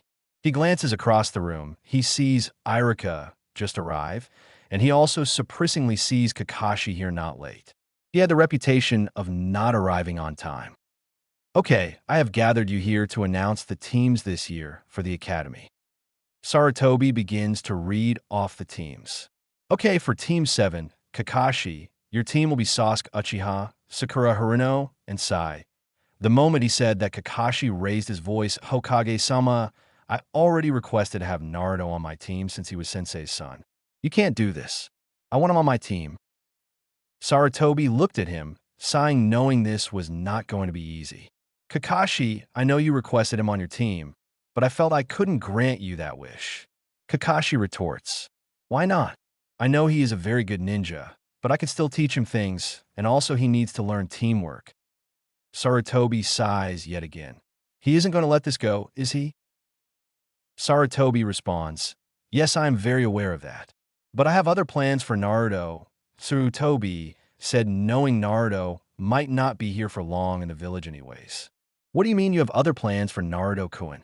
Kurenai said, at which point every male, especially Asuma, looked at her, still slightly shocked she used his name in that way. Sarutobi smirks. Well, since we all know Naruto-kun's skills, I am making him a Taketsu Genin without a Jounin instructor. At this point, all Jounins were shocked at first, but remembered his match, and they all seemed to agree, except for Irika. Hokage-sama, you can't be serious. I know Naruto is good, but he couldn't possibly be that good, plus he's coming straight out of the academy. Many Jounins looked at him in disbelief, until Sarutobi spoke up. Yes, you weren't there at the stadium. Well, I know how you feel, Irika, but know that he is above Kage level in terms of all-around skill. He beat me in a matter of seconds when we sparred. Irika had his mouth hanging. Naruto, above Kage level. Irika only shut his mouth and let him continue. Okay, well, now that is cleared up, Kurenai, your team will be Kiba Inuzuka, Shino Aburame, and Hinata Hyuga. Kurenai smiled, knowing she might have a good team. And Asuma, your team will be Shikimura Nara, Choji Akimchi, and Ino Yamanaka. Okay, that is it. Dismissed, Sarutobi said. Back to the classroom. Everyone was seated in their original seats. Irika arrived and began to call out the people's name who passed to get their Hitayate. When Naruto came down, he was handed a black one, being that he made a perfect score, making him Rookie of the Year. Sasuke, on the other hand, fumed. He then began to call out teams. All right, everyone, listen up so you know what teams you will be on. 10 minutes later. Okay, continuing on for Team 7. It will consist of Sasuke Uchiha, Sakura Haruno, and Sai. Your Jounin sensei will be Hitaki Kakashi. Sasuke just scowls at who his teammates were. While Sakura was bragging in every girl's face that she was on Sasuke's team, while Sai sat there emotionless. For Team 8, it will be consisted of Kiba Inuzuka, Shino Aburame, and Hinata Hyuga. Your Joinin sensei will be Kurenai Yui. Hinata was very sad that she wouldn't be on the same as Naruto, but it made her feel better knowing they would train all the time still. And for Team 10, it will be Shikamaru Nara, Choji Akimchi, and Ino Yamanaka. Your Jounin sensei will be Asuma Saratobi. Ino, unlike Hinata, was a little sad knowing she won't be on the same team as Naruto. She really wanted to get to know him better. Irika was about to finish the list when he heard Sasuke. So why isn't the dobe on a team? Is he getting held back? Sasuke said with a smirk. Irika continued. No, Sasuke. Actually, the Hokage decided to do something different with Naruto, turning his attention to Naruto. Naruto, you will not have a team, but you will be ranked a Taketsu Genin. Everyone that heard were shocked. Sakura yelled, Irika-sensei, is that even a real rank? Irika nods his head. Yes, it is Sakura. It's rare, but it is given to people who fall under a certain situation. A situation I cannot elaborate on. Sasuke was fuming. Why the hell does he get such a powerful position? He outranks me. I should be the one outranking him. Naruto nods his head. Well, good luck, everyone. From here on out, your careers begin. Take it seriously and remember what I taught you here. Your Jounin senseis will be in shortly. Irika Shunshin's out of the classroom. Everyone decided to talk about how they all mad being ninjas. Naruto, seeing how he has no obligation, decided to walk and up and leave the classroom. Before he leaves, he faces Hinata. Okay, Hinata, I'm going to leave now. I'll see you at my house, okay? Have fun meeting your teammates and new sensei. Don't be nervous, be confident, because I know you can, Naruto said, cupping her cheek while rubbing it with his thumb, which she leaned into, smiling and blushing. He turns to Ino. Same goes for you too, Ino. Have fun with your team and sensei as well. Just follow these directions to get to my house. Naruto said, handing her a paper with directions. He cups her face with his hand and rubs his thumb along her cheek as well. He begins to walk down to the door until he comes to see Kurenai along with a man with a scruffy beard and cigarette enter. Noticing him, she smiles brightly. Hi, Naruto-kun, are you going to leave? Naruto smiles back. Man, she really is beautiful, Naruto thought. Yeah, I was about to, but now I see a reason to stay. It's not every day I get blessed with someone as beautiful as you twice in one day. And for that I thank the gods, Naruto said. Kurenai now sports a full-on blush and giggles. You sure do know how to make a girl feel pretty, Naruto-kun. Naruto chuckles, while I'm only telling the truth. You, on the other hand, know how to catch a guy's attention. Kurenai, still blushing, just giggles even more. Asuma, on the other hand, was getting angry. Okay, kid, don't you have to be somewhere? Asuma said. Naruto turns his gaze from Kurenai to Asuma. His smile instantly fades and puts his battle face on. Kurenai, however, frowned at Asuma's rudeness and interrupting her time with Naruto, gazing at Asuma with such a fierce stare. Yes, I believe I do have an obligation. He turns to Kurenai and gives her a small smile. Well, I will take my leave now. Goodbye, Kurenai-chan. Shinobi-san, Naruto said. Walking past them, he feels someone latching onto his hand. It was Kurenai. Looking at her, she inches closer to where their bodies were almost touching. She puts her mouth to his ear. I'm sorry about Asuma, Naruto-kun. Also know that I am getting the first date. Kurenai whispers in a flirty tone. Naruto smiles and whispers back in her ear.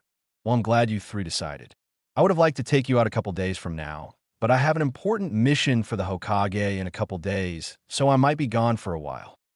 But don't be sad, my beautiful ruby-eyed queen. I'll take you out as soon as I get back. Here is my consolation gift for not taking you now. Pulling back, Naruto gives her a kiss on the cheek and walks away. Ino, however, was feeling something inside her, a little bit jealousy and little of envy, seeing this. What the hell? Who is this chick flirting with him out of nowhere? And why am I wishing he said those sweet things to me? Hinata, too, was feeling mildly jealous. Her, to be a Kugan active. Why is she like that towards him? They must know each other, but why am I feeling a little mad he wasn't doing that with me? Both girls knew they were feeling something for Naruto. Not sure what it was, they both decided they would explore it later. Kurenai brings her hand to her cheek. His ruby-eyed queen? And a kiss to my cheek? Naruto-kun, I can't believe I'm starting to fall. Giggling, she calls out her team, as well as the other Junin that arrived.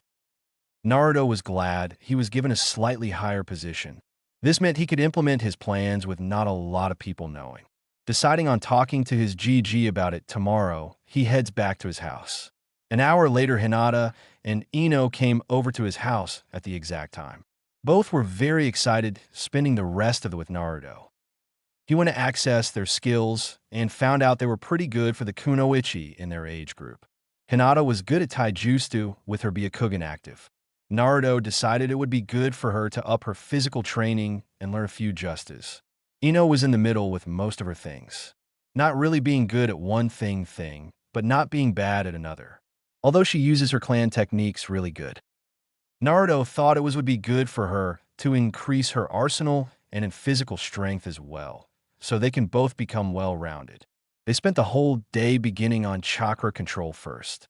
He wanted to make sure their control was good before he taught them any justas. All in all, the chakra control exercise paid off. They mastered tree walking in one day, which surprised him. He knew it would only be a matter of time before they start to get better than they are now if they keep working this hard. Ino was able to spend less chakra on her clan techniques, while Hinata was able to spend less chakra using her Byakugan along with her techniques that went with the Byakugan. As the day ended, he asked them how their teams and senseis were, and he also told them that he might not be gone for a while due to a mission the Hokage will give him. Although the girls were sad, he promised both of them that they will hang out together and train as soon as he gets back.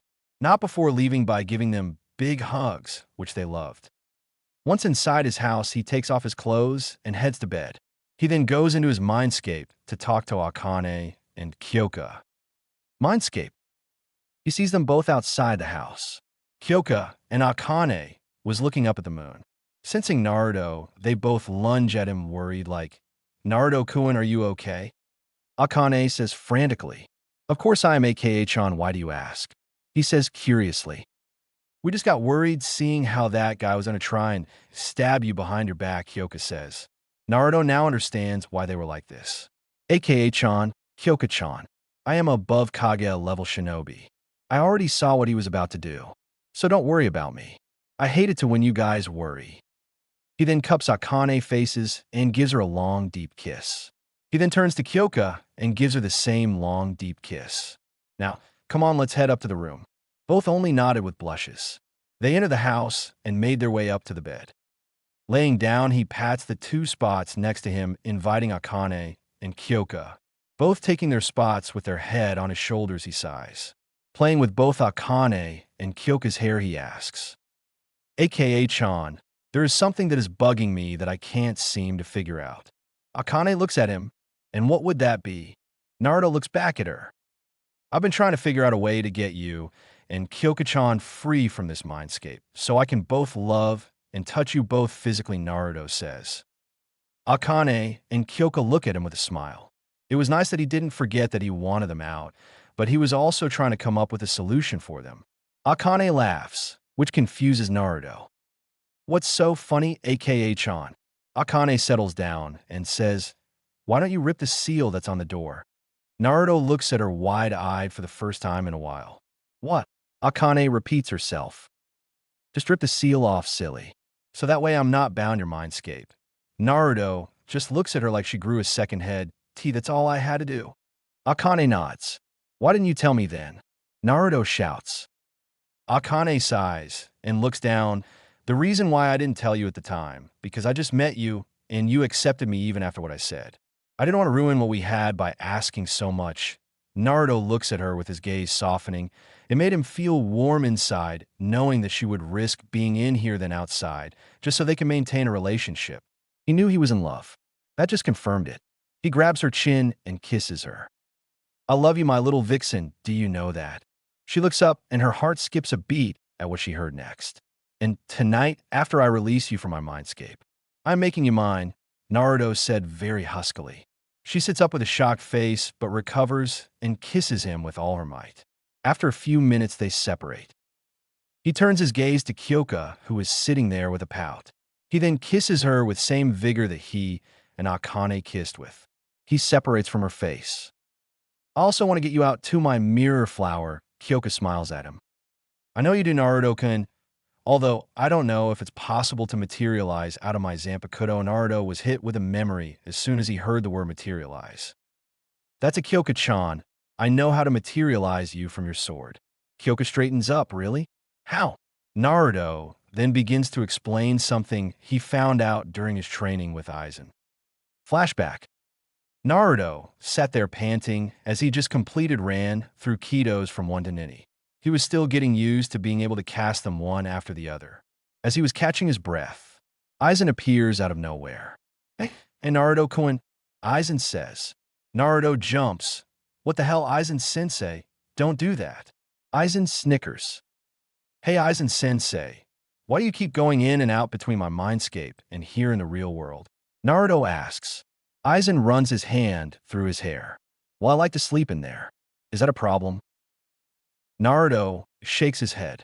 You know, Aizen-sensei, you never really did tell me how you were able to come out here with ease. Aizen looks at him.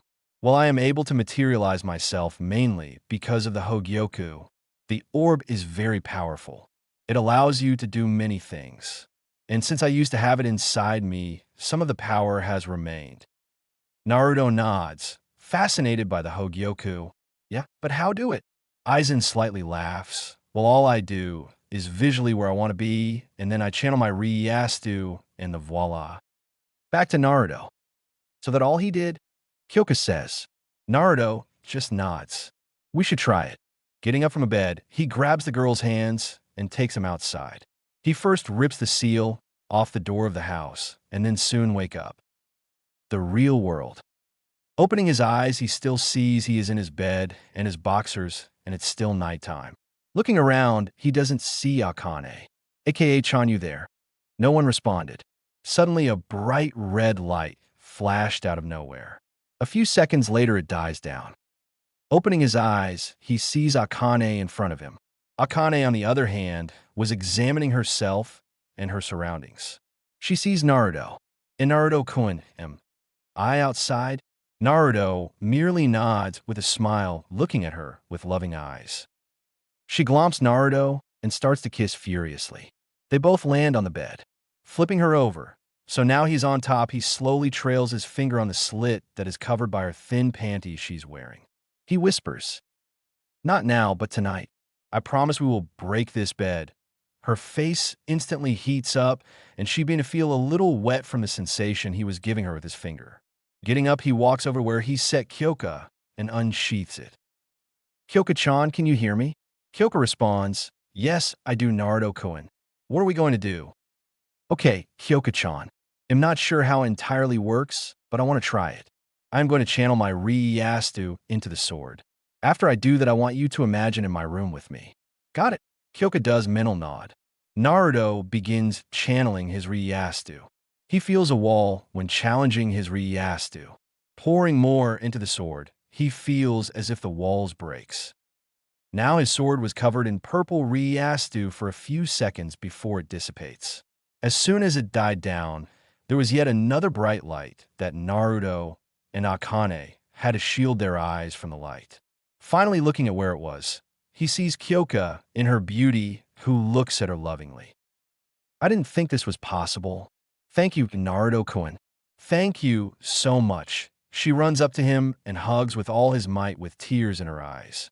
Pulling away, he gives her a kiss on her lips. He grabs both of them out of nowhere and drags them to the bed and starts kissing them. Akane and Kyoka giggle. "Naruto-kun, I have never seen you so lovey before," Akane says. "Yeah, but I like it a lot," Kyoka says, kissing him again. Naruto smiles and lays his head down while wrapping his arms around them. "Well, I'm just very happy because I finally got the two people who have been with me since the start out here in the real world." Akane then grabs Naruto's crotch. "Naruto-kun, I believe you made me a promise," Akane said, purring while gently rubbing and down on his length. He begins to harden. He turns his head to look at Kyoka and kisses her. "Are you okay with me and aka-chan doing this, Kyoka? I don't want to leave you alone, Kyoka-chan." Akane and Kyoka smile, knowing that he didn't want either of them to be left out. "Yeah, it's fine," Kyoka said with a bit of a sad face. Naruto, seeing this, kisses her again. "Kyoka-chan, Know that we will get out time together too. I will not rush you into anything you do not want to do. I love you, Kyoka-chan. Remember that. Kyoka nods happily before kissing him back. I love you too, Naruto-kun. Naruto turns his head to Akane. AKA-chan, you have any ideas on how I can keep her company? Akane puts a finger to her chin and begins to think. Yes, I have a technique that will have you here with me and with Kyoka at the same time. It's called the Kage Bunshin no Justu.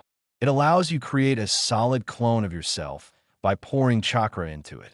Also, you will retain knowledge of what the clone has done after it dispels. So you can use this for training as well. Akane got up and showed him the hand signs. 5 minutes later, he gets it down and makes a single clone of himself. Take her to another room. Stay with her and treat her like a queen. Got it, Naruto said. Hi, boss, the clone says. Picking up Kyoka, he heads out of the door to find another room. When the door shuts, he turns to Akane. Lemon. Now to fulfill that promise, Ake-chan, Naruto says to Aiken. Making his way to Akane, he grabs her by the waist and pulls her against him. He begins to kiss her hungrily. Naruto wasted no time shoving his tongue inside her mouth, exploring it. He did it many times before, but now he wants to explore every inch of it. Akane, on the other hand, was moaning into the kiss. She was really getting turned on by his assertiveness. Akane, being the vixen, she takes control and shoves Naruto on his bed. Naruto took this time to examine Akane's beauty. Her nighttime wear was beyond sexy, to say the least. She wore black lacy panties and in a pink tank top that rode up just enough to see her flawless skin along with her flat stomach. Akane took this time to examine Naruto, as well, only sporting his boxers and t-shirt. She can see all his muscles well. She couldn't wait to feel them all on her. Akane turned around to give Naruto a view of her ass. She slowly takes her panties off, bending over to give him a nice view of her perfect-shaped ass and pretty pussy lips. Naruto was mesmerized at how perfect her butt looked. Pulling her panties all the way down, she then turns around and pulls off her tank top, exposing her D-cup boobs. Bouncing slightly as the fabric stuck to her for a second before releasing. Walking toward Naruto with a sway in her hips, she reaches him and starts to take off his shirt, followed by her boxers. Seeing his toned stomach drove her only more wild. Looking down, she saw what she wanted. His penis was about 8 inches long with at least 2.5 inches in girth. Akane only drooled at the sight. She began to reach for it until Naruto grabbed her wrist and turned her over on the bed.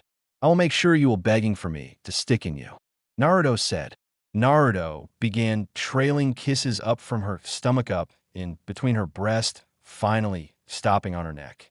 Akane, with her eyes closed, moaned and titled her head to one side, allowing Naruto more access. Ranging from soft kiss to sucking, he was determined to give her a hickey. Kissing her collarbone, he makes his way up to her face. He cups it and the meat eyes. He can tell that Akane was ready to go with her eyes that screamed lust.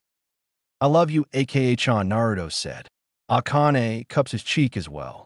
I love you too, Naruto-kun. She then goes up to kiss him.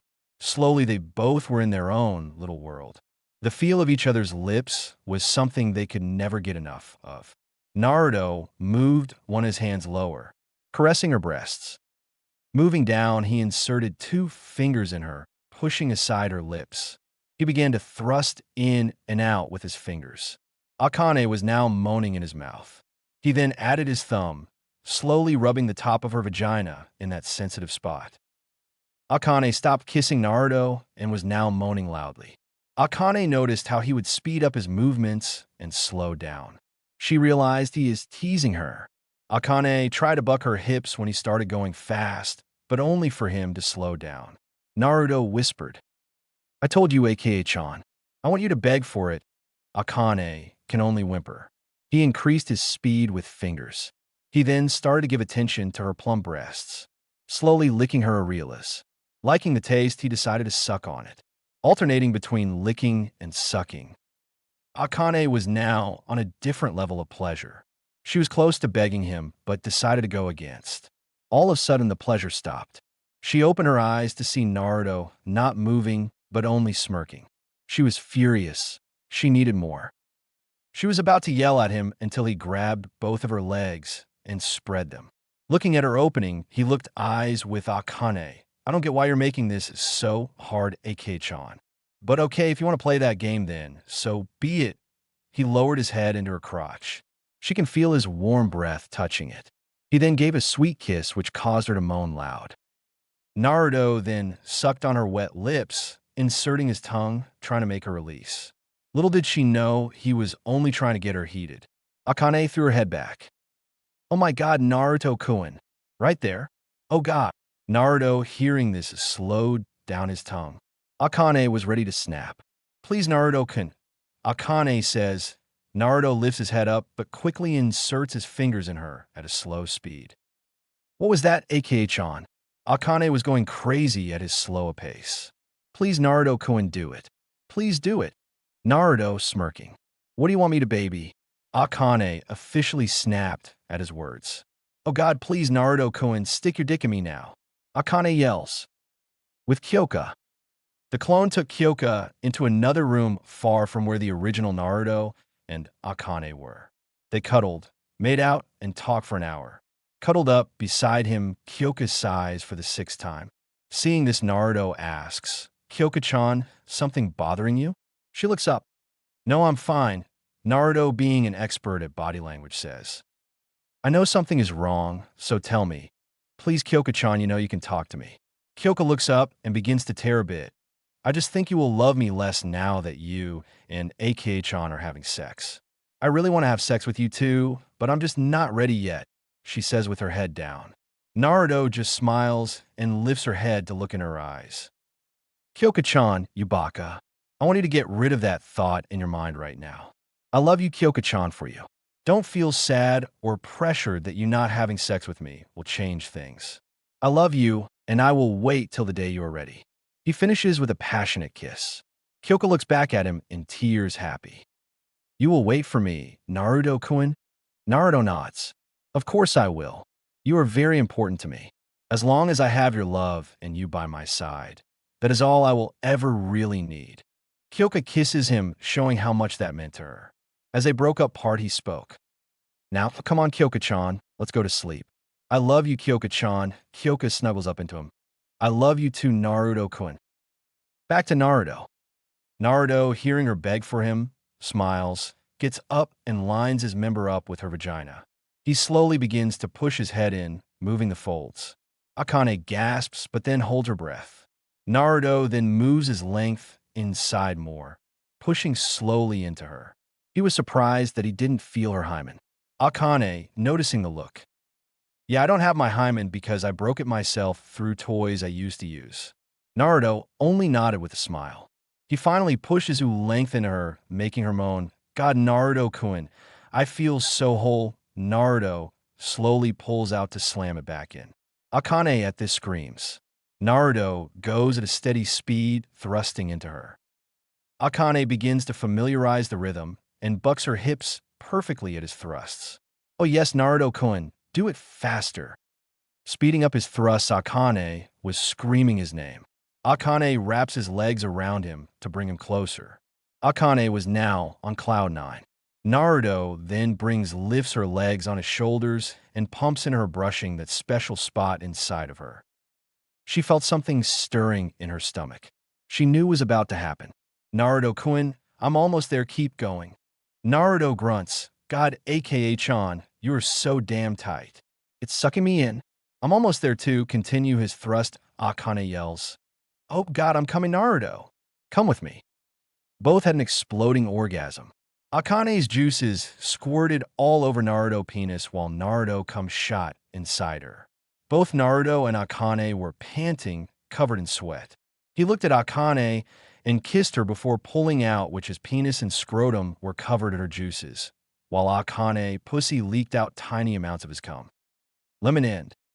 Akane turned over and put her head on his heart, listening to his erratic heartbeat slowing down. Tracing her fingers on his chest, basking in the after-sex glow. That was amazing, Naruto-kun. I came so much. I never did that with my toys. Naruto chuckles. It very was amazing, aka-chan. I'm glad my first time was with you. Now you won't need toys because you have the real thing.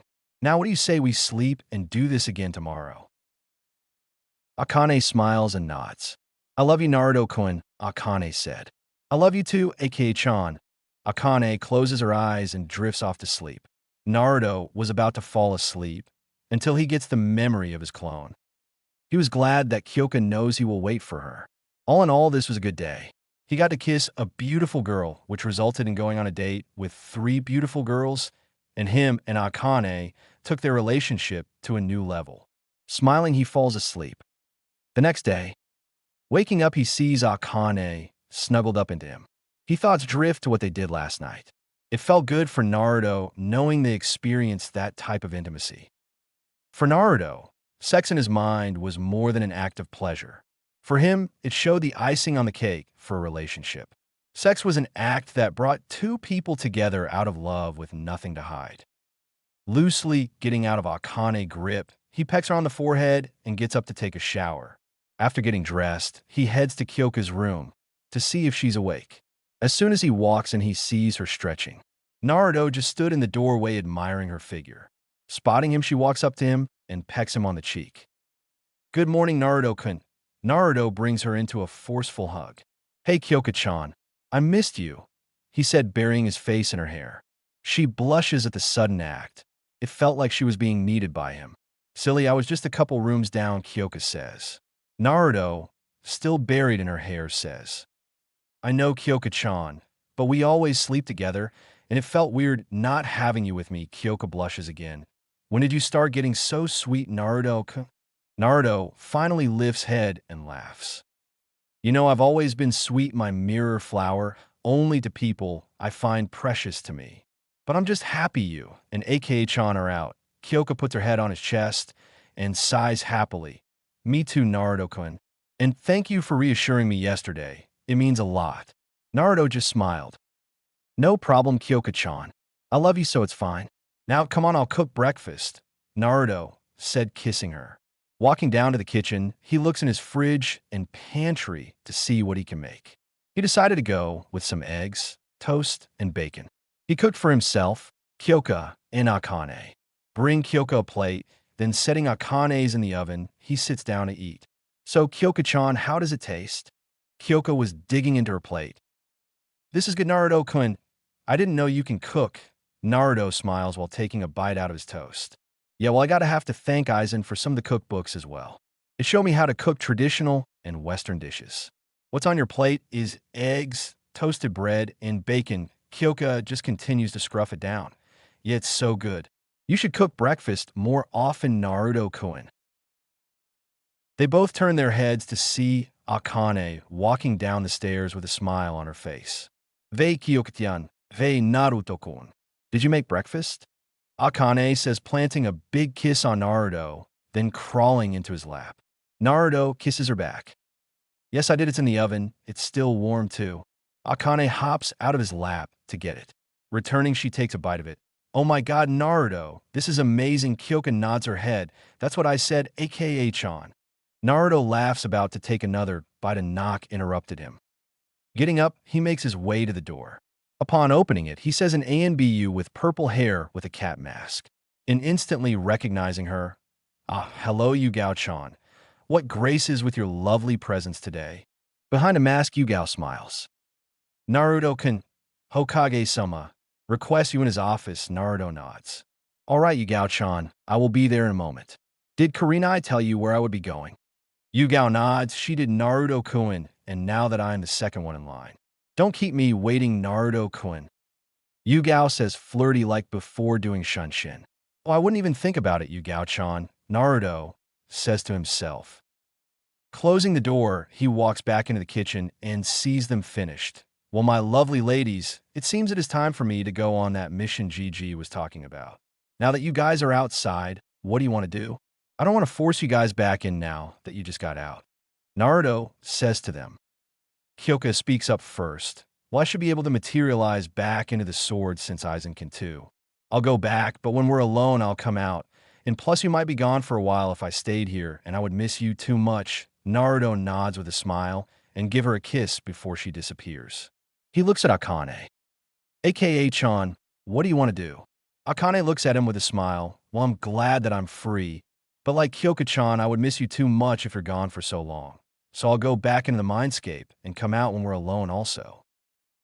Naruto nods and smiles before giving her a kiss also.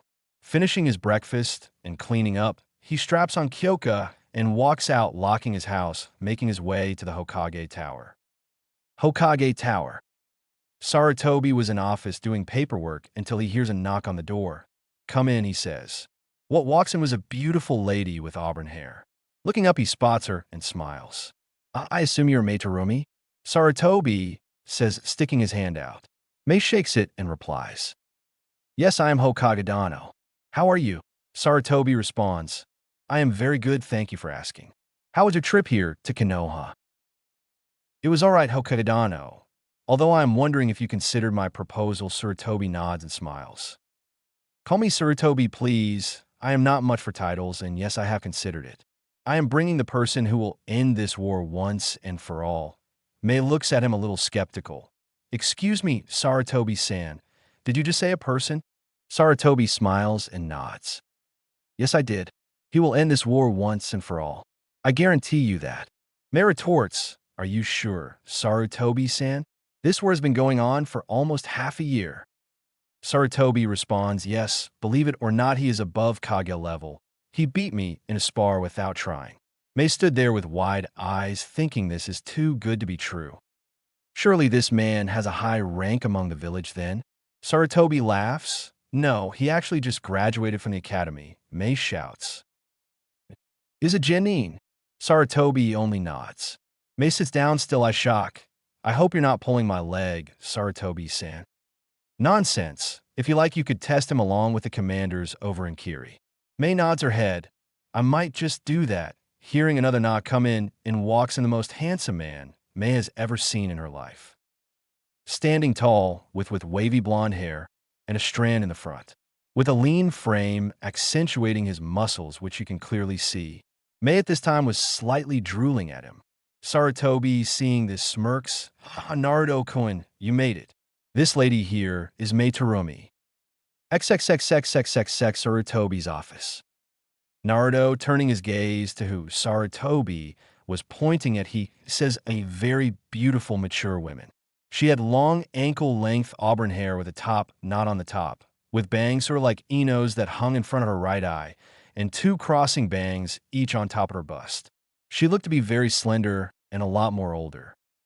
Naruto concurred that she had to be at least a little older than Kurenai or Yugao. Taking note of what she was wearing, she had on a long-sleeve blue dress that has mesh armor inside. The dress hanged off her shoulders to where it made her bust somewhat more visible. Naruto could definitely say she was one of the most beautiful girls he has seen. Mei, on the other hand, was slightly drooling. She has never seen such a handsome man. Examining him, he had the body of a god. Muscles in all the right places, you can defiantly tell with the thin white long sleeve-like clothes he was wearing. Tall and lean, not bulky like some ninjas. His hair caught her attention along with his face. His hair looked to be flowing. The strand on his forehead gave him a smooth appeal. His face, in Mei's opinion, was perfect, but their eyes met. His gaze looked so serious, it was fierce, and it held you in place. It sort of made her a little scared. Naruto, catching eyes with her, couldn't believe how beautiful her green eyes looked. Walking towards her, he grabs her hand and rubs it. Very nice to have your acquaintance, Mei-san. And might I say, you have to be one of the beautifulest women I have ever seen. Mei smiled. So, the flatterer, huh? No one can play that game better than I can. Mei loved to get men to blush and stutter. She always felt empowered, knowing both her looks and body can turn men into goo. Mei responds back, and whom might I have the great pleasure of knowing your name, handsome? Naruto smiles. She wants to play, I see. Mai is Naruto Namikaze, and I'm honored I interest you, Naruto said, smiling. Will you defiantly know how to catch a woman's eye? Naruto smiles, and with her hand still in his, he plants a soft kiss on top before letting go. Mei smiles, and then turns to Sarutobi. So this is Naruto. Well, I can't wait to see what he is made of. Sarutobi nods. Yes. Well, Naruto-kun, you will accompany her to their base, and you will end this war. Naruto nods. When do I leave, GG? Saratobi looks at May. Meet me in the front gate in 15 minutes, Naruto. Naruto nods. Well, I don't want to keep someone as beautiful as you waiting, May-san, but I have everything I need with me, so we'll be waiting. Naruto walks out of the door to the front gate. May looks back at Saratobi with a smile. He is very interesting, Saratobi-san. It seems he knows to charm a woman.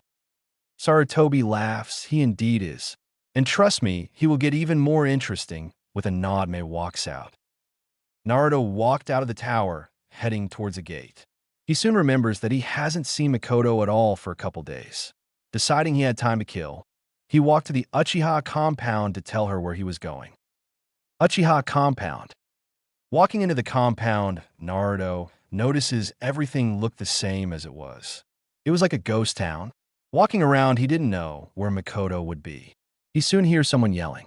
Flash steeping to the house, he sees Sasuke in the back, practicing his techniques. Seeing the fireball he saw at the academy yesterday. Sasuke was heavily panting. I need to get stronger. I will be stronger than the Dobe, so I can beat Itachi. Seeing this, Naruto goes to the front and slowly knocks on the door. Coming, he hears. Upon opening the door, he sees Mikoto, sporting a blouse with an apron. It seems she was making dinner. Hey, Mikoto-chan. Mikito, seeing and hearing him, lunges at him, engulfing him in a hug. She begins to tear a little. Naruto instantly lifts her head up. Mikoto-chan, why are you crying? Mikoto looks at him, a little teary-eyed. Oh, Naruto-kun, I thought you forgot about me, Mikoto says, sniffling. Naruto instantly places a nice, slow, and soft kiss on her lips, which for a moment shocked her, but she couldn't deny the feeling of her crush kissing her. After about 2 to 3 minutes of kissing, he pulls away. Mikoto-chan, I would never forget you. Remember that. How about, since you think I almost forgot about you, it'll take you on a date when I get back from a mission? Naruto says. Mikoto instantly brightens up. That would be lovely, Naruto-kun. You say you're going on a mission? Now, Naruto nods. Yes, I am. I'm going to Kirigakure to end a war. I might not be around for a while. I thought I would come here to let you know. Mikoto smiles, turns into a frown. Naruto-kun, I want you to be careful, okay? Naruto slightly chuckles. I will, Mikoto-chan. I wouldn't want to miss going out on a date with a beautiful woman like you. Mikoto slightly blushes. Good. She kisses him and slips a little of her tongue in his mouth and says, because you might get more of that if you come back. Naruto pecked her lips slightly. The both hear a sliding door close. Both looking at the sound of the direction, he sees Sasuke looking at him in rage. What the hell are you doing all up on my mom, dough? Naruto smirks and wraps an arm around Mikoto and pulls her to his chest. Mikoto, surprised at the actions, places her head on his chest and closes her eyes with a smile. I was asking your mom on a date, Sasuke. Is that a problem? Sasuke grits his teeth. You're damn right, it's a problem. Get the hell away from my mom. Naruto smiles. Sorry, Sasuke, couldn't do that if I tried. It seems she can't either. Naruto says, looking down at Mikoto, whose face looks very content. Playing with her hair, he hears her sigh happily. Naruto looks back at Sasuke. You never know, you might be calling me San in a couple months. Naruto says while Mikoto's head shoots up, blushing. Does that mean he wants to be with me? Mikoto thought. Naruto looks at her and pecks her lips. Smiling, she lays her head back down. Seeing this, Sasuke loses it. That is it. I don't care who you are, but you're dead. Sasuke lunges at him with a kunai. Surprisingly, Mikoto gets off his chest and pins Sasuke to the floor, Sharingan blazing. Sasuke-kun, you will not hurt the man I love. Naruto and Sasuke look at Mikoto in shock. Realizing what she said, she gets off Sasuke and blushes, avoiding eye contact with Naruto. Sasuke gets up and leaves, slamming the door behind him, leaving him and Mikoto in the room. Naruto walks up to Mikoto. He grabs Mikoto and sets her on his lap on one of their couches. He looks at her. Do you love me, Mikoto-chan? Mikoto looks up at his powerful eyes, turning her head away from his gaze. Yes, Naruto-kun, I do. It started with a crush after you saved me. I was so interested in you, but you had to leave. I couldn't stop thinking about you the past 4 years. When you came back, I was so happy. But then I thought you forgot about me because, yo. Mikoto was cut off when Naruto kissed her with passion. Separating, I like you a lot, Mikoto-chan. I can't say I love you, but I feel a deep connection with you. You were one of the first women I came across. I'm glad you like me in such a way. But are you fine knowing that I am in the CRA? Mikoto nods her head. I'm fine. As long as I get my time with you. Naruto smiles and hugs her. They stay like that for a moment before Naruto spoke. I have to go now, Makoto-chan. Now that when I come back, we're going on a date, got it? Makoto nods and walks him to the door. Please be careful, Naruto-kun. I can't bear to lose any more people. Naruto cups her face and gives her a kiss. I will. And I will come back. Just promise you will wait. Makoto nods her head, smiling. Walking away, Naruto then forms a hand sign, and out pops 5 clones of Naruto. I want you to tell Kurenai, Anko, Yugao, Ino, and Hinata about my mission now. Go, Naruto says. Hi, the clone says. The front gate. After meeting with Mikoto and sending his clones off, he waits for me at the front. Closing his eyes, he thinks about what he is going to do in the next couple of weeks. This is the first time he will ever test his combat skills out on a battlefield. He was very excited to finally try his power out. Naruto wasn't feeling as nervous. He knew from a training with Aizen that this was his job, and if he were to become a good Kage, he would have to experience war. All of a sudden, he gets hit with the memory of each of his clones. All girls were sad that he had to leave, but he ended up giving them at least a kiss on the cheek, while Anko attacked his lips. Shaking his head at the antics, he hears a girl's voice. On Naruto-kun, I see you are ready, Mei says. Naruto smirks. Naruto-kun, I'm glad the beautiful future Mizukage is getting comfortable with me. Mei smiles charmingly. Well, hopefully we both can get more comfortable when we arrive at the base, Naruto nods. Okay, Mei-chan. Tell me where are we going? Mei still smiling. Mei-chan, huh? I can get used to that. Well, our trip will 2 days, so we will have to camp for 1 night. After we should reach the base outside of Kirigakure. Let's go, Mei says with a wink. Naruto smiles. This might turn out to be fun. Well, Naruto-kun, I believe you met your match in terms of flattery. Akane says, giggling. Naruto smiles. I don't think so, Ike-chan. I've read the many books Aizen has gave me on flirting and seduction. She may put up a strong front, but she will crumble. Naruto says. Akane and Kyoka shake their heads with a smile. I'm not so sure, Naruto-kun. With age comes experience. Naruto smirks. Yes, and that's why I've been able to charm an elegant fox queen and a beautiful Zanpakuto spirit that has lived longer than I have, Akane, and Kyoka slightly blush knowing it was true. Naruto and Mei have been traveling for a while now. Noticing it was getting dark, Naruto speaks up. Mei-chan, it's getting dark. We have traveled far enough. We should get there by tomorrow. Mei nods her head and sits down. I'm going to get some food, and when Naruto walks off, Mei began setting up her tent she had with her. She began to think about her home. She just wanted it to be over with. She hoped that Naruto was the real deal and it would end. 5 minutes later, Naruto came back with edible berries, wood, and some fish in a nearby lake. Mei was a little surprised at his resourcefulness. Setting up the logs, he lights it up with a fire justu while sitting the fish on the top to roast. Finally finishing setting up her tent, she looks up to see Naruto making food. She also realizes he doesn't have a tent. Naruto-kun, you didn't bring a tent with you? Mei asks. Naruto shakes his head. No, I did not, Mei-chan. I spent 4 years in a forest training, so I'm comfortable sleeping on a branch or whatnot. Mei sees this as a good time to try and get him a blush. Well, Naruto-kun, you don't have to sleep out in the cold. Why don't you sleep in my tent with me? Naruto smiles. Mei-chan, if you wanted to get me all by yourself in your tent, all you had to do was ask. I'm sure you would need someone to hold on to at night, right? Mei slightly turns away with a light blush. Damn you, Naruto-kun. You win this round. But there is always next time. Although I wouldn't mind being held by him. He makes me feel peaceful for some reason. Like I could trust him. Naruto, seeing this, smirks. I told you, Ike-chan, Kyoka-chan. It's only a matter of time. Akane and Kyoka giggle.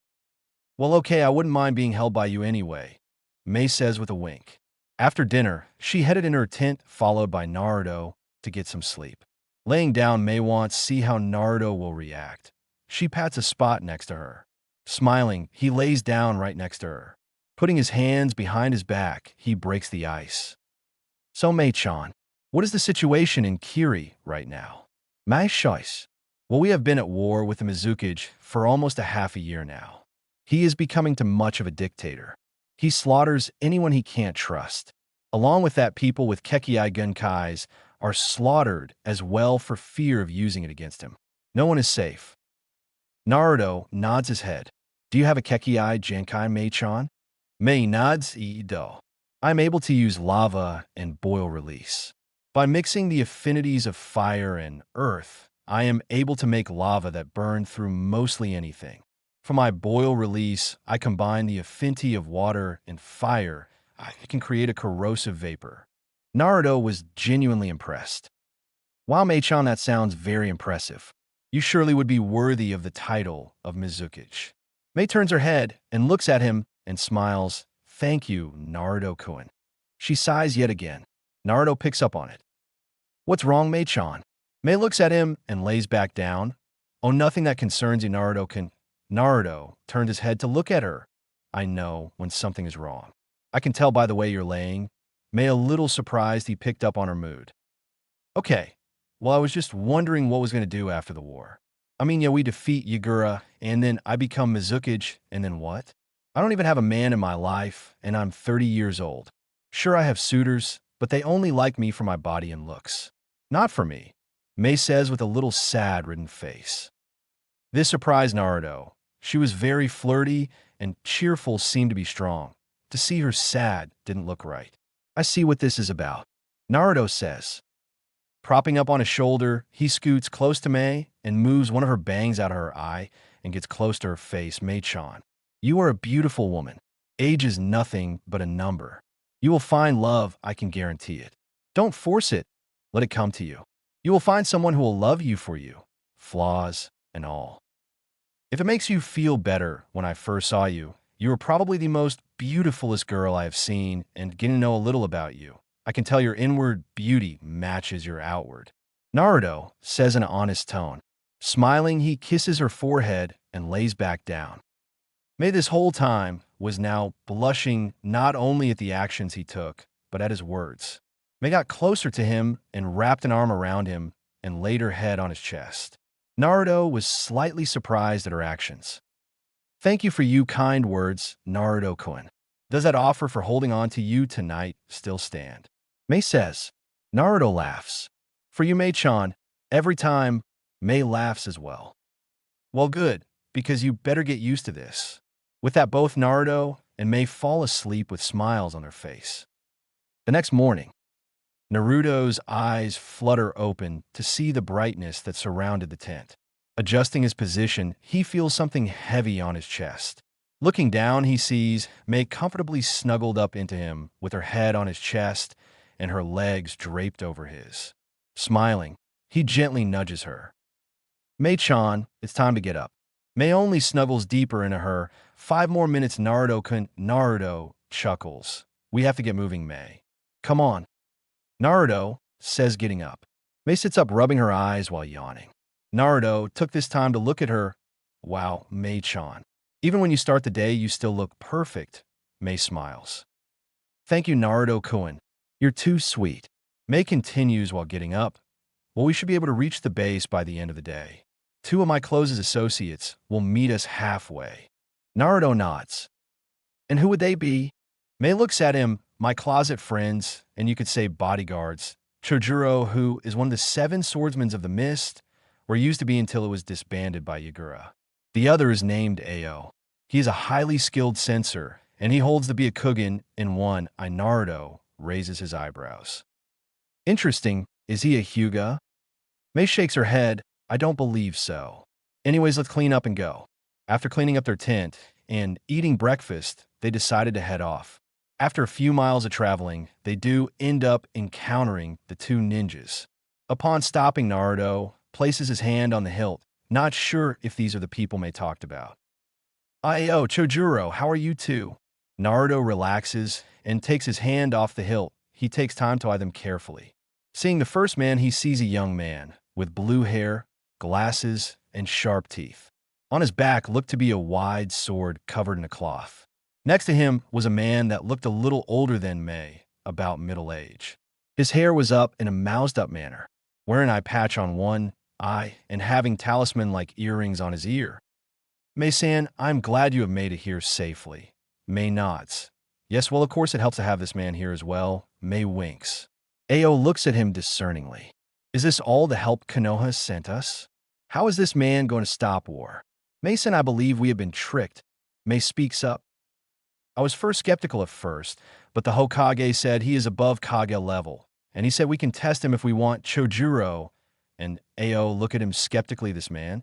Above Kage level? Back in my day, when ninja. Ao was immediately caught up. Ao, shut up before I kill you, May said in sweet, sickly voice. Ao quickly shuts up. Well, we spent a lot of time talking here. Come on, let's head to base, May said. All three nodded and sped off. At the rebel base. Arriving at the base camp was instantly greeted. May-sama, you are back, one Jounin said. While after greeting, may everyone turn their gaze to Naruto. Some of the men looked at him as if they were sizing him up, while most of the kunoichi couldn't help but think how handsome he was. Seeing the main tent up ahead, May turns her head to Naruto. Naruto-kun, this is where we plan and talk about what actions to take next. Stay near me, and I will explain to them who you are. Naruto nods. Wailing inside the tent, Naruto sees many middle-aged men in their seats. Talking upon seeing May, they greet her.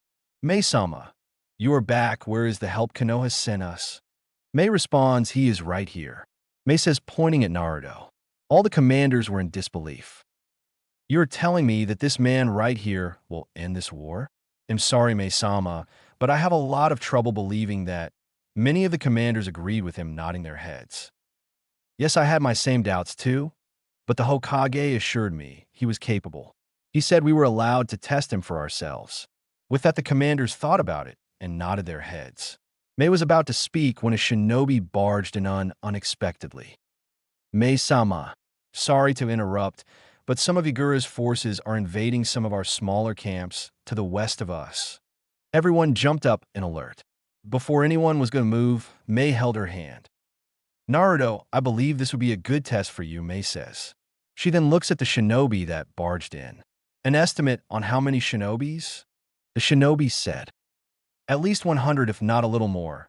May nods her head, and then she turns to look at Naruto. Naruto nods his head.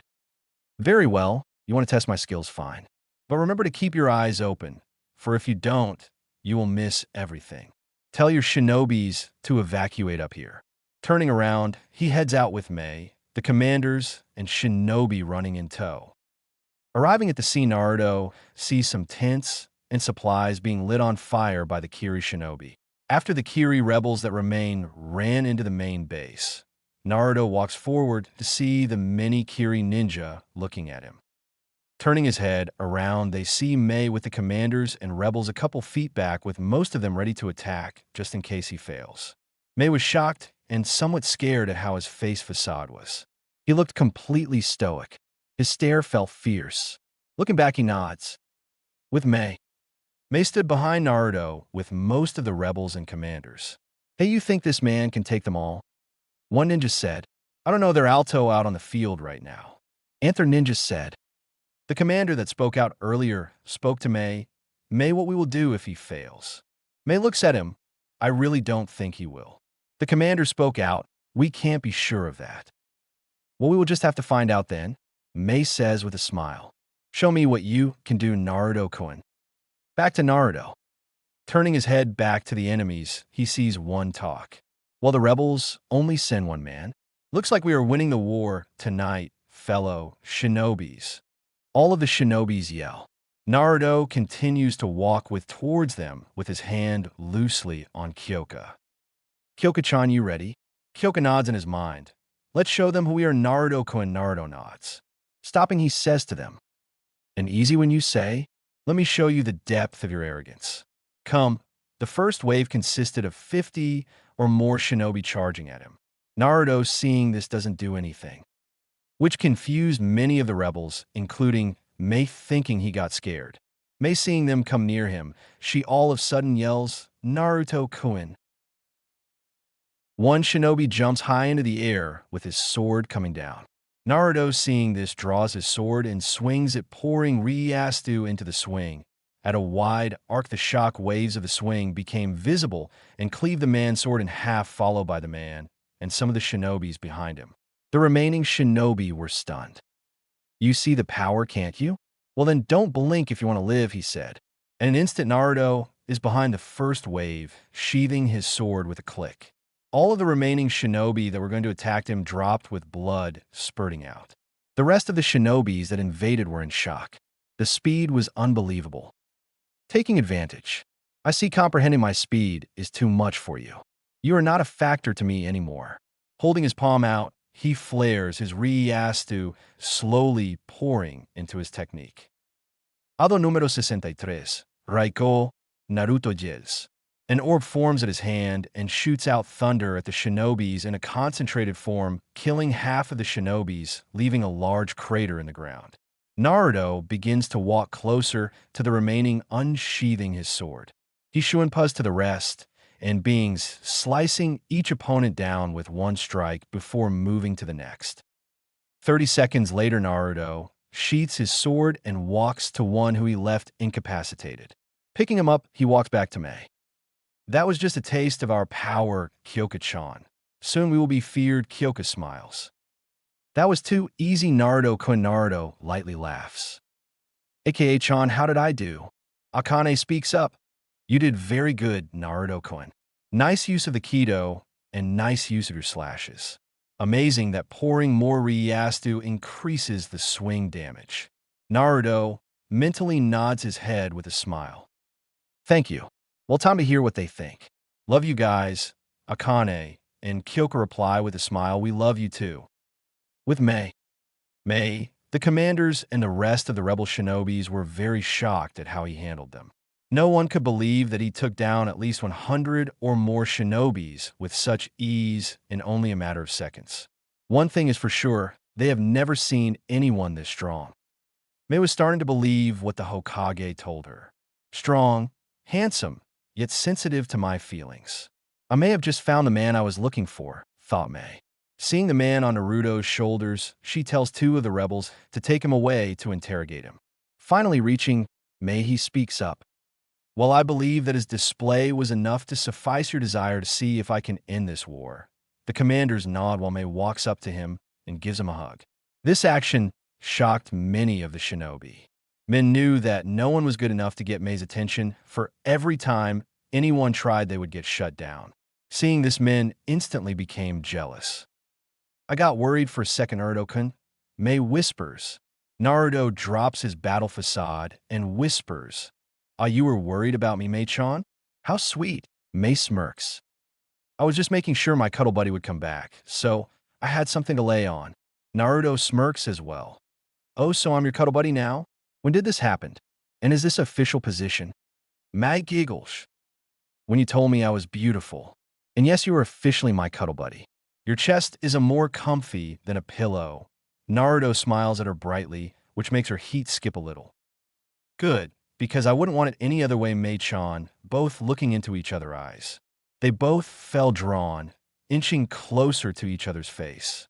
"Ahem," says Ao, who's been watching the whole time. "You know, back in my time when it came to courting women, Mei backs up and looks at him. "Ao, shut up or I'll kill you." Ao quickly shuts up. Mei then turns around to face the commanders and rebels. Well, this was Naruto's test to see if he was really the real deal. As you know, he is. We will turn the tide of this battle around with him, and we will end these countless killing and bring back peace to Kirigakure. Many of the rebel shinobis roar in applause. "All right, everyone, rest up for we still have much to do." Mei, being finished, walked off with Naruto beside her. Retiring for the night, Naruto walks into the tent Mei said he was going to sleep in. Taking off his long-sleeved shirt, he lay down looking up. Thinking about the battle he just engaged in, Mei walks in. Spotting Naruto, Mei couldn't help but drool at his physique. It was perfect, like he was sculpted from a marble statue. She gently walked over to Naruto and lay down with him, cuddling up to the side with him. Upon feeling the contact, Naruto opens his eyes and looks to his sides, smiling when he sees Mei. "Well, Mei-chan, I can defiantly get used to this," Naruto says with a light laugh, pulling her closer to his chest. Mei flushes a little at how hard his muscles are. "Well, I said you better because we're doing this a lot more often," Mei says, smiling. A few moments of silence reign over them before Mei breaks it. "I was a little scared at what you pulled today, Naruto," and Naruto turns his head down to look at her. "And why is that, Mei?" Mei looks up at him. "I thought you were going to die. All those men charging at you, and you didn't even move. I thought you froze up. Something just clicked in me to yell your name." Mei looks away. Naruto brings her chin up with his hand. "I feel glad knowing you care about me, but I don't want you to worry anymore. As you can tell, no one is clearly a match for me. So cheer up, Mei-chan, please." Naruto then leans down to kiss her forehead. Mei just smiles at the reassurance. It seems lately that's all he'd been doing, making her feel comfortable, safe, and needed. Propping on her elbows, she grabs a hold of his face. "Naruto-kun, take me on a date when all of this finished." Naruto looks back at her, a little surprised at how direct she was with the request. "I would love to take the beautiful future Mizukage on a date when this war is over." Mei smiles brightly. "Good. Now hold me." Naruto chuckles and brings her close to his chest again. Mei wanders off to bed in thought. "I've never felt this way about a man before. I can't wait for our date, Naruto-kun." Over the next couple of days, they recovered from the attack the Kiri invaders did to them a couple days ago. Walking into the main tent, Mei walks up to the front. "Good evening, everyone. Now to business. I just received the report from the man we took into interrogation a few couple days ago. We got him a crack, and the information he revealed to us is troubling." Taking a deep breath. "The invasion they did was a way to weaken our forces. Yagura is planning to launch a full-scale invasion to end this whole war once and for all. He's going to be targeting this base camp in 4 days' time." The room was now silent. All of the commanders were now fearful. Could they survive a full-scale invasion? Interrupting the silence, Naruto speaks up. "If I may, Mei-san." Naruto gestured politely. Mei with a nod continues. Naruto points his finger to a spot on the map. "Well, this is why you hired Mito in this war. I will intercept them here in this field. Most likely Yagura will be with them, but he will wait till his forces have been diminished. I will eliminate his shinobi in him." Mei immediately shouts, "No way, Naruto. There is no way I'm letting you go out by yourself. We are all going to war. This our war as well." Naruto shakes his head. "I am sorry, but I cannot let you suffer any more casualties." A commander decided to chip in. "Boy, you must be crazy if you believe you can take on his whole army, plus the Mizukage himself. As impressed we are with your abilities, you are no match." Naruto only looks at him, and then at Mei, who looks at him pleadingly. With a sigh, Naruto says, "All right, how about a compromise? You, Mei, and a handful of your best soldiers will be on the battlefield. The rest will only hinder the means to end this war." "Agreed." Mei and the commanders still look at him unsure. Naruto slightly raises his spiritual pressure, getting everyone in the room to breath a little hard. Looking at Mei, "I am sorry, Mei-chan, but regardless of what you do, I'm going to go on the battlefield whether I have you on the field or not," diminishing his spiritual pressure. Mei looks at him, then sighs. "There is no fighting this on Naruto? Fine, I will go along with my best soldiers." Turning her gaze to the commanders, "All of you, I still want you to prepare just in case they break through, or they come here though in other means." Dismissed. Every started filing out of the tent, until Mei grabs a hold of Naruto's arm. "Naruto-kun, why are you so adamant on going alone on the battlefield? I know you're here to help us, but why do it by yourself?" Mei says worriedly. Naruto, seeing her expression, softens his features and caresses her cheek. Mei leans into it, liking the affectionate gesture. "Mei-chan, there is something you have to know. I'm going to defect from Konoha in a few months after the Chunin exams." Mei shoots up her head in surprise. "Before you speak, listen to everything I have to say." With a sigh, Naruto continues, "In my village I am not liked. I was scorned, beaten, and had to live out on the streets. It wasn't until I found a man who became my sensei. He trained me to what I am today. I also found out who my parents were and that I am the Jinchuriki of the Kyuubi no Yoko. From that point on, I knew what I wanted to do. I wanted to do two things. I wanted to start my own village where no matter who you are, you will be accepted. The second is to be feared in the whole elemental nations. The reason I took this mission and why I am so adamant on going alone is because when I finished this mission, GG promised a place to start to build my new village. Also, this would be a good way to get my name known. Mei stood there silently absorbing the information she was just told. After a few minutes, she spoke up, caressing Naruto's cheek with a smile. I may not understand the situations you had to face on a daily basis, but I do understand your reasoning for what you need to do. You have my support no matter what, Naruto-kun. Naruto looks at her with a soft smile. He was happy knowing that this beautiful woman was understanding. Naruto leaned in close and pecked her softly on the lips. Mei, who was taken back by the kiss, froze. After a few seconds, she recovered and went forward to continue the kiss. After Naruto pulls back and looks at Mei. Mei cannot believe she was just kissed by him. But inside she was glad he did. It felt so right to her. Mei-chan, I want you to meet two people. Mei raised an eyebrow at what he said. A few seconds later, two figures seemingly appeared out of nowhere right beside Naruto. The first one wore an elegant kimono. She had vibrant red hair. The girl next on the other side wore an elegant light and black kimono with light white hair. Turning her eyes to Naruto. Mei-chan, this is aka-chan, or the Kyuubi no Yoko, and the women beside me is my sentiment sword spirit Kyoka-chan. Both are my wives. Mei looked at them with wide eyes. Kyuubi, the nine-tailed fox. Mei stammert. Akane lightly laughs. The one and only Mei, still wide-eyed. How can you release her? I thought the seal prevents her from doing that.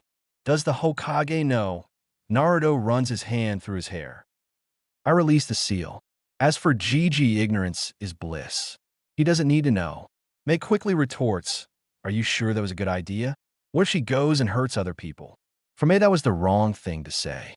Akane looked down. Naruto raised his spiritual pressure and grabs Akane and Kyoka by the waist and pulls them close. I don't appreciate you thinking that one of my future wives would do that. I trust her with my life. Same with Kyoka-chan. Both Akane and Kyoka look at him lovingly. Naruto-kun, both girls said, then gently snuggled up to him. Slowly releasing the pressure, Mei gets a hold of herself and looks down. I'm very sorry, Naruto-kun. I didn't know.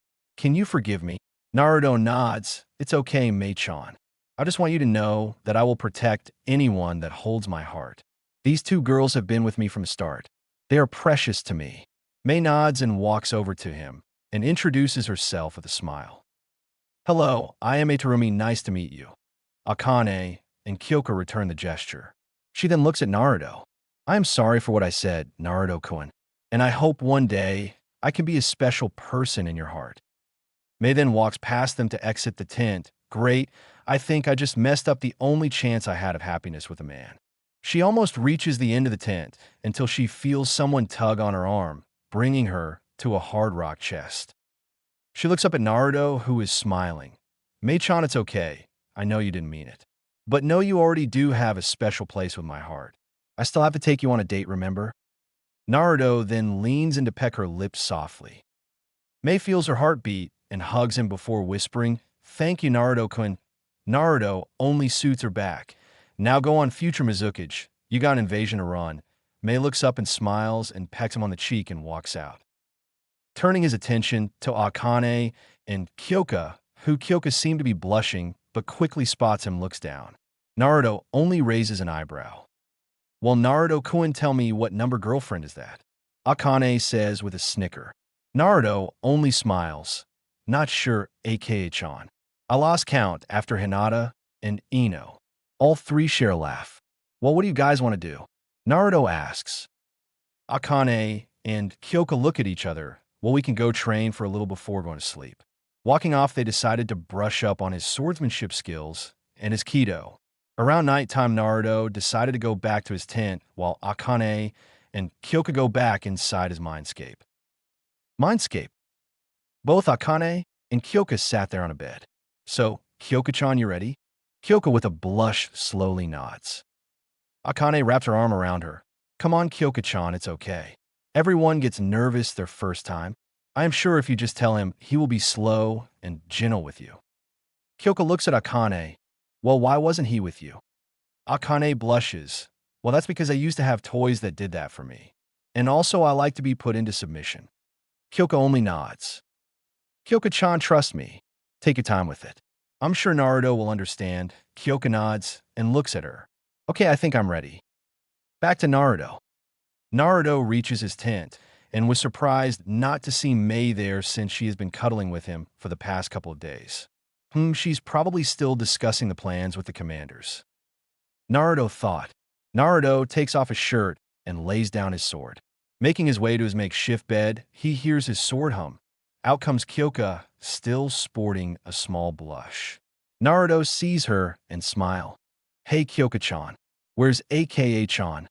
Kyoka responds. She's still in the mindscape. She's asleep, actually. Naruto nods before gesturing her to come near him. Walking towards him, she snuggles very close to him. Naruto begins to play with her hair. Kyoka takes this time to look at him. Noticing she is looking at him, he looks down and smiles. What's on your mind, Kyoka-chan? Kyoka only blushes.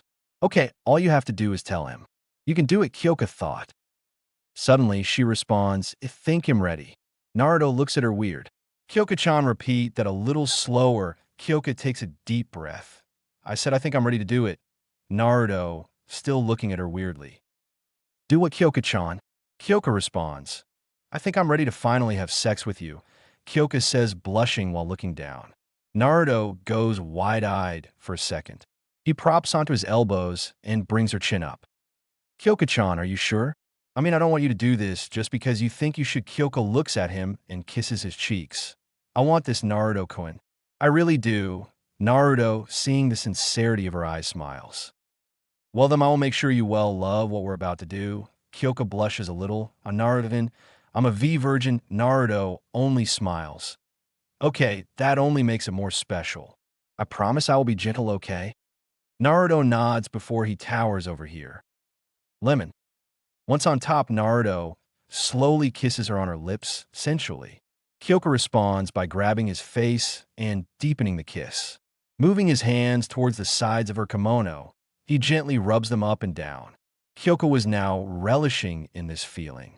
She felt so light whenever she kissed him or he touched her. Naruto gently took the collar of the kimono and tugged it to the side, giving him enough room to plant kisses on her neck. Naruto began kissing under her jaw, then down to her neck, leaving the whole side of her neck unkissed. Kyoka now biting back her moans from the feel of his lips on her neck. Slowly, he brings up his mouth to her lips, kissing her. Kyoka responds eagerly by kissing HM as well. Naruto slowly lick her lips, trying to gain entrance. Kyoka happily lets him in her mouth. This was new for Kyoka, so she spent a good amount of time exploring his mouth. Naruto felt a little more turned on that his mouth was being explored by Kyoka. With a hint of lust, he breaks the kiss and whispers in her ear.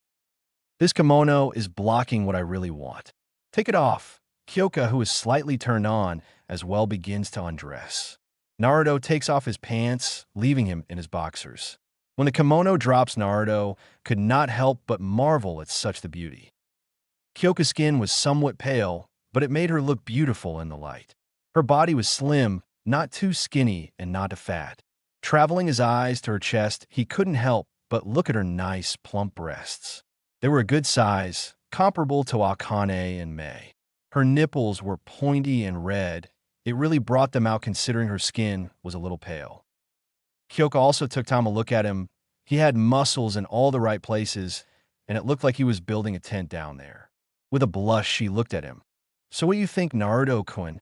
Naruto only gets closer to her and kisses her lips. You are so beautiful, Kyoka-chan. There are so many things I want to do to you, but I promise I will be gentle. If you're uncomfortable, let me know, okay? Kyoka only nods, feeling flustered that this was her first time showing anyone her body. Naruto lays her down gently. He looks at her Then his gaze travels down her chest. Leaning down, he takes one breast and gives it a lick. Looking up, he sees Kyoka shudder.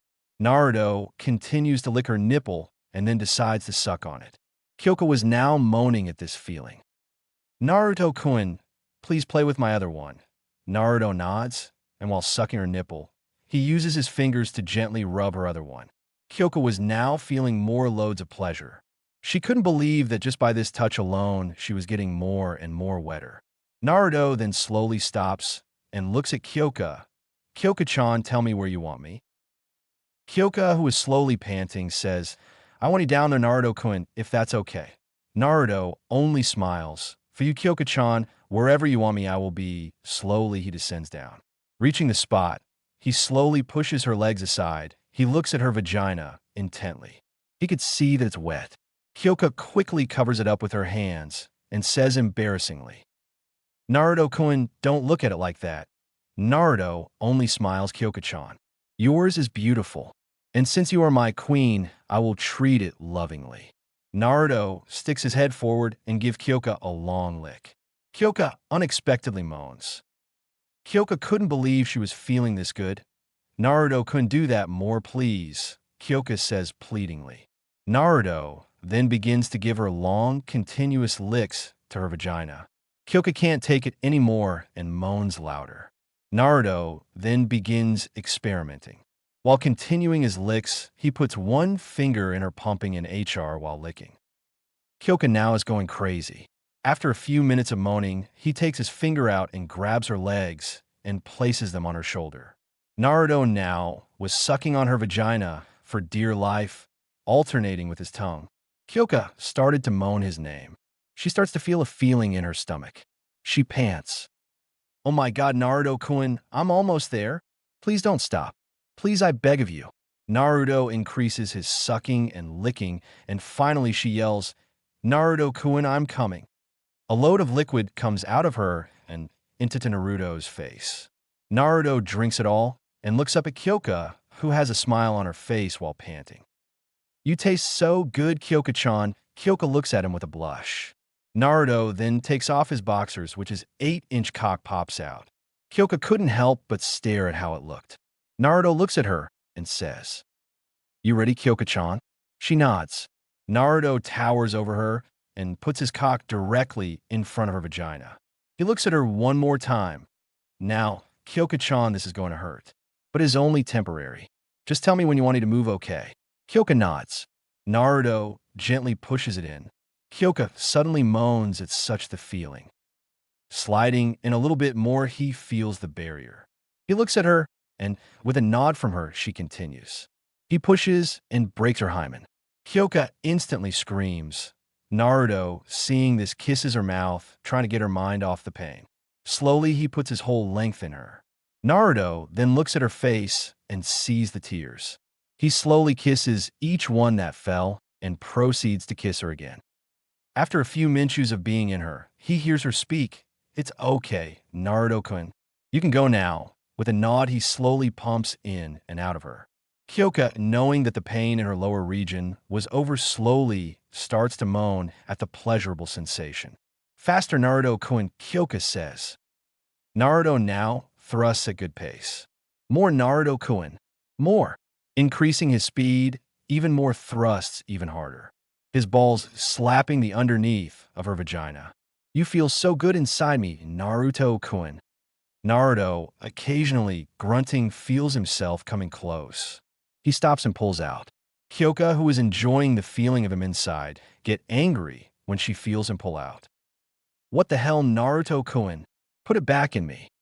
Naruto, who is a little surprised at her forcefulness, smiles. Turn around and get on your knees and hands, doing what she was told she did.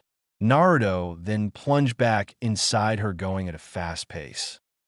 Naruto-kun, this feels so much better. Oh my god, keep going. Naruto smirks. You like that, baby? You like when I do this? He said, smacking her ass while pumping in her. Oh yes, I love when you do that, Naruto-kun. She meets his thrust with her bucks. I'm so close, Naruto-kun, please keep fucking me like this. After a few more thrusts, he feels her walls closing on his cock. Naruto-kun. KYOK-chan. They both said as they came together. Kyoko was filled with his seed. She felt so full with him inside. Naruto, pumping his seed into her, felt that her vagina was sucking as much of his seed it can. As their orgasms died down, he pulled out of her and kissed her on the lips. Kyoko shivered at the cold, hitting her down there after he pulled out. Naruto grabs Kyoko, brings her close to him. He looks at Kyoko. So, Kyoko-chan, how did it feel for your first time? Kyoko looks up and smiles. It was wonderful, especially since it was with the man I love. Naruto smiles. Good, it feels good knowing I did it with the women I love as well. A few silent moments later, Kyoko speaks. Can we do that again? Naruto looks at her and says, just what I was thinking. He rolls over and puts his cock back in her. Lemon over. Mindscape. Akane was turned on at what happened between Naruto and Kyoko. She couldn't believe Kyoko liked it a little rough since her nature was so calm. She was also surprised she wanted to go one more time. Oh man, I should have went one more round with him. Oh well, next time we do it, I'm taking him until I black out. Akane thought with a nosebleed before she materializes out and cuddles on the other side of Naruto. Real world. Another hot sex session and mind-blowing orgasm later. They both fell asleep.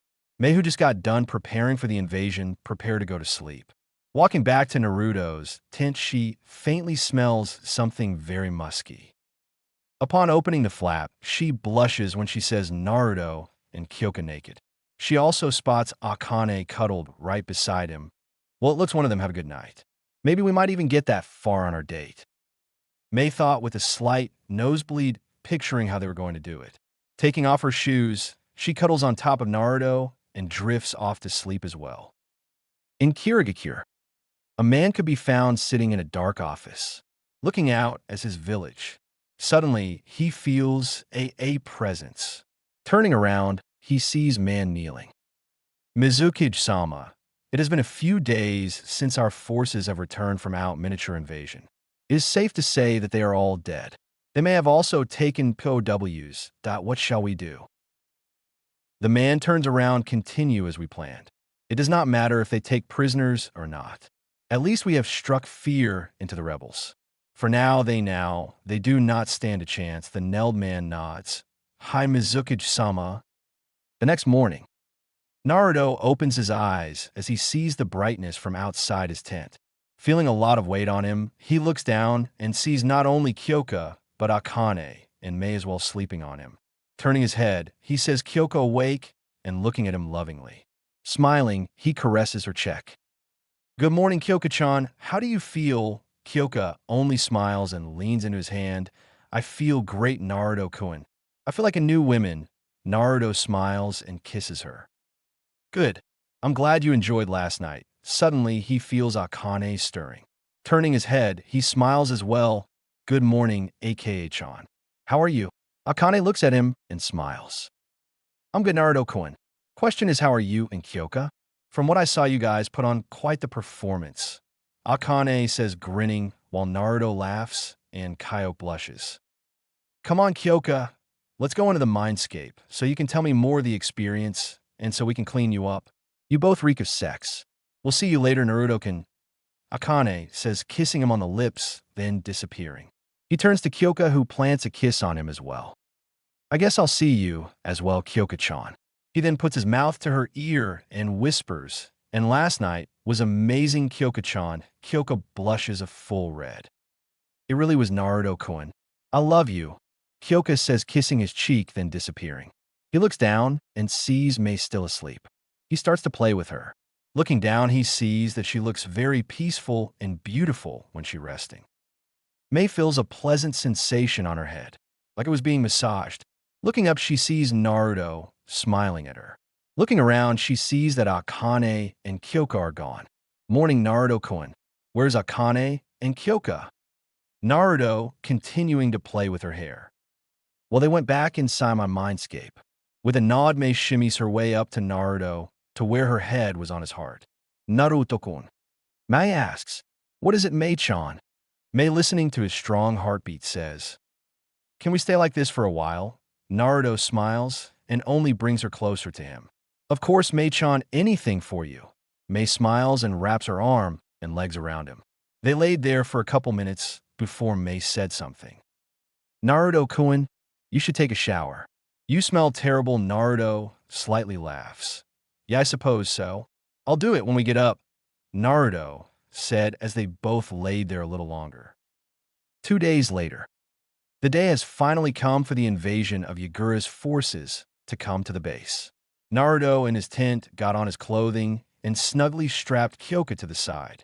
Walking out, he sees most of the rebels running around preparing everything. Catching his attention, he spots Mei with Ao and Chojuro and 4 rebels with her armored up. With a nod, they begin to walk out of the base camp towards the plains of field where they were supposed to intercept them. Ao, I want you to scout ahead and figure out when they're near. Come back here once they are close, Mei says. Hi, Mei-sama, Ao says, running forward. 5 minutes later. Ao comes back kneeling. Mei-sama, they are approximately 3 minutes away. With a nod, Ao stands up and appears behind her. Naruto decides to take a step forward. Mid-step, he feels someone grab onto him. Looking at who it was Mei. Naruto-kun, promise you will come back to me after this war is over. Mei looks at him with worried and pleadingly eyes. Naruto's expression softens. I promise you Mei-chan, I will come back to you when this is over. Now I want you to promise me something. Mei only nods for him to continue. If I end up fighting Yagura, I don't want you to interfere, okay? Worry about yourself and your teammates here. Mei reluctantly nods before she brings Naruto into a soul-searing kiss. Naruto could feel the passion she put into it. Naruto then puts passion into the kiss as well. After a few minutes, they break up. Sensing more signatures, Naruto turns his head and sees the massive army. They are here, Mei-chan. Mei distancing herself from nods. Out of the forest came hundreds of shinobis. To the ninjas that were with Mei, it looked very daunting. Mei also was feeling slightly nervous. This was her first time in all-out battle. This was her chance to prove she was a Kage level worth kunoichi. Naruto takes a step forwards and unsheaths his sword. Ready, Kyoka-chan, aka Chan? Naruto says in thought. Give them hell, Naruto Konakane says. Yes, Naruto, it is time to show them who we are, Kyoka says. The Kiri shinobi can only laugh at who showed up. Although somewhat surprised that they were intercepted early, a man that seemed to be leading them stepped out and turned around. Today is the day, men. We will kill these rebels and end this war. For the Mizukichi, he yells. Suddenly, he hears a different voice beside him. If you have enough time to give a speech, you better make sure you keep an eye on your opponent. The man turns around only for his head to be lopped off. The Kiri shinobi were shocked. Their leader was taken down dirtily by this man. One man yelled, charge. One man charged at him with a kunai, only for him to be cut down instantly. Naruto smirked. You thought you could destroy me by striking with power? How naive.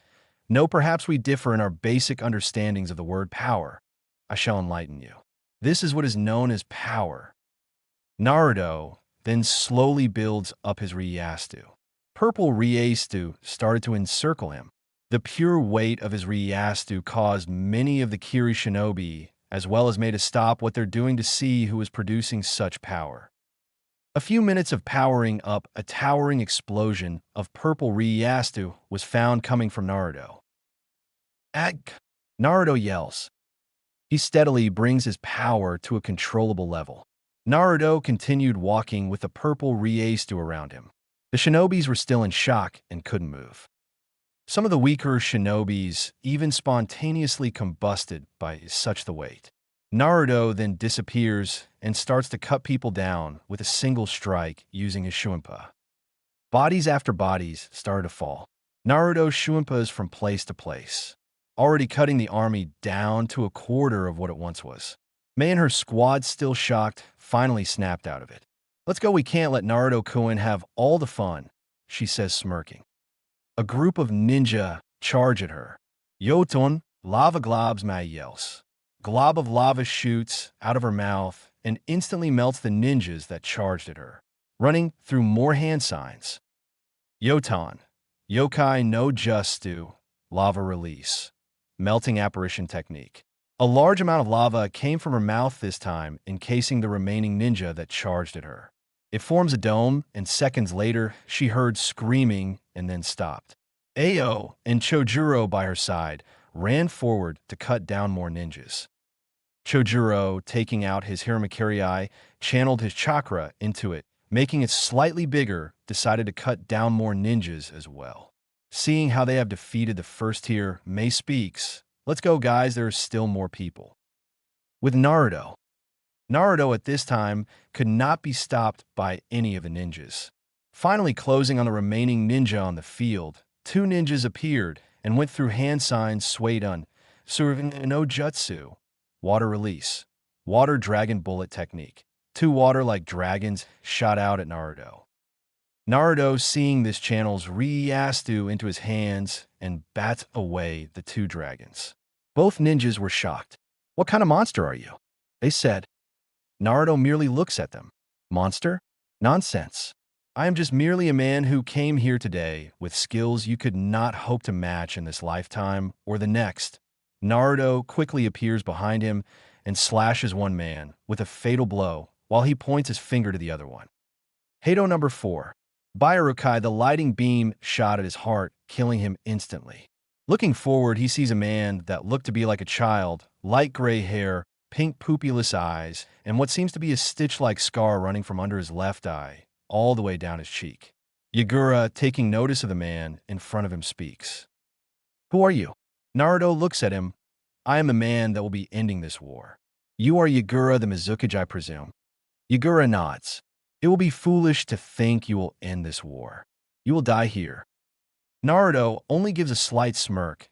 "I believe it would be foolish for you to think you will win when I'm already behind you." Yagura goes wide-eyed and feels a slash on arm, shouting in pain. He jumps back and holds his arm. Naruto stands there, flicking the blood of his blade. He holds out his sword for Yagura to see and says, "Tell me, Mizukage, what do you think of my sword?" Yagura eyes him curiously. "It looks like a regular sword to me." "Why do you ask?" Naruto only sighs. "No reason. This sword is a very beautiful one, if I do say so myself. It holds such destructive power in such a simple form." Yagura getting a little impatient. "Enough small talk, it's time to fight." Yagura runs through 40 hand signs before saying, "Suidan, Sun no Jutsu, water release, water dragon bullet technique," shooting out a dragon made of water at Naruto. Naruto sighs. "This again, huh?" Naruto quickly shoompas out of the way. "You will have to do better than that for your justice to reach me. But by your display, I doubt you will obtain the necessary speed. Launch one at me again. Let's see if it works the second time." Yagura, getting a little more angry at his constant mocking, dashes towards him, engaging him in taijutsu. Yagura jumps to give him a roundhouse kick, only for Naruto to grab it. Yagura then backflips away and comes back with a barrage of punches. Naruto simply evades with ease. Yagura ends up finally giving him a hook to his face, but realizes Naruto's body gets fuzzy and fades. Squelch. Yagura attains another slash on his arm. Looking back, he sees Naruto. How is he this fast? This is impossible." Yagura thought. Seeing the surprised look on his face, Naruto speaks up. "Clearly, you will need to do better than that. But the question is, can you?" Yagura finally snaps. "You will regret ever saying that." Yagura jumps back and starts to power up. Seeing this, Naruto raises his eyebrows. He then hears Akane speak. "Naruto-kun, I want you to be careful. Since he is a Jinchuriki, he has something called initial forms. He can go into a partial form of what his demon looks like, or he can take it a level higher and go into a full form, fully transforming into his tailed beast demon. Do not take him lightly." Naruto nods. A tail then sprouts from Yagura, along with a dark cloak of chakra. His voice a little more demonic. "You will die now," he says, charging at him much more faster than last time. Yagura at this time decides to unleash even more punches and kicks. Surprised at how he is still this slow, he jumps back. Naruto forms hand seals this time, Kitan. Gokaku no Jutsu, fire release, great fireball technique. A huge fireball at least 3 times bigger than him shoots out at him with such speed. Yagura, seeing this, knew he couldn't dodge Sueten. Suijin Hiki, water release. Water encampment wall. A huge wall of water raises in front of Yagura, canceling out his fireball. Naruto, seeing how he is temporarily blinded Shunpa's behind him and slashes his arm in the air, horizontally, saying, Heido number 54. Heian, abolishing flames. A purple spiritual blast comes out of hand and incinerates Yagura. Yagura barely had enough time to dodge as it hit him and lit him on fire. With Mei. After Mei finished fighting the remaining batch of shinobi on the battlefield, she sped forward to catch the fight between Naruto and Yagura. She was very surprised to see his skills. He was able to cut Yagura with ease, even in his partial transformed state with just speed alone. Not only that, but he was infuriating him. He was using moves that required no hand signs. It was a sight to behold for the Mei and the squad she was with. Amazing. To be able to keep up with Yagura with such ease, said Ao. Did you see that movie Pulled? He literally almost incinerated Yagura. Man, I'm glad he's on our side, one rebel said. Mei stood there in admiration and fear. Don't lose, Naruto-kun. You promised, Mei thought. Chojuro snapped her out of attention. Emma Mei-sama, shouldn't we be there helping Naruto-san? Mei shakes her head. No, he told me to not interfere with his match.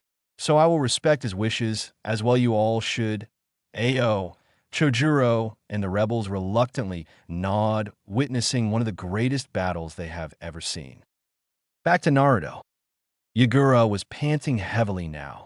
To make it worse, he was bleeding with some of his clothes tattered. I can't keep with him.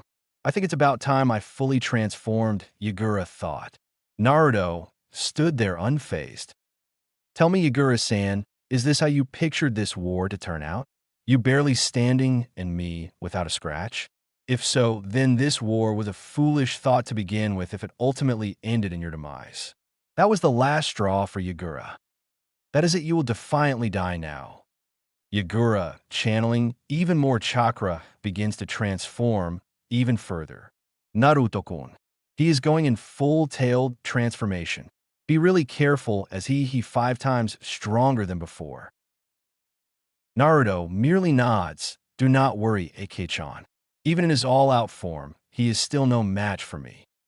Turning his gaze to Yagura, he finally sees him transforming into a huge turtle-like creature, with a crab-like shell and the 3 of its tails behind him. Rower, you will die now. Yagura, in full state, started to form what looks like to be a water ball of huge proportions. Yagura shoots one out at Naruto. Naruto knew it would be time to take him seriously. Naruto ends up dodging, but only to find more water balls being shot at him. If that is all you can do in your new form, Yagura-san, then I am sadly disappointed. Suddenly, the water's ball stopped for him to find Yagura wrapped up in a ball rolling towards him at fast speed. Naruto stood his ground, holding his hand out and channels a large amount of Ryastu in his hand. Yagura comes rolling at him. Yagura feels he's close until out of nowhere he stops. Peeking from his shell, he sees Naruto has stopped him with his bare hands. Impossible, no mere human should be able to stop that. Yagura then rolls back and unfolds himself. Naruto smirks. I guess a mere human cannot stop what you just did. That most clearly mean I am something above a human. Yagura takes this time to think. Okay, this isn't going anywhere. Amazing though he can keep up with me fully transformed, I will give it one last shot to destroy him. He shouldn't be able to dodge or block this. Yagura makes 3 clones of himself. The 3 clones form into a ball rapidly, chagrin Naruto. The main Yagura opens his mouth and starts to form a dark ball. Akane sees this. Naruto-kun, end it now. Don't let him fire off that ball, you will die. It's the most powerful Justu a Jinchuriki can have. Upon hearing this, Naruto tries to Shunpa forward only to be stopped by one of the clones. With Mei. Mei and her squad now had their jaws dropped at what they just witnessed. He stopped one of Yagura's attacks with just his hand. Everyone was thinking, what type of power is he displaying? Mei suddenly sees Yagura from clones of himself. Turning her eyes to the original Yagura, she sees him form a black ball. Mei's eye suddenly widens. Yagura is forming his tailed beast ball. Quickly, we have to stop him. Awinte hoops. Wait, Mei-sama. I thought you said he doesn't want us to interfere. Mei looks at him with a fierce gaze. Screw what he said. He's going to die. With that said, Mei and her squad rushed towards Naruto. Damn it, don't die, Naruto-kun, Mei thought. Back to Naruto. Yagura finally was ready to fire his tailed beast ball. Aiming at Naruto, his clones dispel. Yagura then fires his tailed beast ball at Naruto. The force of his ball that he fired was creating shock waves in the air while the ground started to crack. Yagura knew there was no why for him to dodge since his clones keep him occupied. Turning around, Naruto sees the ball incoming. Inches before it reaches him, Mei and Akane sees this. No, Naruto. They both yelled. The ball came at Naruto and blasted him. His body was inside the ball. En explosion resulted. Boom! Mei and the squads had to shut her eyes from such the explosion. Seconds later, they see Naruto on the ground in a huge crater, not breathing. Everything was silent. Mei had tears in her eyes. Damn it, Naruto-kun, you promised you would come back to me. Why? Looking down at his face, she sees him motionless, but then hears his voice. In the mindscape, Akane was crying her eyes out, trying to heal Naruto. God damn it, Naruto-kun, I told you to be careful. As she was healing him, she realizes that it's not working. Why the hell isn't working? She said frantically. Seconds later, she hears his voice as well. Shatter. Kyoka Suigestu.